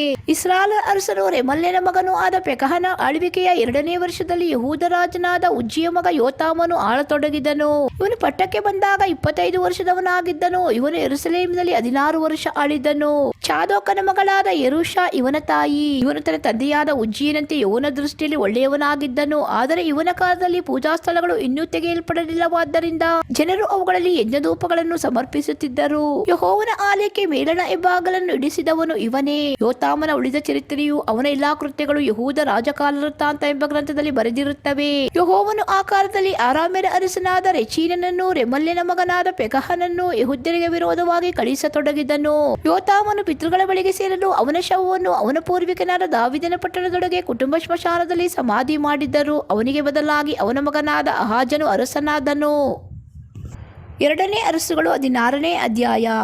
ರೆಮಲ್ಯನ ಮಗನಾದ ಪೆಕಹನ ಆಳ್ವಿಕೆಯ 17ನೇ ವರ್ಷದಲ್ಲಿ ಯಹೂದ ರಾಜನಾದ ಯೋತಾಮನ ಮಗ ಅಹಾಜನು ಆಳತೊಡಗಿದನು. ಇವನು ಪಟ್ಟಕ್ಕೆ ಬಂದಾಗ 20 ವರ್ಷದವನಾಗಿದ್ದು ಯೆರೂಸಲೇಮಿನಲ್ಲಿ 16 ವರ್ಷ ಆಳಿದನು. ಇವನು ತನ್ನ ದೇವರಾದ ಯೆಹೋವನ ದೃಷ್ಟಿಯಲ್ಲಿ ಒಳ್ಳೆಯವನಾಗಿರಲಿಲ್ಲ. ತನ್ನ ಪೂರ್ವಿಕನಾದ ದಾವೀದನ ಮಾರ್ಗವನ್ನು ಬಿಟ್ಟು ಇಸ್ರಾಯೇಲ್ ರಾಜರ ಮಾರ್ಗದಲ್ಲಿ ನಡೆದನು. ಇದಲ್ಲದೆ ಯೆಹೋವನು ಇಸ್ರಾಯೇಲರ ಎದುರಿನಿಂದ ಓಡಿಸಿಬಿಟ್ಟ ಜನಾಂಗಗಳ ಹೇಸಿಗೆ ಕೆಲಸಗಳನ್ನು ಅನುಸರಿಸಿ ತನ್ನ ಮಗನನ್ನು ಆಹುತಿ ಕೊಟ್ಟನು. ಪೂಜಾ ಸ್ಥಳಗಳಲ್ಲಿಯೂ ದಿಣ್ಣೆಗಳ ಮೇಲೆಯೂ ಎಲ್ಲಾ ಹಸಿರು ಮರಗಳ ಕೆಳಗೆಯೂ ಯಜ್ಞಧೂಪಗಳನ್ನು ಸಮರ್ಪಿಸಿದನು. ಇವನ ಕಾಲದಲ್ಲಿ ಅರಾಮ್ಯರ ಅರಸನಾದ ರೆಚೀನ್, ಇಸ್ರಾಯೇಲರ ಅರಸನು ರೆಮಲ್ಯನ ಮಗನೂ ಆದ ಪೆಕಹ ಎಂಬುವರು ಕೂಡಿಕೊಂಡು ಯೆರೂಸಲೇಮಿಗೆ ವಿರೋಧವಾಗಿ ಬಂದು ಅಹಾಜನನ್ನು ಸುತ್ತಿಕೊಂಡರು. ಆದರೆ ಅವನನ್ನು ಜಯಿಸುವುದು ಅವರಿಂದ ಆಗಲಿಲ್ಲ. ಇದೇ ಕಾಲದಲ್ಲಿ ಅರಾಮ್ಯರ ಅರಸನಾದ ರೆಚೀನನು ಏಲತ್ ಪಟ್ಟಣವನ್ನು ಅರಾಮ್ ರಾಜ್ಯಕ್ಕೆ ಸೇರಿಸಿಕೊಂಡು ಅದರಲ್ಲಿದ್ದ ಯೆಹೂದ್ಯರನ್ನೆಲ್ಲ ಓಡಿಸಿದನು. ಯೋಧಾಮ್ಯರು ಬಂದು ಅಲ್ಲಿ ವಾಸಿಸಿದರು. ಇಂದಿನವರೆಗೂ ಅದರಲ್ಲಿ ಅವರೇ ವಾಸವಾಗಿದ್ದಾರೆ. ಅಹಾಜನು ಅಶ್ಶೂರ್ ದೇಶದ ಅರಸನಾದ ತಿಗ್ಬತಿಲೇಸರನ ಬಳಿಗೆ ದೂತರನ್ನು ಕಳಿಸಿ ಅವನಿಗೆ, ನಾನು ನಿನ್ನ ದಾಸನೂ ಮಗನೂ ಆಗಿದ್ದೇನೆ. ನೀನು ಬಂದು ನನ್ನನ್ನು ನನಗೆ ವಿರೋಧವಾಗಿ ಎದ್ದಿರುವ ಅರಾಮ್ಯರ ಮತ್ತು ಇಸ್ರಾಯೇಲರ ಅರಸುಗಳ ಕೈಗೆ ಸಿಕ್ಕದಂತೆ ತಪ್ಪಿಸು ಎಂದು ಹೇಳಿಸಿದನು. ಇದಲ್ಲದೆ ಅಹಾಜನು ಯೆಹೋವನ ಆಲಯದಲ್ಲಿಯೂ ಅರಮನೆ ಭಂಡಾರದಲ್ಲಿಯೂ ಇದ್ದ ಬೆಳ್ಳಿ ಬಂಗಾರವನ್ನು ತೆಗೆದುಕೊಂಡು ಅಶ್ಶೂರದ ಅರಸನಿಗೆ ಕಾಣಿಕೆಯಾಗಿ ಕಳುಹಿಸಿದನು. ಅವನು ಇವನ ಮಾತಿಗೆ ಒಪ್ಪಿ ದಮಸ್ಕ ಪಟ್ಟಣಕ್ಕೆ ವಿರೋಧವಾಗಿ ಹೋಗಿ ರೆಚೀನನನ್ನು ಕೊಂದು ನಿವಾಸಿಗಳನ್ನು ಸೆರೆಹಿಡಿದು ಕೀರ್ ಪ್ರಾಂತಕ್ಕೆ ಒಯ್ದನು. ಅರಸನಾದ ಅಹಾಜನು ಅಶ್ಶೂರದ ಅರಸನಾದ ತಿಗ್ಬತಿಲೇಸರನ ದರ್ಶನಕ್ಕಾಗಿ ದಮಸ್ಕಕ್ಕೆ ಹೋದನು. ಅವನು ಅಲ್ಲಿದ್ದ ಯಜ್ಞವೇದಿಯನ್ನು ಕಂಡು ಅದರ ಒಂದು ಚಿತ್ರವನ್ನು ಅದರ ಎಲ್ಲಾ ಅಲಂಕಾರದ ನಕ್ಷೆಯನ್ನು ಬರೆಯಿಸಿ ಯಾಜಕನಾದ ಉರಿಯನಿಗೆ ಕಳುಹಿಸಿದನು. ಅರಸನಾದ ಅಹಾಜನು ದಮಸ್ಕದಿಂದ ಬರುವಷ್ಟರಲ್ಲಿ ಉರಿಯನು ಅರಸನಿಂದ ತನಗೆ ಬಂದ ಮಾದರಿಯ ಪ್ರಕಾರ ಒಂದು ವೇದಿಯನ್ನು ಮಾಡಿಸಿಟ್ಟಿದ್ದನು.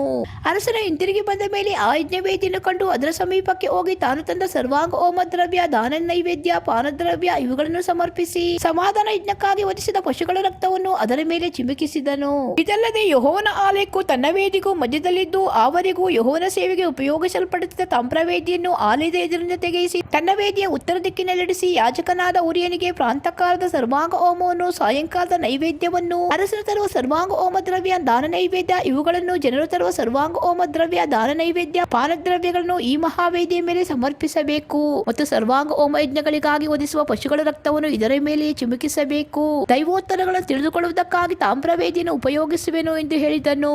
ಯಾಜಕನಾದ ಊರಿಯನು ಅರಸನು ಹೇಳಿದಂತೆಯೇ ಮಾಡಿದ್ದನು. ಅರಸನಾದ ಅಹಾಜನು ಅಶ್ಶೂರದ ಅರಸನ ನಿಮಿತ್ತವಾಗಿ ಪೀಠಗಳ ಪಟ್ಟಿಗಳನ್ನು ಕತ್ತರಿಸಿದನು. ಅವುಗಳ ಮೇಲಿದ್ದ ಗಂಗಾಳಗಳನ್ನು ತೆಗೆದಿಟ್ಟನು. ಸಮುದ್ರವೆನಿಸುವ ಪಾತ್ರೆಯನ್ನು ತಾಮ್ರದ ಓರಿಗಳ ಮೇಲಿನಿಂದ ಇಳಿಸಿ ಕಲ್ಲುಕಟ್ಟೆಗಳ ಮೇಲೆ ಇಡಿಸಿದನು. ಯೆಹೋವನ ಆಲಯದ ಪ್ರಕಾರದೊಳಗೆ ಸಬ್ಬತ್ ದಿನದ ಆರಾಧನೆಗಾಗಿ ರಾಜರಿಗೆ ಕಟ್ಟಲ್ಪಟ್ಟಿದ್ದ ಮಂಟಪವನ್ನು ಅರಮನೆಯಿಂದ ದೇವಸ್ಥಾನಕ್ಕೆ ಹೋಗುವ ಹೊರಗಿನ ಬಾಗಿಲನ್ನು ಬದಲಾಯಿಸಿದನು. ಅಹಾಜನ ಉಳಿದ ಚರಿತ್ರೆಯು ಅವನ ಕೃತ್ಯಗಳು ಯೆಹೂದ ರಾಜಕಾಲ ವೃತ್ತಾಂತ ಎಂಬ ಗ್ರಂಥದಲ್ಲಿ ಬರೆದಿರುತ್ತವೆ. ಅವನು ಪಿತೃಗಳ ಬಳಿಗೆ ಸೇರಲು ಅವನ ಶವವನ್ನು ದಾವೀದ ನಗರದೊಳಗೆ ಅವನ ಕುಟುಂಬ ಸ್ಮಶಾನದಲ್ಲಿ ಸಮಾಧಿ ಮಾಡಿದ್ದರು. ಅವನಿಗೆ ಬದಲಾಗಿ ಅವನ ಮಗನಾದ ಹಿಜ್ಕೀಯ ಎಂಬುವನು ಅರಸನಾದನು. 2ನೇ ಅರಸುಗಳು 17ನೇ ಅಧ್ಯಾಯ.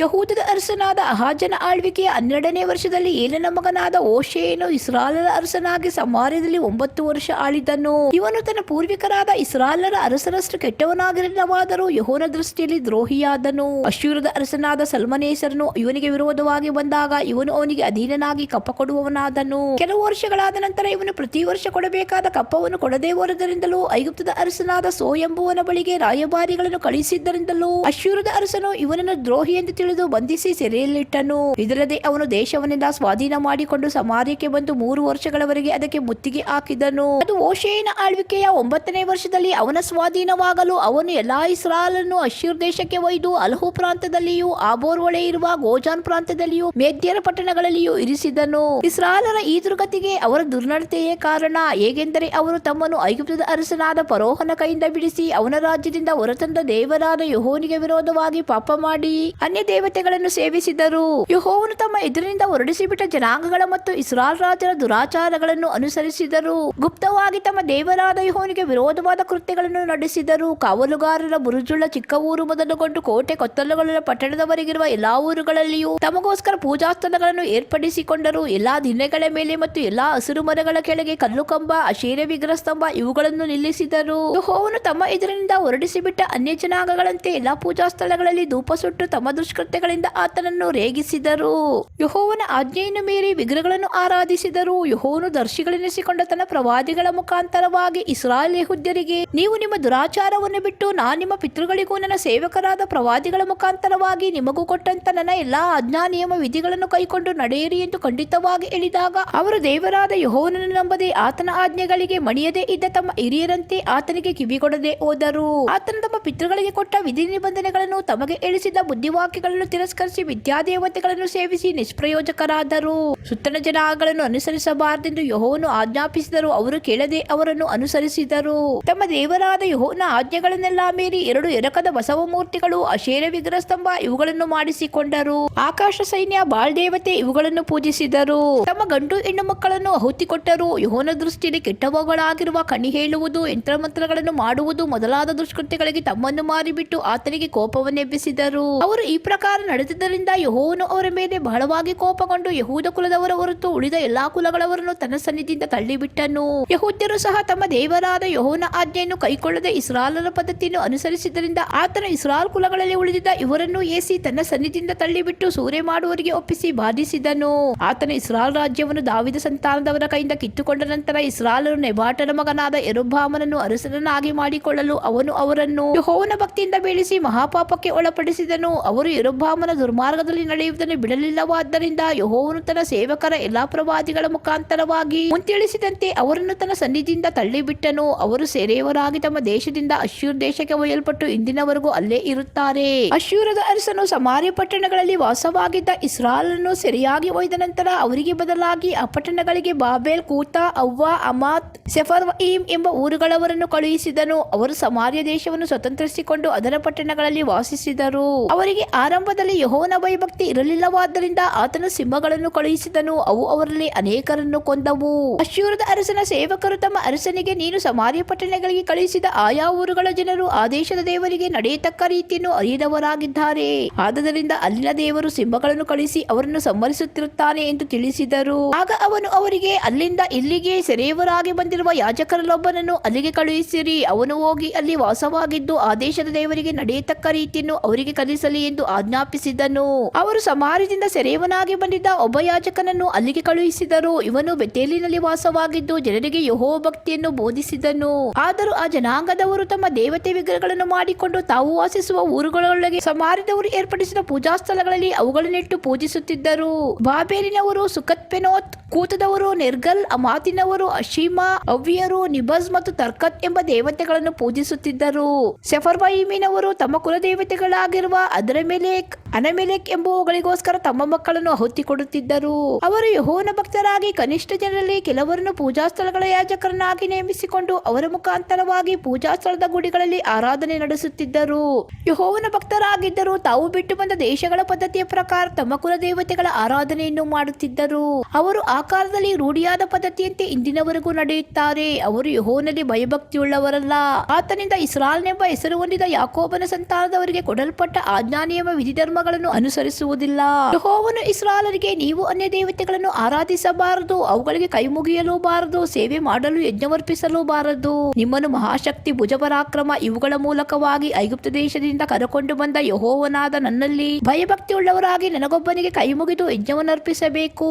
ನಾನು ನಿಮಗೆ ಬರೆಸಿಕೊಟ್ಟ ಆಜ್ಞಾ ನಿಯಮ ವಿಧಿ ಧರ್ಮಶಾಸ್ತ್ರಗಳನ್ನು ತಪ್ಪದೇ ಕೈಕೊಳ್ಳಬೇಕು. ಅನ್ಯ ದೇವತೆಗಳನ್ನು ಪೂಜಿಸಬಾರದು. ನನ್ನ ನಿಬಂಧನೆಯನ್ನು ಮರೆತು ಅನ್ಯ ದೇವತೆಗಳನ್ನು ಪೂಜಿಸಬಾರದು. ನಿಮ್ಮ ದೇವರಾಗಿರುವ ಯೆಹೋವನಾದ ನನ್ನಲ್ಲಿ ಭಯಭಕ್ತಿಯುಳ್ಳವರಾಗಿರಬೇಕು. ಆಗ ನಿಮ್ಮನ್ನು ಎಲ್ಲಾ ಶತ್ರುಗಳ ಕೈಗೆ ಸಿಕ್ಕದಂತೆ ತಪ್ಪಿಸುವೆನು ಎಂದು ಹೇಳಿ ಅವರೊಡನೆ ಒಡಂಬಡಿಕೆ ಮಾಡಿಕೊಂಡನು. ಅವರು ಅದನ್ನು ಲಕ್ಷಿಸದೆ ತಮ್ಮ ಮುಂಚಿನ ಪದ್ಧತಿಗಳನ್ನೇ ಅನುಸರಿಸಿದರು. ಆ ಜನಾಂಗದವರು ಯೆಹೋವ ಭಕ್ತರಾಗಿದ್ದರು, ತಮ್ಮ ವಿಗ್ರಹಗಳನ್ನು ಆರಾಧಿಸುತ್ತಿದ್ದರು. ಅವರ ಸಂತಾನದವರು ಇಂದಿನವರೆಗೂ ಹಾಗೆಯೇ ಮಾಡುತ್ತಿರುತ್ತಾರೆ. 2ನೇ ಅರಸುಗಳು 18ನೇ ಅಧ್ಯಾಯ. ಇಸ್ರಾಯೇಲರ ಅರಸನು ಏಲನ ಮಗನು ಆದ ಓಶೇಯನ ಆಳ್ವಿಕೆಯ 3ನೇ ವರ್ಷದಲ್ಲಿ ಯೆಹೂದ ರಾಜನಾದ ಅಹಾಜನ ಮಗ ಹಿಜ್ಕೀಯನು ಆಳತೊಡಗಿದನು. ಇವನು ಪಟ್ಟಕ್ಕೆ ಬಂದಾಗ 25 ವರ್ಷದವನಾಗಿದ್ದು ಯೆರೂಸಲೇಮಿನಲ್ಲಿ 29 ವರ್ಷ ಆಳಿದ್ದನು. ಜಕರ್ಯನ ಮಗಳಾದ ಅಬಿ ಎಂಬಾಕೆಯು ಇವನ ತಾಯಿ. ಇವನು ಎಲ್ಲಾ ವಿಷಯಗಳಲ್ಲಿಯೂ ತನ್ನ ಪೂರ್ವಿಕನಾದ ದಾವೀದನಂತೆ ಯೆಹೋವನ ಚಿತ್ತಾನುಸಾರವಾಗಿ ನಡೆದನು. ಪೂಜಾ ಸ್ಥಳಗಳನ್ನು ಹಾಳು ಮಾಡಿ ಕಲ್ಲುಕಂಬಗಳನ್ನು ಒಡೆದು ಅಶೇರ ವಿಗ್ರಹ ಸ್ತಂಭಗಳನ್ನು ಕಡಿದು ಹಾಕಿದನು. ಮೋಶೆಯು ಮಾಡಿಸಿದ ತಾಮ್ರ ಸರ್ಪವನ್ನು ಚೂರು ಚೂರು ಮಾಡಿದ್ದನು. ಇಸ್ರಾಯೇಲರು ಅದಕ್ಕೆ ಆವರೆಗೂ ಧೂಪ ಸುಡುತ್ತಿದ್ದರು. ಅದಕ್ಕೆ ನೆಹುಷ್ಟಾನ್ ಎಂಬ ಹೆಸರಿತ್ತು. ಇವನು ಇಸ್ರಾಯೇಲ್ ದೇವರಾದ ಯೆಹೋವನಲ್ಲಿ ಭರವಸವಿಟ್ಟಿದ್ದನು. ಯೆಹೂದ್ಯರಲ್ಲಿ ಇವನಿಗೆ ಸಮಾನನಾದ ಅರಸನು ಮುಂಚೆಯೂ ತರುವಾಯವೂ ಇರಲಿಲ್ಲ. ಇದಲ್ಲದೆ ಇವನು ಯೆಹೋವನನ್ನೇ ಹೊಂದಿಕೊಂಡು ಆತನನ್ನು ಬಿಡದೆ ಹಿಂಬಾಲಿಸಿ ಆತನ ಮೋಶೆಯ ಮುಖಾಂತರವಾಗಿ ಅನುಗ್ರಹಿಸಿದ ಆಜ್ಞೆಯನ್ನು ಕೈಕೊಂಡನು. ಯೆಹೋವನು ಇವನ ಸಂಗಡ ಇದ್ದುದರಿಂದ ಎಲ್ಲಿಗೆ ಹೋದರೂ ಕೃತಾರ್ಥನಾಗಿ ಬರುತ್ತಿದ್ದನು. ಇವನು ಅಶ್ಶೂರದ ಅರಸನಿಗೆ ವಿರೋಧವಾಗಿ ತಿರುಗಿ ಬಿದ್ದು ಸ್ವತಂತ್ರನಾದನು. ಗಾಜಾ ಪ್ರಾಂತದವರೆಗೆ ವಾಸವಾಗಿದ್ದ ಫಿಲಿಸ್ಟಿಯರನ್ನು ಸೋಲಿಸಿ ಕಾವಲುಗಾರರ ಬುರುಜಿರುವ ಚಿಕ್ಕ ಹಳ್ಳಿ ಮೊದಲುಗೊಂಡು ಕೋಟೆ ಕೊತ್ತಲುಗಳ ಮಹಾನಗರಗಳವರೆಗೂ ಎಲ್ಲಾ ಊರುಗಳನ್ನು ಹಾಳು ಮಾಡಿದನು. ಇಸ್ರಾಯೇಲರ ಅರಸನು ಏಲನ ಮಗನೂ ಆದ ಹೋಶೇಯನ ಆಳ್ವಿಕೆಯ 7ನೇ ವರ್ಷದಲ್ಲಿ, ಅಂದರೆ ಹಿಜ್ಕೀಯನ ಆಳ್ವಿಕೆಯ 4ನೇ ವರ್ಷದಲ್ಲಿ, ಅಶ್ಶೂರದ ಅರಸನಾದ ಸಲ್ಮನೇಸರನು ಸಮಾರ್ಯಕ್ಕೆ ವಿರೋಧವಾಗಿ ಬಂದು 3 ವರ್ಷಗಳವರೆಗೂ ಅದಕ್ಕೆ ಮುತ್ತಿಗೆ ಹಾಕಿ ಅದು ತನಗೆ ಇಸ್ರಾಯೇಲರ ಅರಸನಾದ ಹೋಶೇಯನ ಆಳ್ವಿಕೆಯ 9ನೇ ವರ್ಷದಲ್ಲಿ, ಅಂದರೆ ಹಿಜ್ಕೀಯನ ಆಳ್ವಿಕೆಯ 6ನೇ ವರ್ಷದಲ್ಲಿ ಸ್ವಾಧೀನವಾಗಲು ಇಸ್ರಾಯೇಲರನ್ನು ಸೆರೆಹಿಡಿದು ಅಲಹು, ಆಬೋರ್ ಒಳೆ ಇರುವ ಗೋಜಾನ್ ಪ್ರಾಂತ, ಮೇದ್ಯರ ಪಟ್ಟಣಗಳು ಇವುಗಳಿಗೆ ಕಳುಹಿಸಿದನು. ಅವರು ತಮ್ಮ ದೇವರಾದ ಯೆಹೋವನ ಮಾತನ್ನು ಕೇಳದೆ ಹೋದದ್ದು, ಆತನ ನಿಬಂಧನೆಯನ್ನು ಉಲ್ಲಂಘಿಸಿದ್ದು, ಆತನ ಸೇವಕನಾದ ಮೋಶೆಯ ಆಜ್ಞೆಗಳಿಗೆ ಅವಿಧೇಯರಾಗಿ ನಡೆದದ್ದು ಇದಕ್ಕೆ ಕಾರಣ. ಅರಸನಾದ ಹಿಜ್ಕೀಯನ ಆಳ್ವಿಕೆಯ 14ನೇ ವರ್ಷದಲ್ಲಿ ಅಶ್ಶೂರದ ಅರಸನಾದ ಸನ್ಹೇರೀಬನು ಬಂದು ಯೆಹೂದ ಪ್ರಾಂತದ ಕೋಟೆ ಕೊತ್ತಲುಗಳುಳ್ಳ ಎಲ್ಲಾ ಪಟ್ಟಣಗಳನ್ನು ಸ್ವಾಧೀನ ಮಾಡಿಕೊಂಡನು.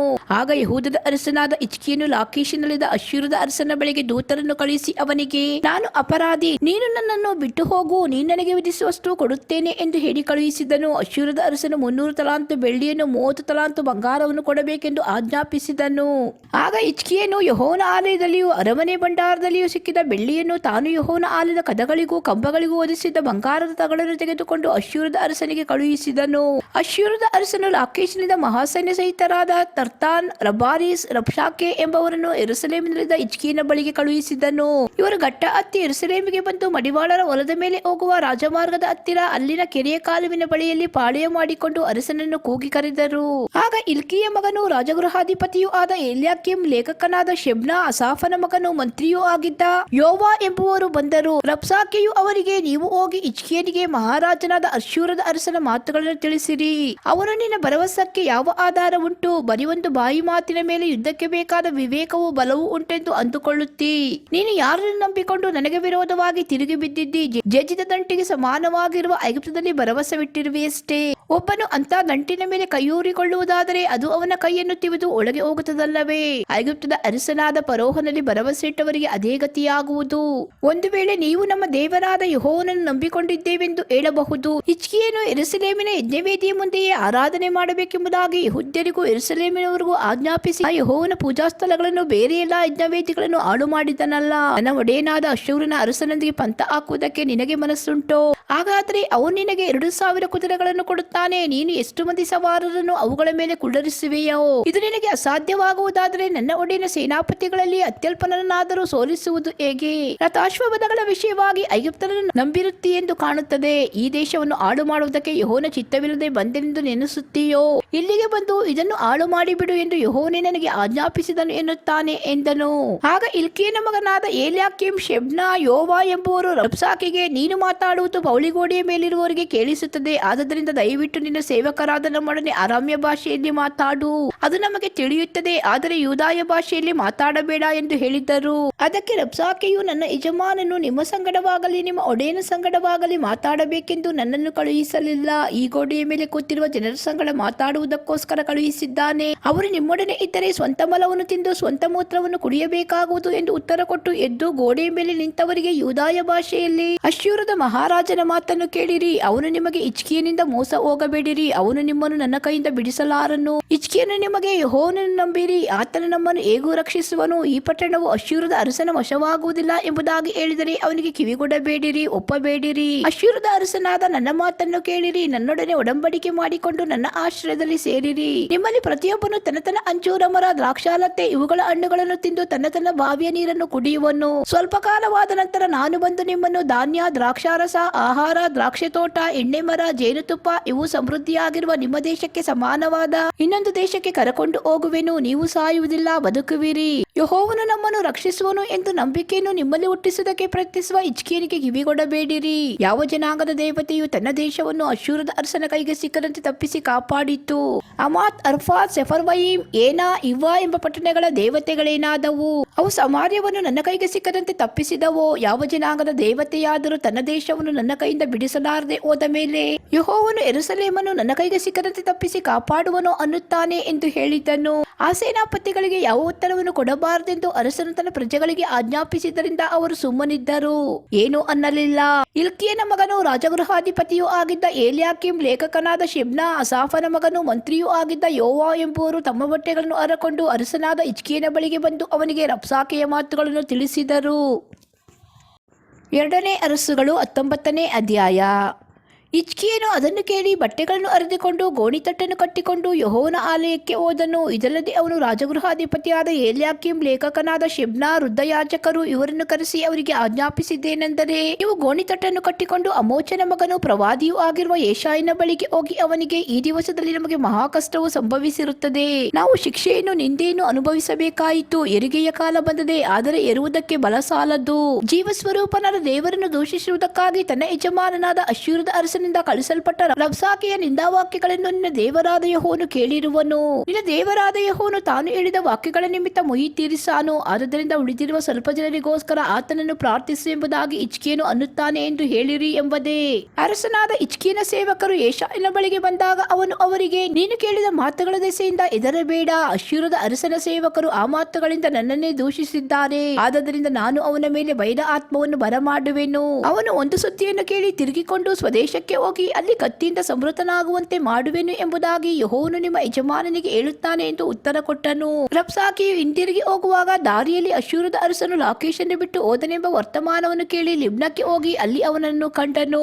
ಆಗ ಅವನು ಆ ಪಟ್ಟಣಕ್ಕೆ ವಿರೋಧವಾಗಿ ಯುದ್ಧ ಮಾಡುತ್ತಾ ಇದ್ದನು. ಅಷ್ಟರಲ್ಲಿ ಕೂಷಿನ ಅರಸನಾದ ತಿರ್ಹಾಕನು ತನಗೆ ವಿರೋಧವಾಗಿ ಹೊರಟಿದ್ದಾನೆಂಬ ಸುದ್ದಿಯನ್ನು ಕೇಳಿ ಯೆಹೂದದ ಅರಸನಾದ ಹಿಜ್ಕೀಯನ ಬಳಿಗೆ ತಿರುಗಿ ದೂತರನ್ನು ಕಳುಹಿಸಿ ಅವರ ಮುಖಾಂತರವಾಗಿ ಅವನಿಗೆ, ನೀನು ನಂಬುವ ದೇವರು ನಾನು ಯೆರೂಸಲೇಮನ್ನು ಅಶ್ಶೂರದ ಅರಸನ ಕೈಗೆ ಒಪ್ಪಿಸುವುದಿಲ್ಲವೆಂದು ಹೇಳಿ ನಿನ್ನನ್ನು ಮೋಸಗೊಳಿಸಾನು. ಅಶ್ಶೂರದ ಅರಸರು ಎಲ್ಲಾ ರಾಜ್ಯಗಳನ್ನು ಪೂರ್ಣವಾಗಿ ನಾಶ ಮಾಡಿದರೆಂದು ಕೇಳಿದೆಯಲ್ಲ, ಹೀಗಿದ್ದ ಮೇಲೆ ನೀನು ಉಳಿಯುವೆಯೋ? ನನ್ನ ತಂದೆ ತಾತಂದಿರು ಗೋಜಾನ್, ಕಾರಾನ್, ರೆಚೆಫ್ ಎಂಬ ಪಟ್ಟಣಗಳ ಜನರನ್ನು, ಎಲಸಾರ್ ಪ್ರಾಂತದಲ್ಲಿರುವ ಏದೇನಿನ ಜನರನ್ನು ನಾಶ ಮಾಡುವುದಕ್ಕೆ ಹೋದಾಗ ಅವರ ದೇವತೆಗಳು ಅವರನ್ನು ಕಾಪಾಡಿದವೋ?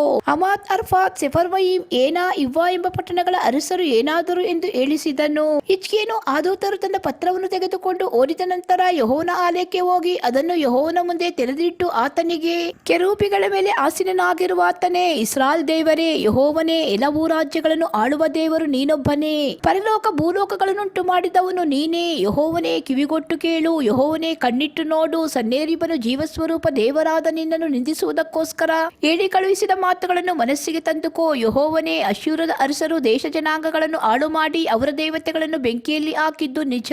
ಅವು ದೇವತೆಗಳಲ್ಲ, ಮನುಷ್ಯರು ಕೆತ್ತಿದ ಕಲ್ಲು ಮರಗಳ ಬೊಂಬೆಗಳಷ್ಟೇ. ಆದ್ದರಿಂದಲೇ ಅವುಗಳನ್ನು ಹಾಳು ಮಾಡುವುದು ಅವರಿಗೆ ಸಾಧ್ಯವಾಯಿತು. ಯೆಹೋವನೇ, ನಮ್ಮ ದೇವರೇ, ನೀನೊಬ್ಬನೇ ದೇವರೆಂಬುದನ್ನು ಭೂರಾಜ್ಯಗಳೆಲ್ಲವೂ ತಿಳಿದುಕೊಳ್ಳುವಂತೆ ನಮ್ಮನ್ನು ಇವನ ಕೈಯಿಂದ ಬಿಡಿಸು ಎಂದು ಪ್ರಾರ್ಥಿಸಿದನು. ಆಗ ಅಮೋಚನ ಮಗನಾದ ಯೆಶಾಯನು ಹಿಜ್ಕೀಯನಿಗೆ ಹೇಳಿ ಕಳುಹಿಸಿದ್ದೇನೆಂದರೆ, ನೀನು ಅಶ್ಶೂರದ ಅರಸನಾದ ಸನ್ಹೇರೀಬನ ವಿಷಯವಾಗಿ ಮಾಡಿದ ಬಿನ್ನಹವನ್ನು ಕೇಳಿದೆನೆಂಬುದಾಗಿ ಇಸ್ರಾಯೇಲ್ ದೇವರಾದ ಯೆಹೋವನು ಅನ್ನುತ್ತಾನೆ. ಯೆಹೋವನು ಅವನನ್ನು ಕುರಿತು, ಕನ್ನಿಕೆಯಾಗಿರುವ ಚೀಯೋನ್ ಕುಮಾರ್ತೆಯು ನಿನ್ನನ್ನು ತಿರಸ್ಕರಿಸಿ ಪರಿಹಾಸ್ಯ ಮಾಡುತ್ತಾಳೆ. ಯೆರೂಸಲೇಮ್ ಕುಮಾರ್ತೆಯು ನಿನ್ನ ಹಿಂದಿನಿಂದ ತಲೆಯಾಡಿಸುತ್ತಾಳೆ. ನೀನು ಯಾರನ್ನು ನಿಂದಿಸಿ ಯಾರನ್ನು ದೂಷಿಸಿದ್ದಿ? ಯಾರಿಗೆ ವಿರೋಧವಾಗಿ ಬಾಯಿ ತೆರೆದು ಒದರಿದಿ? ನೀನು ಸೊಕ್ಕಿನಿಂದ ನೋಡಿದ್ದು ಯಾರನ್ನು? ಇಸ್ರಾಯೇಲರ ಸದಮಲ ಸ್ವಾಮಿಯನ್ನಲ್ಲವೇ? ನೀನು ನಿನ್ನ ದೂತರ ಮುಖಾಂತರವಾಗಿ ಕರ್ತನನ್ನು ನಿಂದಿಸಿ ನನ್ನ ರಥ ಸಮೂಹದೊಡನೆ ಪರ್ವತ ಶಿಖರಗಳನ್ನು ಹತ್ತಿದ್ದೇನೆ. ಲೆಬನೋನ್ಯ ದುರ್ಗಮ ಸ್ಥಳಗಳಿಗೆ ಹೋಗಿದ್ದೇನೆ. ಅದರ ಎತ್ತರವಾದ ದೇವದಾರ ವೃಕ್ಷಗಳನ್ನು, ಶ್ರೇಷ್ಠವಾದ ತುರಾಯಿ ಮರಗಳನ್ನು ಕಡಿದು ಬಿಟ್ಟಿದ್ದೇನೆ. ಅಲ್ಲಿನ ಬಹುದೂರ ನಿವಾಸ ಸ್ಥಾನವನ್ನು, ಉದ್ಯಾನವನಗಳನ್ನು ಪ್ರವೇಶಿಸಿದ್ದೇನೆ. ಪರದೇಶಗಳಲ್ಲಿ ಅಗೆದು ನೀರು ತೆಗೆದು ಕುಡಿದಿದ್ದೇನೆ. ನನ್ನ ಪಾದಗಳಿಂದ ಐಗುಪ್ತದ ಎಲ್ಲಾ ಹೊಳೆಗಳನ್ನು ಬತ್ತಿಸಿದ್ದೇನೆ ಎಂಬುದಾಗಿ ನೀನು ಕೊಚ್ಚಿಕೊಂಡಿದ್ದಿ. ಕೇಳು, ಹೀಗಾಗಬೇಕೆಂದು ಬಹುಕಾಲದ ಹಿಂದೆಯೇ ಗೊತ್ತು ಮಾಡಿದೆನು. ಪೂರ್ವ ಕಾಲದಲ್ಲಿ ನಿರ್ಣಯಿಸಿದ್ದನ್ನು ಈಗ ನೆರವೇರಿಸಿದ್ದೇನೆ. ಆದ್ದರಿಂದ ಕೋಟೆ ಕೊತ್ತಲುಗಳುಳ್ಳ ಪಟ್ಟಣಗಳನ್ನು ಆಳುದಿಬ್ಬಗಳನ್ನಾಗಿ ಮಾಡುವುದು ನಿನಗೆ ಸಾಧ್ಯವಾಯಿತು. ಅವುಗಳ ನಿವಾಸಿಗಳು ಬಲವಿಲ್ಲದವರಾಗಿ ಆಶಾಭಂಗಪಟ್ಟು ಕಳವಳಗೊಂಡರು. ಅವರು ಹೊಲದ ಕಾಯಿಪಲ್ಯಕ್ಕೂ ಎಳೆಗರಿಕೆಗೂ ಮಾಳಿಗೆ ಮೇಲಣ ಹುಲ್ಲಿಗೂ ಒಡೆಯಾಯುವುದಕ್ಕಿಂತ ಮೊದಲೇ ಒಣಗಿ ಹೋದ ಪೈರಿಗೂ ಸಮಾನರಾದರು. ನೀನು ಕೂತುಕೊಳ್ಳುವುದು, ಹೋಗುವುದು, ಬರುವುದು ನನಗೆ ಗೊತ್ತುಂಟು. ನೀನು ನನ್ನ ಮೇಲೆ ರೌದ್ರಾವೇಶನಾಗಿರುವುದನ್ನು ಬಲ್ಲೆನು. ನೀನು ನನಗೆ ವಿರೋಧವಾಗಿ ಉಬ್ಬಿಕೊಂಡಿರುವುದು, ಕುಪಿತನಾಗಿರುವುದು ನನಗೆ ತಿಳಿದು ಬಂತು. ಆದುದರಿಂದ ನಿನಗೆ ಮೂಗುದಾಣವನ್ನು ಕಡಿವಾಣವನ್ನು ಹಾಕಿ ಬಂದ ದಾರಿಯಿಂದಲೇ ನಿನ್ನನ್ನು ಹಿಂದಕ್ಕೆ ಎಳೆದುಕೊಂಡು ಹೋಗುವೆನು ಎಂಬುದಾಗಿ ಹೇಳಿದ್ದಾನೆ. ಈ ಮಾತುಗಳು ನೆರವೇರುವೆಂಬುದಕ್ಕೆ ನೀವು ಈ ವರ್ಷದಲ್ಲಿ ಕೂಳೆ ಬೆಳೆಯನ್ನು, ಮುಂದಿನ ವರ್ಷದಲ್ಲಿ ತನ್ನಷ್ಟಕ್ಕೆ ತಾನೇ ಬೆಳೆದದನ್ನು, ಮೂರನೇ ವರ್ಷ ಹೊಲಗಳಲ್ಲಿ ಬಿತ್ತಿ ಕೊಯ್ದದನ್ನು, ದ್ರಾಕ್ಷಿ ತೋಟಗಳಲ್ಲಿ ವ್ಯವಸಾಯ ಮಾಡಿ ಕೂಡಿಸಿದ್ದನ್ನು ಅನುಭವಿಸುವುದೇ ಗುರುತಾಗಿರುವುದು. ತಪ್ಪಿಸಿಕೊಂಡು ಉಳಿದ ಯೆಹೂದ್ಯರು ದೇಶದಲ್ಲಿ ನೆಲೆಗೊಂಡು ಅಭಿವೃದ್ಧಿಯಾಗುವರು. ಯೆರೂಸಲೇಮಿನಲ್ಲಿ ಉಳಿದವರು ಹರಡಿಕೊಳ್ಳುವರು. ಚೀಯೋನ್ ಪರ್ವತದಲ್ಲಿ ತಪ್ಪಿಸಿಕೊಂಡವರು ಅಭಿವೃದ್ಧಿ ಹೊಂದುವರು. ಯೆಹೋವನ ಆಗ್ರಹವೇ ಇದನ್ನು ನೆರವೇರಿಸುವುದು. ಯೆಹೋವನು ಅಶ್ಶೂರದ ಅರಸನ ವಿಷಯವಾಗಿ ನನ್ನ ಮಾತನ್ನು ಕೇಳು. ಅವನು ಪಟ್ಟಣವನ್ನು ಸಮೀಪಿಸುವುದಿಲ್ಲ, ಅದಕ್ಕೆ ಬಾಣವನ್ನೆಸೆಯುವುದಿಲ್ಲ, ಗುರಾಣಿ ಹಿಡಿದಿರುವವರನ್ನು ಕಳುಹಿಸುವುದಿಲ್ಲ, ಅದನ್ನು ಕೆಡವಿ ಬಿಡುವುದಕ್ಕೋಸ್ಕರ ಅದರ ಎದುರಾಗಿ ಮಣ್ಣಿನ ದಿಬ್ಬವನ್ನು ಮಾಡುವುದಿಲ್ಲ. ಅವನು ಬಂದ ದಾರಿಯಿಂದಲೇ ಹಿಂತಿರುಗಿ ಹೋಗುವನು, ಈ ಪಟ್ಟಣಕ್ಕೆ ಬರುವುದೇ ಇಲ್ಲ. ನನಗೋಸ್ಕರವಾಗಿಯೂ ನನ್ನ ಸೇವಕರಾದ ದಾವೀದನಿಗೋಸ್ಕರವಾಗಿಯೂ ಇದನ್ನು ಉಳಿಸಿ ಕಾಪಾಡುವೆನು ಎಂದು ಹೇಳುತ್ತಾನೆ ಎಂಬುದೇ. ಅದೇ ರಾತ್ರಿಯಲ್ಲಿ ಯೆಹೋವನ ದೂತನು ಹೊರಟು ಬಂದು ಅಶ್ಶೂರ್ಯರ ಪಾಳೆಯದಲ್ಲಿ 185,000 ಮಂದಿ ಸೈನಿಕರನ್ನು ಸಂಹರಿಸಿದನು. ಅಶ್ಶೂರರು ಬೆಳಿಗ್ಗೆ ಎದ್ದು ನೋಡುವಲ್ಲಿ ಪಾಳೆಯ ತುಂಬಾ ಹೆಣಗಳಿದ್ದವು. ಆಗ ಅವರ ಅರಸನಾದ ಸನ್ಹೇರೀಬನು ಹಿಂತಿರುಗಿ ನಿನಿವೆ ಪಟ್ಟಣಕ್ಕೆ ಹೋಗಿ ಅಲ್ಲಿ ವಾಸಿಸಿದನು. ಅವನು ಒಂದು ದಿವಸ ಗುಡಿಗೆ ಹೋಗಿ ತನ್ನ ದೇವರಾದ ನಿಸ್ರೋಕನನ್ನು ಆರಾಧಿಸುತ್ತಿರುವಾಗ ಅದ್ರಮೆಲೆಕ್ ಸೆರೆಚೆರ್ ಎಂಬುವರು ಅವನನ್ನು ಕತ್ತಿಯಿಂದ ಕೊಂದು ಅರಾರಟ್ ದೇಶಕ್ಕೆ ಓಡಿ ಹೋದರು. ಅವನಿಗೆ ಬದಲಾಗಿ ಅವನ ಮಗನಾದ ಏಸರ್ ಅದ್ದೋನನು ಅರಸನಾದನು. 2ನೇ ಅರಸುಗಳು 20ನೇ ಅಧ್ಯಾಯ. ಆ ಕಾಲದಲ್ಲಿ ಹಿಜ್ಕೀಯನು ಮರಣಕರ ರೋಗದಲ್ಲಿ ಬಿದ್ದನು. ಆಗ ಆಮೋಚನ ಮಗನು ಪ್ರವಾದಿಯೂ ಆದ ಯೆಶಾಯನು ಅವನ ಬಳಿಗೆ ಬಂದು ಅವನಿಗೆ, ನಿನ್ನ ಮನೆಯ ವಿಷಯವಾಗಿ ವ್ಯವಸ್ಥೆ ಮಾಡು, ಯಾಕೆಂದರೆ ನೀನು ಉಳಿಯುವ ಆಗಿಲ್ಲ, ಸಾಯಬೇಕಾಗಿದೆ ಎಂಬುದಾಗಿ ಯೆಹೋವನು ಅನ್ನುತ್ತಾನೆ ಎಂದು ಹೇಳಿದನು. ಇದನ್ನು ಕೇಳಿದೊಡನೆ ಹಿಜ್ಕೀಯನು ಮೋರೆಯನ್ನು ಗೋಡೆಯ ಕಡೆಗೆ ತಿರುಗಿಸಿ, ಯೆಹೋವನೇ, ನಾನು ನಂಬಿಗಸ್ತನಾಗಿಯೂ ಯಥಾರ್ಥಚಿತ್ತನಾಗಿಯೂ ನಿನಗೆ ನಡೆದುಕೊಂಡು ನಿನ್ನ ದೃಷ್ಟಿಯಲ್ಲಿ ಒಳ್ಳೆಯವನಾಗಿದ್ದನ್ನು ನೆನಪು ಮಾಡಿಕೋ ಎಂದು ಪ್ರಾರ್ಥಿಸಿ ಬಹಳವಾಗಿ ಅತ್ತನು. ಯೆಶಾಯನು ಅರಮನೆಯ ಮಧ್ಯಪ್ರಕಾರವನ್ನು ದಾಟುವುದಕ್ಕೆ ಮೊದಲು ಯೆಹೋವನು ಅವನಿಗೆ, ನೀನು ಹಿಂತಿರುಗಿ ಹೋಗಿ ನನ್ನ ಪ್ರಜೆಗಳ ಪ್ರಭುವಾಗಿರುವ ಹಿಜ್ಕೀಯನಿಗೆ, ನಾನು ನಿನ್ನ ಪ್ರಾರ್ಥನೆಯನ್ನು ಕೇಳಿದ್ದೇನೆ, ನಿನ್ನ ಕಣ್ಣೀರನ್ನು ನೋಡಿದ್ದೇನೆ, ನೀನು ಗುಣ ಹೊಂದಿ ನಾಡದು ನನ್ನ ಆಲಯಕ್ಕೆ ಬರುವಿ. ಇದಲ್ಲದೆ ನಿನ್ನ ಆಯುಷ್ಯಕ್ಕೆ 15 ವರ್ಷಗಳನ್ನು ಕೂಡಿಸುತ್ತೇನೆ. ನಿನ್ನನ್ನು ಈ ಪಟ್ಟಣವನ್ನು ಅಶ್ಶೂರದ ಅರಸನ ಕೈಗೆ ಬೀಳದಂತೆ ತಪ್ಪಿಸುವೆನು. ನನಗೋಸ್ಕರವಾಗಿಯೂ ನನ್ನ ಸೇವಕನಾದ ದಾವೀದನಿಗೋಸ್ಕರವಾಗಿಯೂ ಈ ಪಟ್ಟಣವನ್ನು ಉಳಿಸಿ ಕಾಪಾಡುವೆನು ಎಂಬುದಾಗಿ ನಿನ್ನ ಪೂರ್ವಿಕನಾದ ದಾವೀದನ ದೇವರಾಗಿರುವ ಯೆಹೋವನು ಹೇಳುತ್ತಾನೆ ಎಂದು ತಿಳಿಸು ಎಂದು ಆಜ್ಞಾಪಿಸಿದನು. ಯೆಶಾಯನು ಒಂದು ಅಂಜೂರ ಹಣ್ಣಿನ ಉಂಡೆಯನ್ನು ತರಿಸಿ ಅದನ್ನು ಕುರುವಿನ ಮೇಲೆ ಇಡಿಸಿದಾಗ ಹಿಜ್ಕೀಯನು ಗುಣ ಹೊಂದಿದನು. ಹಿಜ್ಕೀಯನು ಯೆಶಾಯನನ್ನು, ಯೆಹೋವನು ನನ್ನನ್ನು ಗುಣಪಡಿಸುವನೆಂಬುದಕ್ಕೂ ನಾನು ನಾಡದು ಆತನ ಆಲಯಕ್ಕೆ ಹೋಗುವನೆಂಬುದಕ್ಕೂ ಗುರುತೇನು ಎಂದು ಕೇಳಿದಕ್ಕೆ ಅವನು, ಯೆಹೋವನು ನುಡಿದದನ್ನು ನೆರವೇರಿಸುವನು ಎಂಬುದಕ್ಕೆ ಯೆಹೋವನಿಂದ ಗುರುತು ಕೇಳುತ್ತಿ.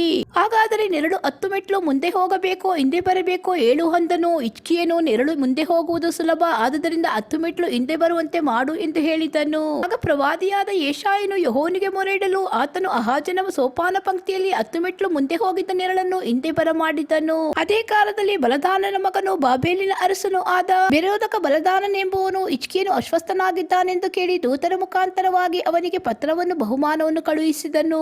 ಹಿಜ್ಕೀಯನು ಬಂದಂತ ದೂತರ ಮಾತನ್ನು ಕೇಳಿ ಅವರಿಗೆ ಬೆಳ್ಳಿ, ಬಂಗಾರ, ಸುಗಂಧ ದ್ರವ್ಯ, ಪರಿಮಳ ತೈಲ ಮೊದಲಾದ ಪದಾರ್ಥಗಳಿರುವ ಮನೆಯನ್ನು, ಆಯುಧ ಶಾಲೆಯನ್ನು, ತನ್ನ ಭಂಡಾರದಲ್ಲಿದ್ದೆಲ್ಲವನ್ನು ತೋರಿಸಿದನು. ಅವನ ಅರಮನೆಯಲ್ಲಿಯೂ ರಾಜ್ಯದಲ್ಲಿಯೂ ಅವರಿಗೆ ತೋರಿಸದಿದ್ದ ವಸ್ತುವು ಒಂದೂ ಇರಲಿಲ್ಲ. ಆಗ ಪ್ರವಾದಿಯಾದ ಯೆಶಾಯನು ಹಿಜ್ಕೀಯನ ಬಳಿಗೆ ಬಂದು ಅವನನ್ನು, ಆ ಮನುಷ್ಯರು ಎಲ್ಲಿಯವರು, ಏನು ಹೇಳಿದರು ಎಂದು ಕೇಳಲು ಅವನು, ಅವರು ಬಹುದೂರ ದೇಶವಾದ ಬಾಬೇಲಿನಿಂದ ಬಂದವರು ಎಂದು ಉತ್ತರ ಕೊಟ್ಟನು.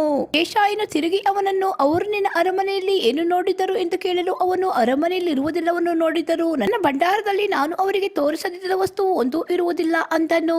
ಆಗ ಅವನು ಹಿಜ್ಕೀಯನಿಗೆ, ಯೆಹೋವನ ಮಾತನ್ನು ಕೇಳು, ಆತನು ನಿನ್ನ ಪೂರ್ವಿಕರ ಕಾಲದಿಂದ ಇಂದಿನವರೆಗೂ ಅರಮನೆಯಲ್ಲಿ ಸಂಗ್ರಹವಾದದೆಲ್ಲವೂ ಬಾಬೇಲಿಗೆ ಒಯ್ಯಲ್ಪಡುವ ದಿನ ಬರುವುದು, ಇಲ್ಲೇನೂ ಉಳಿಯುವುದಿಲ್ಲ. ಬಾಬೇಲಿನ ಅರಸರು ಬಂದು ನೀನು ಪಡೆದ ಮಕ್ಕಳನ್ನು ತೆಗೆದುಕೊಂಡು ಹೋಗಿ ಅವರನ್ನು ತಮ್ಮ ಅರಮನೆಯಲ್ಲಿ ಕಂಚುಕಿಗಳನ್ನಾಗಿಯೂ ನೇಮಿಸಿಕೊಳ್ಳುವರು ಅನ್ನುತ್ತಾನೆ ಎಂದು ಹೇಳಿದನು.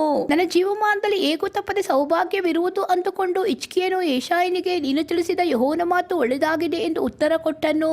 ಹಿಜ್ಕೀಯನ ಉಳಿದ ಚರಿತ್ರೆಯು, ಅವನ ಪರಾಕ್ರಮ ಕೃತ್ಯಗಳು, ಅವನು ಕೆರೆ ಕಾಲುವೆಗಳನ್ನು ಮಾಡಿಸಿ ಊರೊಳಗೆ ನೀರನ್ನು ತಂದ ವಿವರವು ಯೆಹೂದ ರಾಜಕಾಲ ವೃತ್ತಾಂತ ಎಂಬ ಗ್ರಂಥದಲ್ಲಿ ಬರೆದಿರುತ್ತವೆ. ಅವನು ಪಿತೃಗಳ ಬಳಿಗೆ ಸೇರಲು ಅವನಿಗೆ ಬದಲಾಗಿ ಅವನ ಮಗನಾದ ಮನಸ್ಸೆಯು ಅರಸನಾದನು. 2ನೇ ಅರಸುಗಳು 21ನೇ ಅಧ್ಯಾಯ. ಮನಸ್ಸೆಯು ಅರಸನಾದಾಗ 12 ವರ್ಷದವನಾಗಿದ್ದು ಯೆರೂಸಲೇಮಿನಲ್ಲಿ 55 ವರ್ಷ ಆಳಿದ್ದನು. ಅವನ ತಾಯಿಯ ಹೆಸರು ಹೆಪ್ಸಿಬಾ. ಯೆಹೋವನು ಇಸ್ರಾಯೇಲರ ಎದುರಿನಿಂದ ಹೊರಡಿಸಿಬಿಟ್ಟ ಅನ್ಯಜನಾಂಗಗಳ ಅಸಹ್ಯ ಕಾರ್ಯಗಳನ್ನು ಅವನು ಅನುಸರಿಸಿ ಆತನ ಚಿತ್ತಕ್ಕೆ ವಿರುದ್ಧವಾಗಿ ನಡೆದನು. ತನ್ನ ತಂದೆಯಾದ ಹಿಜ್ಕೀಯನು ತೆಗೆದು ಹಾಕಿದ ಪೂಜಾಸ್ಥಾನಗಳನ್ನು ತಿರುಗಿ ಸ್ಥಾಪಿಸಿ ಇಸ್ರಾಯೇಲರ ಅರಸನಾದ ಅಹಾಬನಂತೆ ಬಾಳನಿಗೋಸ್ಕರ ಯಜ್ಞವೇದಿಗಳನ್ನು ಕಟ್ಟಿಸಿ ಅಶೇರ ವಿಗ್ರಹ ಸ್ತಂಭವನ್ನು ನಿಲ್ಲಿಸಿ ನಕ್ಷತ್ರ ಮಂಡಲಕ್ಕೆ ಕೈಮುಗಿದು ಆರಾಧಿಸಿದನು. ಯೆಹೋವನು ತನ್ನ ಹೆಸರನ್ನು ಮಂದಿರವನ್ನು ಸ್ಥಾಪಿಸುವುದಕ್ಕಾಗಿ ಆರಿಸಿಕೊಂಡ ಯೆರೂಸಲೇಮಿನ ದೇವಾಲಯದ 2 ಪ್ರಕಾರಗಳಲ್ಲಿಯೂ ಸರ್ವ ನಕ್ಷತ್ರ ಮಂಡಲಕ್ಕೋಸ್ಕರ ಯಜ್ಞವೇದಿಗಳನ್ನು ಕಟ್ಟಿಸಿದನು. ಇದಲ್ಲದೆ ಅವನು ತನ್ನ ಮಗನನ್ನು ಆಹುತಿ ಕೊಟ್ಟನು. ಕಣಿ ಏಳಿಸುವುದು, ಯಂತ್ರಮಂತ್ರಗಳನ್ನು ಮಾಡಿಸುವುದು, ಸತ್ತವರಲ್ಲಿ ವಿಚಾರಿಸುವವರ ಮತ್ತು ಬೈತಾಳಿಕರ ಬಳಿಕೆ ಮಾಡುವುದು, ಇವೇ ಮೊದಲಾದ ದುಷ್ಕೃತ್ಯಗಳಿಂದ ಯೆಹೋವನಿಗೆ ಕೋಪವನ್ನೆಬ್ಬಿಸಿದನು. ತಾನು ಮಾಡಿಸಿದ ಅಶೇರ ವಿಗ್ರಹ ಸ್ತಂಭವನ್ನು ದೇವಾಲಯದಲ್ಲಿ ಇಡಿಸಿದನು. ಯೆಹೋವನು ಆ ಆಲಯದ ವಿಷಯದಲ್ಲಿ ದಾವೀದನಿಗೂ ಅವನ ಮಗನಾದ ಸೊಲೊಮೋನನಿಗೂ ಇಸ್ರಾಯೇಲರು ತಮಗೆ ಮೋಶೆ ಮುಖಾಂತರವಾಗಿ ಕೊಡಲ್ಪಟ್ಟ ನನ್ನ ಧರ್ಮಶಾಸ್ತ್ರದ ನಿಬಂಧನೆಗಳನ್ನು ಅನುಸರಿಸಿ ನಡೆಯುವುದಾದರೆ ನನ್ನ ನಾಮಮಹತ್ತು ಈ ದೇವಾಲಯದಲ್ಲೂ ಇಸ್ರಾಯೇಲರ ಎಲ್ಲಾ ಊರುಗಳಲ್ಲಿಯೂ ನನಗೆ ಇಷ್ಟವಾಗಿರುವ ಯೆರೂಸಲೇಮಿನಲ್ಲಿಯೂ ಸದಾಕಾಲವಿರುವುದು. ಇಸ್ರಾಯೇಲರು ಇನ್ನು ಮುಂದೆ ದೇಶಭ್ರಷ್ಟರಾಗಿ ಅಲೆದಾಡದೆ ತಮ್ಮ ಪಿತೃಗಳಿಗೆ ಕೊಡಲ್ಪಟ್ಟ ದೇಶದಲ್ಲಿ ವಾಸವಾಗಿರುವಂತೆ ಮಾಡುವೆನು ಎಂದು ಹೇಳಿದನು. ಆದರೆ ಇಸ್ರಾಯೇಲರು ಆತನ ಮಾತನ್ನು ಕೇಳದೆ ಮನಸ್ಸೆಯಿಂದ ಪ್ರೇರಿತರಾಗಿ ತಮ್ಮ ಮುಂದೆಯೇ ಯೆಹೋವನಿಂದ ಸಮೃದ್ಧರಾದ ಅನ್ಯಜನಾಂಗಗಳಿಗಿಂತಲೂ ದುಷ್ಟರಾದರು. ಆಗ ಯೆಹೋವನು ತನ್ನ ಸೇವಕರಾದ ಪ್ರವಾದಿಗಳ ಮುಖಾಂತರವಾಗಿ ಯೆಹೂದ್ಯರ ಅರಸನಾದ ಮನಸ್ಸೆಯು ಮುಂಚೆ ಇದ್ದ ಅಮೋರಿಯರ ಕೃತ್ಯಗಳಿಗಿಂತ ಅಸಹ್ಯವಾದ ಕೃತ್ಯಗಳನ್ನು ನಡೆಸಿದರಿಂದಲೂ ವಿಗ್ರಹಗಳಿಂದ ಯೆಹೂದ್ಯರನ್ನು ಪಾಪಕ್ಕೆ ಪ್ರೇರಿಸಿದರಿಂದಲೂ ಇಸ್ರಾಯೇಲ್ ದೇವರಾದ ಯೆಹೋವನೆಂಬ ನಾನು ಯೆರೂಸಲೇಮಿನವರ ಮೇಲೆಯೂ ಯೆಹೂದದವರ ಮೇಲೆಯೂ ಕೇಡನ್ನು ಬರಮಾಡುವೆನು. ಅದನ್ನು ಕೇಳುವವರ 2 ಕಿವಿಗಳು ಮೊರ್ರೆನ್ನುವವು. ಕೋಲು, ಮಟ್ಟಗೋಲು ಇವುಗಳಿಂದಲೋ ಎಂಬಂತೆ ಸಮಾರ್ಯವನ್ನು ಅಹಾಬನ ಮನೆಯನ್ನು ನೆಲಸಮ ಮಾಡಿಬಿಟ್ಟೆನಲ್ಲ, ಯೆರೂಸಲೇಮನ್ನು ಅವುಗಳಂತೆಯೇ ಮಾಡುವೆನು. ಒಬ್ಬನು ಪಾತ್ರೆಯನ್ನು ಒರೆಸಿ ಡಬ್ಬು ಹಾಕುವ ಮೇರೆಗೆ ನಾನು ಯೆರೂಸಲೇಮನ್ನು ಒರೆಸಿ ಡಬ್ಬು ಹಾಕುವೆನು. ನನ್ನ ಪ್ರಜೆಗಳಲ್ಲಿ ಉಳಿದಿರುವವರನ್ನು ತಳ್ಳಿಬಿಟ್ಟು ಶತ್ರುಗಳ ಕೈಗೆ ಒಪ್ಪಿಸುವೆನು. ಅವರ ಎಲ್ಲಾ ಶತ್ರುಗಳು ಬಂದು ಅವರನ್ನು ಸುರಿದು ಸೂರೆ ಮಾಡುವರು. ಅವರು ಐಗುಪ್ತ ದೇಶವನ್ನು ಬಿಟ್ಟು ಬಂದ ಪಿತೃಗಳ ಕಾಲ ಮೊದಲುಗೊಂಡು ಇಂದಿನವರೆಗೂ ತಮ್ಮ ಪಾಪಗಳಿಂದ ನನ್ನನ್ನು ರೇಗಿಸುತ್ತಾ ಬಂದದೇ ಇದಕ್ಕೆ ಕಾರಣ ಎಂದು ಹೇಳಿಸಿದನು. ಮನಸ್ಸೆಯು ಯೆಹೂದ್ಯರನ್ನು ಯೆಹೋವನ ದೃಷ್ಟಿಯಲ್ಲಿ ಕೆಟ್ಟದ್ದಾಗಿರುವುದನ್ನು ಮಾಡ ಪ್ರೇರಿಸಿದಲ್ಲದೆ ಯೆರೂಸಲೇಮನ್ನೆಲ್ಲ ನಿರಪರಾಧ ರಕ್ತದಿಂದ ತುಂಬಿಸಿದನು. ಮನಸ್ಸೆಯ ಉಳಿದ ಚರಿತ್ರೆಯು ಅವನ ಎಲ್ಲಾ ಕ್ರಿಯೆಗಳು, ಅವನು ಮಾಡಿದ ಪಾಪಕೃತ್ಯಗಳು ಯೆಹೂದ ರಾಜಕಾಲ ವೃತ್ತಾಂತ ಎಂಬ ಗ್ರಂಥದಲ್ಲಿ ಬರೆದಿರುತ್ತವೆ. ಅವನು ಪಿತೃಗಳ ಬಳಿಗೆ ಸೇರಲು ಅವನ ಶವವನ್ನು ಅವನ ಅರಮನೆ ಇರುವ ಉಜ್ಜನವನದಲ್ಲಿ ಸಮಾಧಿ ಮಾಡಿದರು. ಅವನಿಗೆ ಬದಲಾಗಿ ಅವನ ಮಗನಾದ ಆಮೋನನು ಅರಸನಾದನು. ಆಮೋನನು ಅರಸನಾದಾಗ 22 ವರ್ಷದವನಾಗಿದ್ದು ಯೆರೂಸಲೇಮಿನಲ್ಲಿ 2 ವರ್ಷ ಆಳಿದ್ದನು. ಯೊಟ್ಟಾ ಊರಿನವಳು ಆರೂಚನ ಮಗಳು ಆದ ಮೆಷುಲ್ಲೆಮೆತ್ ಎಂಬಾಕೆಯು ಅವನ ತಾಯಿ. ಅವನು ತನ್ನ ತಂದೆಯಾದ ಮನಸ್ಸೆಯ ಮಾರ್ಗದಲ್ಲೇ ನಡೆದು ಯೆಹೋವನ ದೃಷ್ಟಿಯಲ್ಲಿ ದ್ರೋಹಿಯಾದನು. ತನ್ನ ಪೂರ್ವಿಕರ ದೇವರಾದ ಯೆಹೋವನನ್ನು ಆತನ ಮೆಚ್ಚುವ ಮಾರ್ಗವನ್ನು ಬಿಟ್ಟು ತನ್ನ ತಂದೆಯ ಮಾರ್ಗದಲ್ಲಿ ನಡೆದು ಅವನು ಪೂಜಿಸಿದ ವಿಗ್ರಹಗಳನ್ನು ತಾನು ಪೂಜಿಸಿ ಅವುಗಳಿಗೆ ಅಡ್ಡಬಿದ್ದನು. ಅವನ ಸೇವಕರು ಅವನಿಗೆ ವಿರೋಧವಾಗಿ ಒಳಸಂಚು ಮಾಡಿ ಅವನನ್ನು ಅರಮನೆಯಲ್ಲಿಯೇ ಕೊಂದರು. ಆದರೆ ದೇಶದ ಜನರು ಒಳಸಂಚು ಮಾಡಿದವರನ್ನೆಲ್ಲ ಕೊಂದು ಹಾಕಿ ಆಮೋನನಿಗೆ ಬದಲಾಗಿ ಅವನ ಮಗನಾದ ಯೋಷಿಯನನ್ನು ಅರಸನನ್ನಾಗಿ ಮಾಡಿದರು.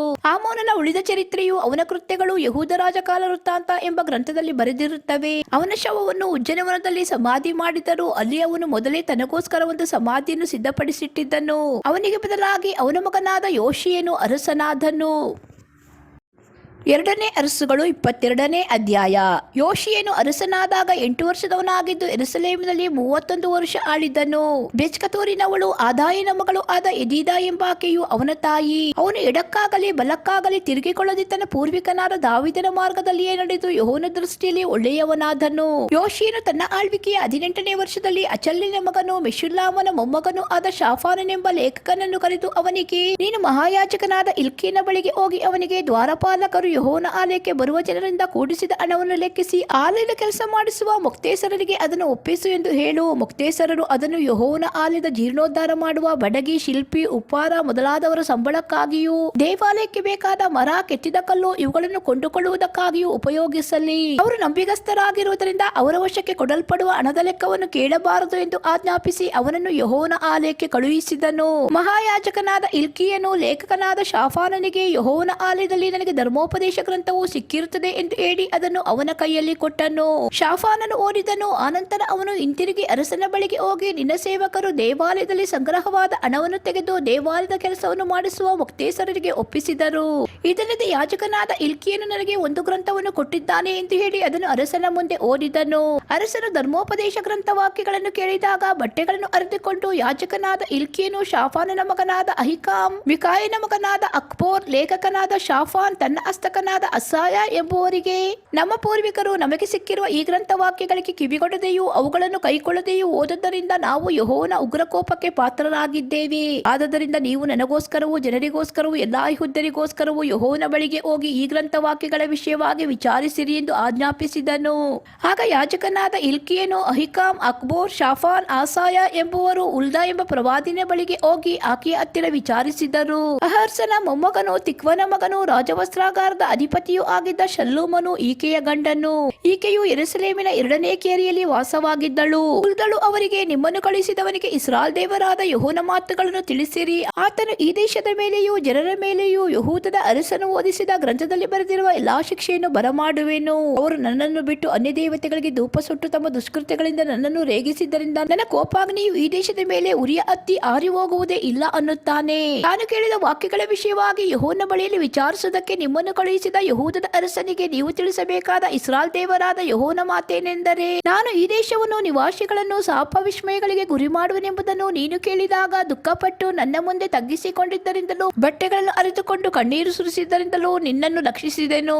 ನಾನು ಈ ದೇಶಕ್ಕೆ ಬರಮಾಡುವ ಶಿಕ್ಷೆಗಳಲ್ಲಿ ನೀನು ಒಂದನ್ನು ನೋಡದೆ ಸಮಾಧಾನದಿಂದ ಮೃತ್ಯು ಹೊಂದಿ ಸಮಾಧಿ ಸೇರುವಂತೆ ಅನುಗ್ರಹಿಸುವೆನು ಎಂಬುದೇ ಎಂದು ಹೇಳಿದಳು. ಅವರು ಹಿಂದಿರುಗಿ ಬಂದು ಅರಸನಿಗೆ ಈ ಮಾತುಗಳನ್ನು ತಿಳಿಸಿದರು. 2ನೇ ಅರಸುಗಳು 23ನೇ ಅಧ್ಯಾಯ. ಆನಂತರ ಅರಸನು ದೂತರ ಮುಖಾಂತರವಾಗಿ ಯೆರೂಸಲೇಮಿನ ಮತ್ತು ಯೆಹೂದ ಪ್ರಾಂತದ ಬೇರೆ ಎಲ್ಲಾ ಊರುಗಳ ಹಿರಿಯರನ್ನು ತನ್ನ ಬಳಿಗೆ ಕರೆಸಿ, ಯೆರೂಸಲೇಮಿನವರನ್ನು ಬೇರೆ ಎಲ್ಲಾ ಯೆಹೂದ್ಯರನ್ನು, ಯಾಜಕರು, ಪ್ರವಾದಿಗಳು ಇವರನ್ನು ಕರೆಕೊಂಡು ಯೆಹೋವನ ಆಲಯಕ್ಕೆ ಹೋದನು. ಚಿಕ್ಕವರು ಮೊದಲುಗೊಂಡು ದೊಡ್ಡವರವರೆಗೆ ಎಲ್ಲರೂ ಅವನನ್ನು ಹಿಂಬಾಲಿಸಿದರು. ಅಲ್ಲಿ ಅವನು ಎಲ್ಲರಿಗೂ ಕೇಳಿಸುವಂತೆ ಯೆಹೋವನ ಆಲಯದಲ್ಲಿ ಸಿಕ್ಕಿದ ನಿಬಂಧನ ಗ್ರಂಥವನ್ನು ಸಂಪೂರ್ಣವಾಗಿ ಓದಿಸಿ, ಕಂಬದ ಬಳಿಯಲ್ಲಿ ನಿಂತು ತಾನು ಯೆಹೋವನ ಮಾರ್ಗದಲ್ಲಿ ನಡೆಯುವುದಾಗಿಯೂ ಆತನ ಆಜ್ಞಾನಿಯಮ ವಿಧಿಗಳನ್ನು ಪೂರ್ಣ ಮನಸ್ಸಿನಿಂದ ಪೂರ್ಣ ಪ್ರಾಣದಿಂದಲೂ ಕೈಕೊಳ್ಳುವುದಾಗಿಯೂ ನಿಬಂಧನ ಗ್ರಂಥದಲ್ಲಿ ಬರೆದಿರುವ ಎಲ್ಲಾ ವಾಕ್ಯಗಳನ್ನು ನೆರವೇರಿಸುವುದಾಗಿಯೂ ಯೆಹೋವನಿಗೆ ಪ್ರಮಾಣ ಮಾಡಿದ್ದನು. ಎಲ್ಲ ಜನರು ಹಾಗೆಯೇ ಪ್ರಮಾಣ ಮಾಡಿದರು. ತರುವಾಯ ಅವನು ಮಹಾಯಾಜಕನಾದ ಇಲ್ಕೀಯನು, 2ನೇ ತರಗತಿಯ ಯಾಜಕರು, ದ್ವಾರಪಾಲಕರು ಇವರ ಮುಖಾಂತರವಾಗಿ ಬಾಳ್ ಅಶೇರ್ ಎಂಬ ದೇವತೆಗಳಿಗೋಸ್ಕರವೂ ಆಕಾಶ ಸೈನ್ಯಕ್ಕೋಸ್ಕರವೂ ಉಪಯೋಗಿಸುತ್ತಿದ್ದ ಎಲ್ಲಾ ಸಾಮಾನುಗಳನ್ನು ಯೆಹೋವನ ಆಲಯದಿಂದ ತರಿಸಿ ಯೆರೂಸಲೇಮಿನ ಹೊರಗಿರುವ ಕಿದ್ರೋನ್ ಬಯಲಿನಲ್ಲಿ ಅವುಗಳನ್ನು ಸುಡಿಸಿ ಬೂದಿಯನ್ನು ಬೆತೇಲಿಗೆ ಕಳುಹಿಸಿದನು. ಇದಲ್ಲದೆ ಯೆಹೂದ ಪ್ರಾಂತದ ಪಟ್ಟಣಗಳಲ್ಲಿಯೂ ಯೆರೂಸಲೇಮಿನ ಸುತ್ತಲ ಪ್ರದೇಶದಲ್ಲಿಯೂ ಇದ್ದ ಪೂಜಾ ಸ್ಥಳಗಳ ವಿಗ್ರಹಗಳಿಗೂ ಬಾಳನಿಗೂ ಸೂರ್ಯಚಂದ್ರ ನಕ್ಷತ್ರಗಳೆನಿಸಿಕೊಳ್ಳುವ ಆಕಾಶ ಸೈನ್ಯಕ್ಕೂ ಧೂಪ ಸುಡುವುದಕ್ಕಾಗಿ ಯೆಹೂದ ರಾಜರಿಂದ ನೇಮಿಸಲ್ಪಟ್ಟ ಎಲ್ಲಾ ಪೂಜಾರಿಗಳನ್ನು ತೆಗೆದು ಹಾಕಿದನು. ಯೆಹೋವನ ಆಲಯದಲ್ಲಿದ್ದ ಅಶೇರ ವಿಗ್ರಹ ಸ್ತಂಭವನ್ನು ತರಿಸಿ ಯೆರೂಸಲೇಮಿನ ಹೊರಗಿರುವ ಕಿದ್ರೋನ್ ಹಳ್ಳಕ್ಕೆ ತೆಗೆದುಕೊಂಡು ಹೋಗಿ ಅಲ್ಲಿ ಅದನ್ನು ಸುಡಿಸಿ ಪುಡಿ ಪುಡಿ ಮಾಡಿಸಿ ಆ ಪುಡಿಯನ್ನು ಕನಿಷ್ಠ ಜನರ ಸ್ಮಶಾನದಲ್ಲಿ ಹಾಕಿಸಿದನು. ಯೆಹೋವನ ಆಲಯದ ಪ್ರಕಾರದೊಳಗಿದ್ದ ದೇವದಾಸಿಯರ ಮನೆಗಳನ್ನು ಕೆಡವಿಸಿದನು. ಆ ಮನೆಗಳಲ್ಲಿ ಸ್ತ್ರೀಯರು ಅಶೇರ ದೇವತೆಗೋಸ್ಕರ ಗುಡಾರಗಳನ್ನು ನೇಯುತ್ತಿದ್ದರು. ಆನಂತರ ಗೆಬರಿಂದ ಬೆರ್ಷೆಬದವರೆಗಿರುವ ಯೆಹೂದ ಪಟ್ಟಣಗಳ ಎಲ್ಲಾ ಯಾಜಕರನ್ನು ಕರೆಸಿಕೊಂಡು ಅವರು ಧೂಪ ಸುಡುತ್ತಿದ್ದ ಪೂಜಾ ಸ್ಥಳಗಳನ್ನು ಒಲೆ ಮಾಡಿದ್ದನು. ಪುರಾಧಿಕಾರಿಯಾದ ಯೆಹೋಶುವನ ಬಾಗಿಲಿನ ಎಡಗಡೆಯಲ್ಲಿದ್ದ ದ್ವಾರಗಳ ದೇವತೆಯ ಪೂಜಾ ಸ್ಥಳಗಳನ್ನು ಕೆಡವಿ ಬಿಟ್ಟನು. ಪೂಜಾ ಸ್ಥಳಗಳಿಂದ ಬಂದ ಯಾಜಕರಿಗೆ ಇತರ ಯಾಜಕರೊಡನೆ ಉಳಿಯಿಲ್ಲದ ರೊಟ್ಟಿಗಳಲ್ಲಿ ಪಾಲು ಸಿಕ್ಕಿದರು. ಅವರಿಗೆ ಯೆರೂಸಲೇಮಿನಲ್ಲಿದ್ದ ಯೆಹೋವನ ಯಜ್ಞವೇದಿ ಸಮೀಪಕ್ಕೆ ಹೋಗುವುದಕ್ಕೆ ಅಪ್ಪಣೆ ಇರಲಿಲ್ಲ. ತಮ್ಮ ಗಂಡು ಹೆಣ್ಣು ಮಕ್ಕಳನ್ನು ಯಾರು ಮೊಲೆಕೊನಿಗೋಸ್ಕರ ಆಹುತಿ ಕೊಡದಂತೆ ಬೆನ್ ಹಿನ್ನೋಮ್ ತಗ್ಗಿನಲ್ಲಿದ್ದ ತೊಫೆತ್ ಎಂಬ ಸ್ಥಳವನ್ನು ಒಲೆ ಮಾಡಿದ್ದನು. ಯೆಹೂದ ರಾಜರು ಸೂರ್ಯ ದೇವತೆಗೋಸ್ಕರ ಪ್ರತಿಷ್ಠಿಸಿದ ಕುದುರೆಗಳನ್ನು ತೆಗೆದು ಹಾಕಿ ರಥಗಳನ್ನು ಸುಡಿಸಿ ಬಿಟ್ಟನು. ಅವು ಯೆಹೋವನ ಆಲಯದ ಹೆಬ್ಬಾಗಿಲಿನವರೆಗೆ ಪರ್ವರಿಮ್ ಎಂಬ ಸ್ಥಳದಲ್ಲಿ ಕಂಚುಕಿಯಾದ ನಾತಾನ್ ಮೆಲೇಕನ ಕೋಣೆಯ ಹತ್ತಿರ ಇಡಲ್ಪಟ್ಟಿದ್ದವು. ಇದಲ್ಲದೆ ಯೆಹೂದ್ಯರ ಅರಸರು ದೇವಸ್ಥಾನದ ಮಾಳಿಗೆ ಮೇಲೆ ಆಹಾಜನ ಉಪ್ಪರಿಗೆ ಹತ್ತಿರ ಕಟ್ಟಿಸಿದ ಯಜ್ಞವೇದಿಗಳನ್ನು, ಮನಸ್ಸೆಯು ಯೆಹೋವನ ಆಲಯದ 2 ಪ್ರಕಾರಗಳಲ್ಲಿ ಕಟ್ಟಿಸಿದ ಯಜ್ಞವೇದಿಗಳನ್ನು ಕೆಡವಿ ಪುಡಿ ಪುಡಿ ಮಾಡಿ ಅವುಗಳ ಧೂಳನ್ನು ಕಿದ್ರೋನ್ ಹಳ್ಳದಲ್ಲಿ ಹಾಕಿಸಿದನು. ಇಸ್ರಾಯೇಲರ ಅರಸನಾದ ಸೊಲೊಮೋನನು ಚೀದೋನ್ಯರ ಅಷ್ಟೋರೆತ್, ಮೋವಾಬ್ಯರ ಕೆಮೋಷ್, ಅಮೋನಿಯರ ಮಿಲ್ಕೋಮ್ ಎಂಬ ಅಸಹ್ಯ ವಿಗ್ರಹಗಳಿಗೋಸ್ಕರ ಯೆರೂಸಲೇಮಿನ ಎದುರಿನಲ್ಲಿಯೂ ವಿಘ್ನ ಪರ್ವತದ ದಕ್ಷಿಣ ದಿಕ್ಕಿನಲ್ಲಿಯೂ ಸ್ಥಾಪಿಸಿದ ಪೂಜಾ ಸ್ಥಳಗಳನ್ನು ಇವನು ಒಲೆ ಮಾಡಿದನು. ಕಲ್ಲು ಕಂಬಗಳನ್ನು ಒಡೆದು ಹಾಕಿ ಅಶೇರ ವಿಗ್ರಹ ಸ್ತಂಭಗಳನ್ನು ಕಡಿದು ಬಿಟ್ಟು ಅವುಗಳಲ್ಲಿದ್ದ ಸ್ಥಳವನ್ನು ಮನುಷ್ಯರ ಎಲುಬುಗಳಿಂದ ತುಂಬಿಸಿದನು. ಕಲ್ಲು ಕಂಬಗಳನ್ನು ಒಡೆದು ಹಾಕಿ ಅಶೇರ ವಿಗ್ರಹ ಸ್ತಂಭಗಳನ್ನು ಕಡಿದು ಬಿಟ್ಟು ಅವುಗಳಿದ್ದ ಸ್ಥಳವನ್ನು ಮನುಷ್ಯರ ಎಲುಬುಗಳಿಂದ ತುಂಬಿಸಿದನು. ಇದಲ್ಲದೆ ಅವನು ಇಸ್ರಾಯೇಲನ್ನು ಪಾಪಕ್ಕೆ ಪ್ರೇರಿಸಿದ ನೆಬಾಟನ ಮಗನಾದ ಯೆರೊಬ್ಬಾಮನು ಬೆತೇಲಿನಲ್ಲಿ ಏರ್ಪಡಿಸಿದ ಪೂಜಾ ಸ್ಥಳವನ್ನು ಅದರಲ್ಲಿದ್ದ ಯಜ್ಞವೇದಿಯನ್ನು ಕೆಡವಿ ಬಿಟ್ಟನು. ಪೂಜಾ ಸ್ಥಳವನ್ನು ಅದರಲ್ಲಿದ್ದ ಅಶೇರ ವಿಗ್ರಹ ಸ್ತಂಭವನ್ನು ಸುಟ್ಟು ಬೂದಿ ಮಾಡಿದನು. ಅವನು ಹಿಂತಿರುಗಿ ನೋಡಿದಾಗ ಅಲ್ಲಿನ ಗುಡ್ಡದಲ್ಲಿ ಸಮಾಧಿಗಳನ್ನು ಕಂಡು ಅವುಗಳಲ್ಲಿದ್ದ ಎಲುಬುಗಳನ್ನು ತರಿಸಿ ಆ ಯಜ್ಞವೇದಿಯ ಮೇಲೆ ಸುಡಿಸಿ ಅದನ್ನು ಒಲೆ ಮಾಡಿದನು. ಹೀಗೆ ದೇವರ ಮನುಷ್ಯನೊಬ್ಬನು ಪ್ರಕಟಿಸಿದ ಯೆಹೋವನ ವಾಕ್ಯವು ನೆರವೇರಿತು. ಇದಲ್ಲದೆ ಅವನು ಒಂದು ಸಮಾಧಿ ಶಿಲೆಯನ್ನು ಕಂಡು ಅದೇನೆಂದು ವಿಚಾರಿಸಲು ಆ ಊರಿನವರು, ನೀನು ಈಗ ಬೆತೇಲಿನ ಯಜ್ಞವೇದಿಗೆ ಮಾಡಿದ್ದನ್ನು ಮುಂತಿಳಿಸಿದ ಯೆಹೂದ ದೇಶದವನಾದ ದೇವರ ಮನುಷ್ಯನ ಸಮಾಧಿ ಎಂದು ಉತ್ತರ ಕೊಟ್ಟರು. ಆಗ ಅವನು, ಬಿಡಿರಿ, ಆ ಮನುಷ್ಯನ ಎಲುಬುಗಳನ್ನು ಯಾರೂ ಮುಟ್ಟಬಾರದು ಎಂದು ಹೇಳಿದನು. ಆದುದರಿಂದ ಅವರು ಅವನ ಮತ್ತು ಸಮಾರ್ಯ ದೇಶದ ಪ್ರವಾದಿ ಎಲುಬುಗಳನ್ನು ಮುಟ್ಟಲಿಲ್ಲ. ಇಸ್ರಾಯೇಲ್ ರಾಜರು ಸಮಾರ್ಯ ಪಟ್ಟಣಗಳಲ್ಲಿ ಕಟ್ಟಿಸಿದಂತ ಯೆಹೋವನ ಕೋಪಕ್ಕೆ ಕಾರಣವಾಗಿದ್ದಂತ ಪೂಜಾ ಸ್ಥಳಗಳ ಗುಡಿಗಳಿಗೆ ಬೆತೇಲಿಗಾದ ಗತಿಯೇ ಆಯಿತು. ಯೋಷೀಯನು ಅವುಗಳನ್ನು ಕೆಡವಿಬಿಟ್ಟು ಅವುಗಳ ಪೂಜಾರಿಗಳನ್ನು ಯಜ್ಞವೇದಿಗಳ ಮೇಲೆ ವಧಿಸಿ ಮನುಷ್ಯರ ಎಲುಬುಗಳನ್ನು ಸುಡಿಸಿ ಯೆರೂಸಲೇಮಿಗೆ ಹಿಂತಿರುಗಿ ಹೋದನು. ಆನಂತರ ಅರಸನು ಎಲ್ಲಾ ಜನರಿಗೆ, ನೀವು ಈ ನಿಬಂಧನ ಗ್ರಂಥದಲ್ಲಿ ಬರೆದಿರುವ ಪ್ರಕಾರ ನೀವು ನಿಮ್ಮ ದೇವರಾದ ಯೆಹೋವನಿಗೋಸ್ಕರ ಪಸ್ಕ ಹಬ್ಬವನ್ನು ಆಚರಿಸಬೇಕು ಎಂದು ಆಜ್ಞಾಪಿಸಿದನು. ಇಂಥ ಪಸ್ಕ ಹಬ್ಬವು ಇಸ್ರಾಯೇಲನ್ನು ಪರಿಪಾಲಿಸಿದ ನ್ಯಾಯಸ್ಥಾಪಕರ ಕಾಲದಲ್ಲಾಗಲಿ ಇಸ್ರಾಯೇಲರ ಮತ್ತು ಯೆಹೂದ್ಯರ ಅರಸರ ಕಾಲದಲ್ಲಾಗಲಿ ನಡೆಯಲೇ ಇಲ್ಲ. ಈ ಹಬ್ಬವು ಅರಸನಾದ ಯೋಷೀಯನ ಆಳ್ವಿಕೆಯ 18ನೇ ವರ್ಷದಲ್ಲಿ ಯೆರೂಸಲೇಮಿನಲ್ಲಿ ಯೆಹೋವನಿಗೋಸ್ಕರ ಆಚರಿಸಲ್ಪಟ್ಟಿತ್ತು. ಇದಲ್ಲದೆ ಅವನು ಸತ್ತವರಲ್ಲಿ ವಿಚಾರಿಸುವವರನ್ನು, ಬೈತಾಳಿಕರನ್ನು, ಯೆರೂಸಲೇಮ್, ಯೆಹೂದ ಪ್ರಾಂತ ಇವುಗಳಲ್ಲಿದ್ದ ಎಲ್ಲ ತೆರಾಫೀಮ್ ಎಂಬ ಬೊಂಬೆಗಳನ್ನು, ಮೂರ್ತಿಗಳನ್ನು, ಎಲ್ಲ ಅಸಹ್ಯ ವಿಗ್ರಹಗಳನ್ನು ತೆಗೆದುಹಾಕಿ ಯಾಜಕನಾದ ಹಿಲ್ಕೀಯನಿಗೆ ಯೆಹೋವನ ಆಲಯದಲ್ಲಿ ಸಿಕ್ಕಿದ ಧರ್ಮೋಪದೇಶ ಗ್ರಂಥ ವಾಕ್ಯಗಳನ್ನು ನೆರವೇರಿಸಿದನು. ಯೆಹೋವನ ಕಡೆಗೆ ತಿರುಗಿಕೊಂಡು ಪೂರ್ಣ ಮನಸ್ಸಿನಿಂದಲೂ ಪೂರ್ಣ ಪ್ರಾಣದಿಂದಲೂ ಪೂರ್ಣ ಬಲದಿಂದಲೂ ಮೋಶೆಯ ಧರ್ಮಶಾಸ್ತ್ರವನ್ನು ಅನುಸರಿಸಿದ ಯೋಷೀಯನಿಗೆ ಸಮಾನನಾದ ಅರಸನು ಮುಂಚೆಯೂ ತರುವಾಯವೂ ಇರಲಿಲ್ಲ. ಆದರೂ ಮನಸ್ಸೆಯ ದುಷ್ಕೃತ್ಯಗಳ ದೆಸೆಯಿಂದ ಯೆಹೂದ್ಯರ ಮೇಲಿದ್ದ ಯೆಹೋವನ ಉಗ್ರ ಕೋಪವು ಇಳಿಯಲಿಲ್ಲ. ಆತನು ಇಸ್ರಾಯೇಲರನ್ನು ತೆಗೆದು ಹಾಕಿದಂತೆ ಯೆಹೂದ್ಯರನ್ನು ನನ್ನ ಸನ್ನಿಧಿಯಿಂದ ತೆಗೆದು ಹಾಕುವೆನು. ನಾನು ಆರಿಸಿಕೊಂಡ ಯೆರೂಸಲೇಮ್ ಪಟ್ಟಣವನ್ನು ನನ್ನ ನಾಮಮಹತ್ತಿಗೋಸ್ಕರ ಸ್ವೀಕರಿಸಿಕೊಂಡ ದೇವಾಲಯವನ್ನು ತಿರಸ್ಕರಿಸುವೆನು ಎಂದು ಹೇಳಿದನು. ಯೋಷೀಯನ ಉಳಿದ ಚರಿತ್ರೆಯು ಅವನ ಎಲ್ಲಾ ಕೃತ್ಯಗಳು ಯೆಹೂದ ರಾಜಕಾಲ ವೃತ್ತಾಂತ ಎಂಬ ಗ್ರಂಥದಲ್ಲಿ ಬರೆದಿರುತ್ತವೆ. ಅವನ ಕಾಲದಲ್ಲಿ ಐಗುಪ್ತದ ಅರಸನಾದ ಫರೋಹನೆಕೋ ಎಂಬುವನು ಅಶ್ಶೂರದ ಅರಸನಿಗೆ ವಿರೋಧವಾಗಿ ಯುದ್ಧ ಮಾಡುವುದಕ್ಕೋಸ್ಕರ ಯುಫ್ರಟೀಸ್ ನದಿಯ ಬಳಿಗೆ ಹೋದನು. ಅವನು ಅಲ್ಲಿಗೆ ಹೋಗುತ್ತಿರುವಾಗ ಯೋಷೀಯನು ಮೆಗಿದೋವಿನಲ್ಲಿ ಅವನನ್ನು ಎದುರುಗೊಂಡ ಕೂಡಲೇ ಅವನಿಂದ ಹತನಾದನು. ಅವನ ಸೇವಕರು ಅವನ ಶವವನ್ನು ರಥದಲ್ಲಿ ಹಾಕಿಕೊಂಡು ಮೆಗಿದೋವಿನಿಂದ ಯೆರೂಸಲೇಮಿಗೆ ತಂದು ಅವನ ಸ್ವಂತ ಭೂಮಿಯಲ್ಲಿ ಇಟ್ಟರು. ಜನರು ಅವನಿಗೆ ಬದಲಾಗಿ ಅವನ ಮಗನಾದ ಯೆಹೋವಾಹಾಜನನ್ನು ಅಭಿಷೇಕಿಸಿ ಅರಸನನ್ನಾಗಿ ಮಾಡಿದ್ದರು.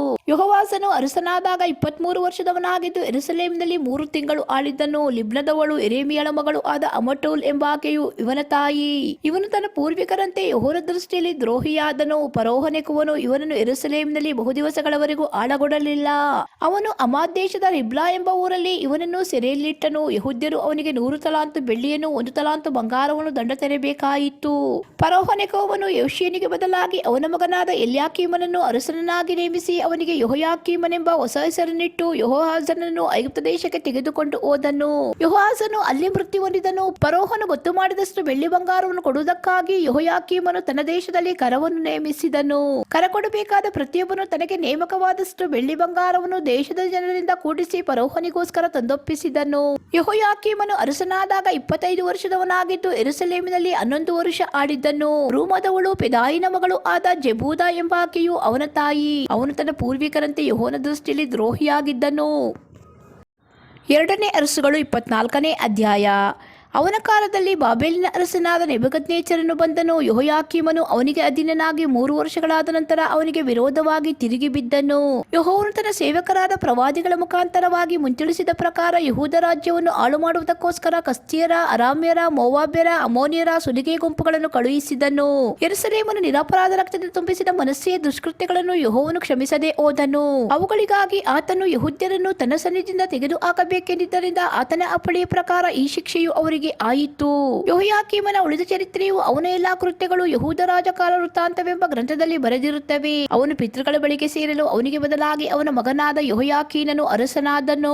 ಬಾಬೆಲಿನ ಅರಸನು ಐಗುಪ್ತದ ಹಳ್ಳಕ್ಕೂ ಯುಫ್ರಟೀಸ್ ನದಿಗೂ ಮಧ್ಯದಲ್ಲಿದ್ದ ಐಗುಪ್ತ ರಾಜನ ಎಲ್ಲಾ ದೇಶವನ್ನು ಸ್ವಾಧೀನ ಮಾಡಿಕೊಂಡನು. ಅಂದಿನಿಂದ ಐಗುಪ್ತದ ಅರಸನು ತನ್ನ ದೇಶದಿಂದ ಈಚೆಗೆ ಬರಲೇ ಇಲ್ಲ. ಯೆಹೋಯಾಕೀನನು ಅರಸನಾದಾಗ 18 ವರ್ಷದವನಾಗಿದ್ದು ಯೆರೂಸಲೇಮಿನಲ್ಲಿ 3 ತಿಂಗಳು ಆಳಿದ್ದನು. ಯೆರೂಸಲೇಮಿನ ಎಲ್ನಾತಾನನ ಮಗಳಾದ ನೆಹುಷ್ಟಾ ಎಂಬಾಕೆಯು ಇವನ ತಾಯಿ. ಇವನು ತನ್ನ ತಂದೆಯಂತೆ ಯೆಹೋವನ ದೃಷ್ಟಿಯಲ್ಲಿ ದ್ರೋಹಿಯಾಗಿದ್ದನು. ಇವನ ಕಾಲದಲ್ಲಿ ಬಾಬೆಲಿನ ಅರಸನಾದ ನೆಬೂಕದ್ನೆಚ್ಚರನ ಸೈನ್ಯದವರು ಯೆರೂಸಲೇಮಿಗೆ ವಿರೋಧವಾಗಿ ಬಂದು ಅದಕ್ಕೆ ಮುತ್ತಿಗೆ ಹಾಕಿದರು. ಅಷ್ಟರಲ್ಲಿ ನೆಬೂಕದ್ನೆಚ್ಚರನು ಬಂದನು. ಆಗ ಯೆಹೂದದ ಅರಸನಾದ ಯೆಹೋಯಾಕೀನನು ತನ್ನ ತಾಯಿ, ಪರಿವಾರದವರು, ಸೇನಾಪತಿಗಳು, ಕಂಚುಕಿಗಳು ಇವರೊಡನೆ ಅವನ ಬಳಿಗೆ ಹೋದನು. ಅವನು ಇವನನ್ನು ತನ್ನ ಆಳ್ವಿಕೆಯ 8ನೇ ವರ್ಷದಲ್ಲಿ ಸೆರೆ ಹಿಡಿದನು. ಇದಲ್ಲದೆ ಯೆಹೋವನು ಮುಂತಿಳಿಸಿದ ಪ್ರಕಾರ ಅವನು ಯೆಹೋವನ ಆಲಯದ ಮತ್ತು ಅರಮನೆಯ ಭಂಡಾರಗಳಲ್ಲಿದ್ದ ಎಲ್ಲಾ ದ್ರವ್ಯವನ್ನು ತೆಗೆದುಕೊಂಡು ಹೋದನು. ಇಸ್ರಾಯೇಲರ ಅರಸನಾದ ಸೊಲೊಮೋನನು ಯೆಹೋವನ ಆಲಯಕ್ಕಾಗಿ ಮಾಡಿಸಿದ ಬಂಗಾರದ ಎಲ್ಲಾ ಸಾಮಾನುಗಳನ್ನು ಮುರಿದು ಬಿಟ್ಟನು. ಯೆರೂಸಲೇಮಿನಲ್ಲಿದ್ದ ಎಲ್ಲಾ ಪ್ರಭುಗಳನ್ನು, ಭಟರನ್ನು, ಕಮ್ಮಾರರು ಮೊದಲಾದ ಕೈಗಾರಿಕೆಯವರನ್ನು ಒಟ್ಟಾಗಿ 10,000 ಜನರನ್ನು ಸೆರೆ ಒಯ್ದನು. ದೇಶದ ಜನರಲ್ಲಿ ಕೇವಲ ಬಡವರು ಹೊರತಾಗಿ ಯಾರನ್ನೂ ಬಿಡಲಿಲ್ಲ.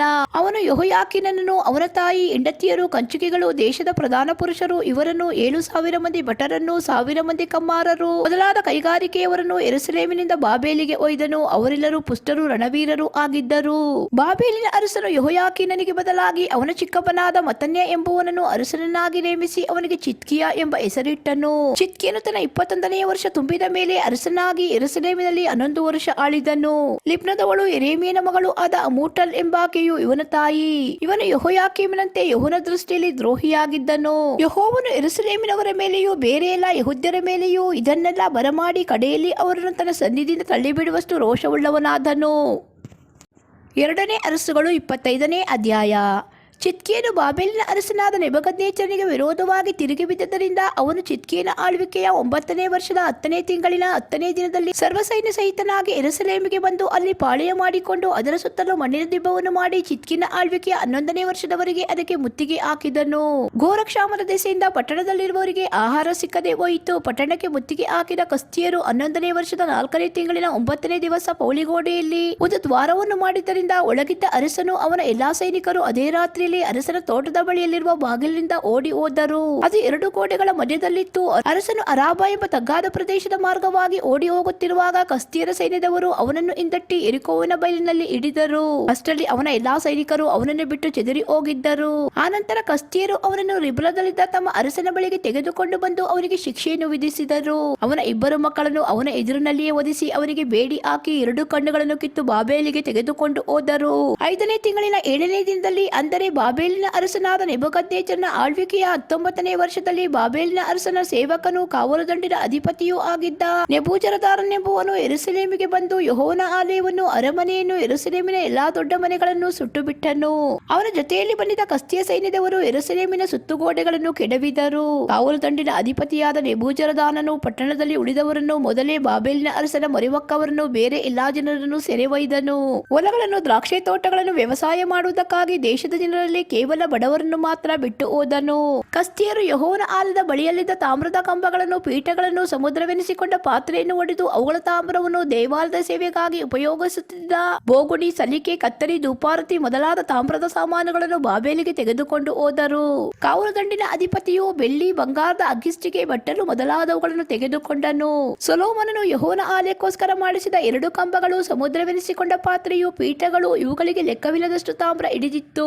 ಪ್ರತಿಯೊಂದು ಕಂಬವು 18 ಮೊಳ ಎತ್ತರವಿತ್ತು. ಪ್ರತಿಯೊಂದರ ಮೇಲೆಯೂ 3 ಮೊಳ ಎತ್ತರವಾದ ಒಂದು ತಾಮ್ರದ ಕುಂಭವಿತ್ತು. ಆ ಕುಂಭಗಳ ಮೇಲೆ ಸುತ್ತಲೂ ತಾಮ್ರದ ಜಾಲರಿಯು, ದಾಳಿಂಬ ಹಣ್ಣುಗಳು ಇದ್ದವು. ಕಾವಲುದಂಡಿನ ಅಧಿಪತಿಯಾದ ನೆಬೂಜರದಾನನು ಹಿಡಿದುಕೊಂಡು ಹೋದ ಜನರಲ್ಲಿ ಮಹಾಯಾಜಕನಾದ ಸೆರಾಯನು, 2ನೇ ತರಗತಿಯ ಯಾಜಕನಾದ ಚೆಫನ್ಯನು, 3 ಮಂದಿ ದ್ವಾರಪಾಲಕರು, ಸೈನ್ಯ ಸಂಬಂಧವಾದ ಎಲ್ಲಾ ವ್ಯವಸ್ಥೆಯನ್ನು ಮಾಡುವ ಕಂಚುಕಿ, ಪಟ್ಟಣದಲ್ಲಿ ಉಳಿದಿದ್ದ ಅರಸನಿಗೆ ಆಪ್ತರಾಗಿದ್ದ 5 ಮಂದಿ ಮಂತ್ರಿಗಳು, ಯುದ್ಧಕ್ಕೆ ಹೋಗತಕ್ಕವರ ಪಟ್ಟಿಯನ್ನು ಮಾಡುವ ಸೇನಾಪತಿಯ ಲೇಖಕನು, ಪಟ್ಟಣದಲ್ಲಿದ್ದ 60 ಮಂದಿ ರೈತರು ಇದ್ದರು. ಅವನು ಇವರನ್ನೆಲ್ಲ ತೆಗೆದುಕೊಂಡು ಹೋಗಿ ಹಮಾತ್ ಪ್ರದೇಶದ ರಿಬ್ಲದಲ್ಲಿದ್ದ ಬಾಬೆಲಿನ ಅರಸನಿಗೆ ಒಪ್ಪಿಸಲು ಅವನು ಇವರನ್ನು ಅಲ್ಲಿಯೇ ಕೊಲ್ಲಿಸಿದನು. ಹೀಗೆ ಯೆಹೂದ್ಯರು ಸೆರೆಯವರಾಗಿ ತಮ್ಮ ದೇಶವನ್ನು ಬಿಟ್ಟು ಹೋಗಬೇಕಾಯಿತು. ಬಾಬೆಲಿನ ಅರಸನಾದ ನೆಬೂಕದ್ನೆಚ್ಚರನು ತಾನು ಯೆಹೂದ ದೇಶದಲ್ಲಿ ಉಳಿಸಿದ ಜನರ ಮೇಲೆ ಅಹಿಕಾಮನ ಮಗನು ಶಾಫಾನನ ಮೊಮ್ಮಗನು ಆದ ಗೆದಲ್ಯ ಎಂಬುವನನ್ನು ಅಧಿಪತಿಯನ್ನಾಗಿ ನೇಮಿಸಿದನು. ತಪ್ಪಿಸಿಕೊಂಡು ಉಳಿದಿದ್ದ ಯೆಹೂದ ಸೇನಾಪತಿಗಳು ಗೆದಲ್ಯನು ಬಾಬೆಲಿನ ಅರಸನಿಂದ ಅಧಿಪತಿಯಾಗಿ ನೇಮಿಸಲ್ಪಟ್ಟನೆಂಬ ವರ್ತಮಾನವನ್ನು ಕೇಳಿ ತಮ್ಮ ಜನರೊಡನೆ ಮಿಚ್ಪದಲ್ಲಿ ವಾಸವಾಗಿದ್ದ ಅವನ ಬಳಿಗೆ ಹೋದರು. ಅವರು ಯಾರೆಂದರೆ ನೆತನ್ಯನ ಮಗನಾದ ಇಷ್ಮಾಯೇಲನು, ಕಾರೇಹನ ಮಗನಾದ ಯೋಹಾನಾನ್, ನೆಟೋಫದವನು, ತನುಮೇತನ ಮಗನು ಆದ ಸೆರಾಯನು, ಮಾಕಾ ಊರಿನವನಾದ ಯಾಜನ್ಯನು ಇವರೇ. ಗೆದಲ್ಯನು ಇವರಿಗೂ ಇವರ ಜನರಿಗೂ, ಕಸ್ದೀಯರ ಸೈನ್ಯದವರಿಗೆ ಹೆದರಬೇಡಿರಿ, ಬಾಬೆಲಿನ ಅರಸನಿಗೆ ಒಳಗಾಗಿದ್ದು ಇಲ್ಲಿಯೇ ವಾಸಿಸಿರಿ, ಆಗ ನಿಮಗೆ ಸುಖವಾಗುವುದು ಎಂದು ಆಣೆಯಿಟ್ಟು ಹೇಳಿದನು.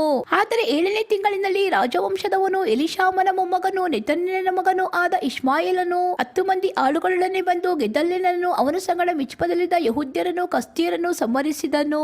ಆಗ ಎಲ್ಲಾ ಚಿಕ್ಕವರು ದೊಡ್ಡವರು ಸೇನಾಪತಿಗಳು ಕಸ್ದೀಯರಿಗೆ ಹೆದರಿ ಐಗುಪ್ತಕ್ಕೆ ಓಡಿ ಹೋದರು. ಎವಿಲ್ಮೆರೋದಕನು ತಾನು ಪಟ್ಟಕ್ಕೆ ಬಂದ 1ನೇ ವರ್ಷದಲ್ಲಿ, ಅಂದರೆ ಯೆಹೂದದ ಅರಸನಾದ ಯೆಹೋಯಾಕೀನನ ಸೆರೆಯ 37ನೇ ವರ್ಷದ 12ನೇ ತಿಂಗಳಿನ 27ನೇ ದಿನದಲ್ಲಿ ಯೆಹೋಯಾಕೀನನನ್ನು ಸೆರೆಮನೆಯಿಂದ ಬಿಡಿಸಿ ಅವನನ್ನು ಮೇಲಕ್ಕೆ ಎತ್ತಿದನು. ಅವನೊಡನೆ ಪ್ರೀತಿಯಿಂದ ಮಾತಾಡಿ ತನ್ನ ಸಂಗಡ ಬಾಬೆಲಿನಲ್ಲಿದ್ದ ಎಲ್ಲಾ ಅರಸುಗಳಲ್ಲಿ ಅವನಿಗೆ ಉನ್ನತ ಸ್ಥಾನವನ್ನು ಕೊಟ್ಟನು. ಯೆಹೋಯಾಕೀನನು ಸೆರೆಯ ಬಟ್ಟೆಗಳನ್ನು ತೆಗೆದು ಹಾಕಿ ಜೀವದಿಂದಿರುವವರೆಗೂ ಅರಸನ ಪಂಕ್ತಿಯಲ್ಲಿ ಊಟ ಮಾಡಿದ್ದನು. ಅವನು ಬದುಕಿರುವವರೆಗೂ ಅವನಿಗೆ ಬೇಕಾಗುವ ಎಲ್ಲಾ ಪದಾರ್ಥಗಳು ಪ್ರತಿನಿತ್ಯವೂ ಅರಸನಿಂದಲೇ ದೊರಕುತ್ತಿದ್ದವು. ಇದಿಷ್ಟು ದೇವರ ವಚನಗಳು. ಸತ್ಯವೇದದ 2ನೇ ಅರಸುಗಳು ಪುಸ್ತಕದ ಎಲ್ಲಾ ದೇವರ ವಚನಗಳು.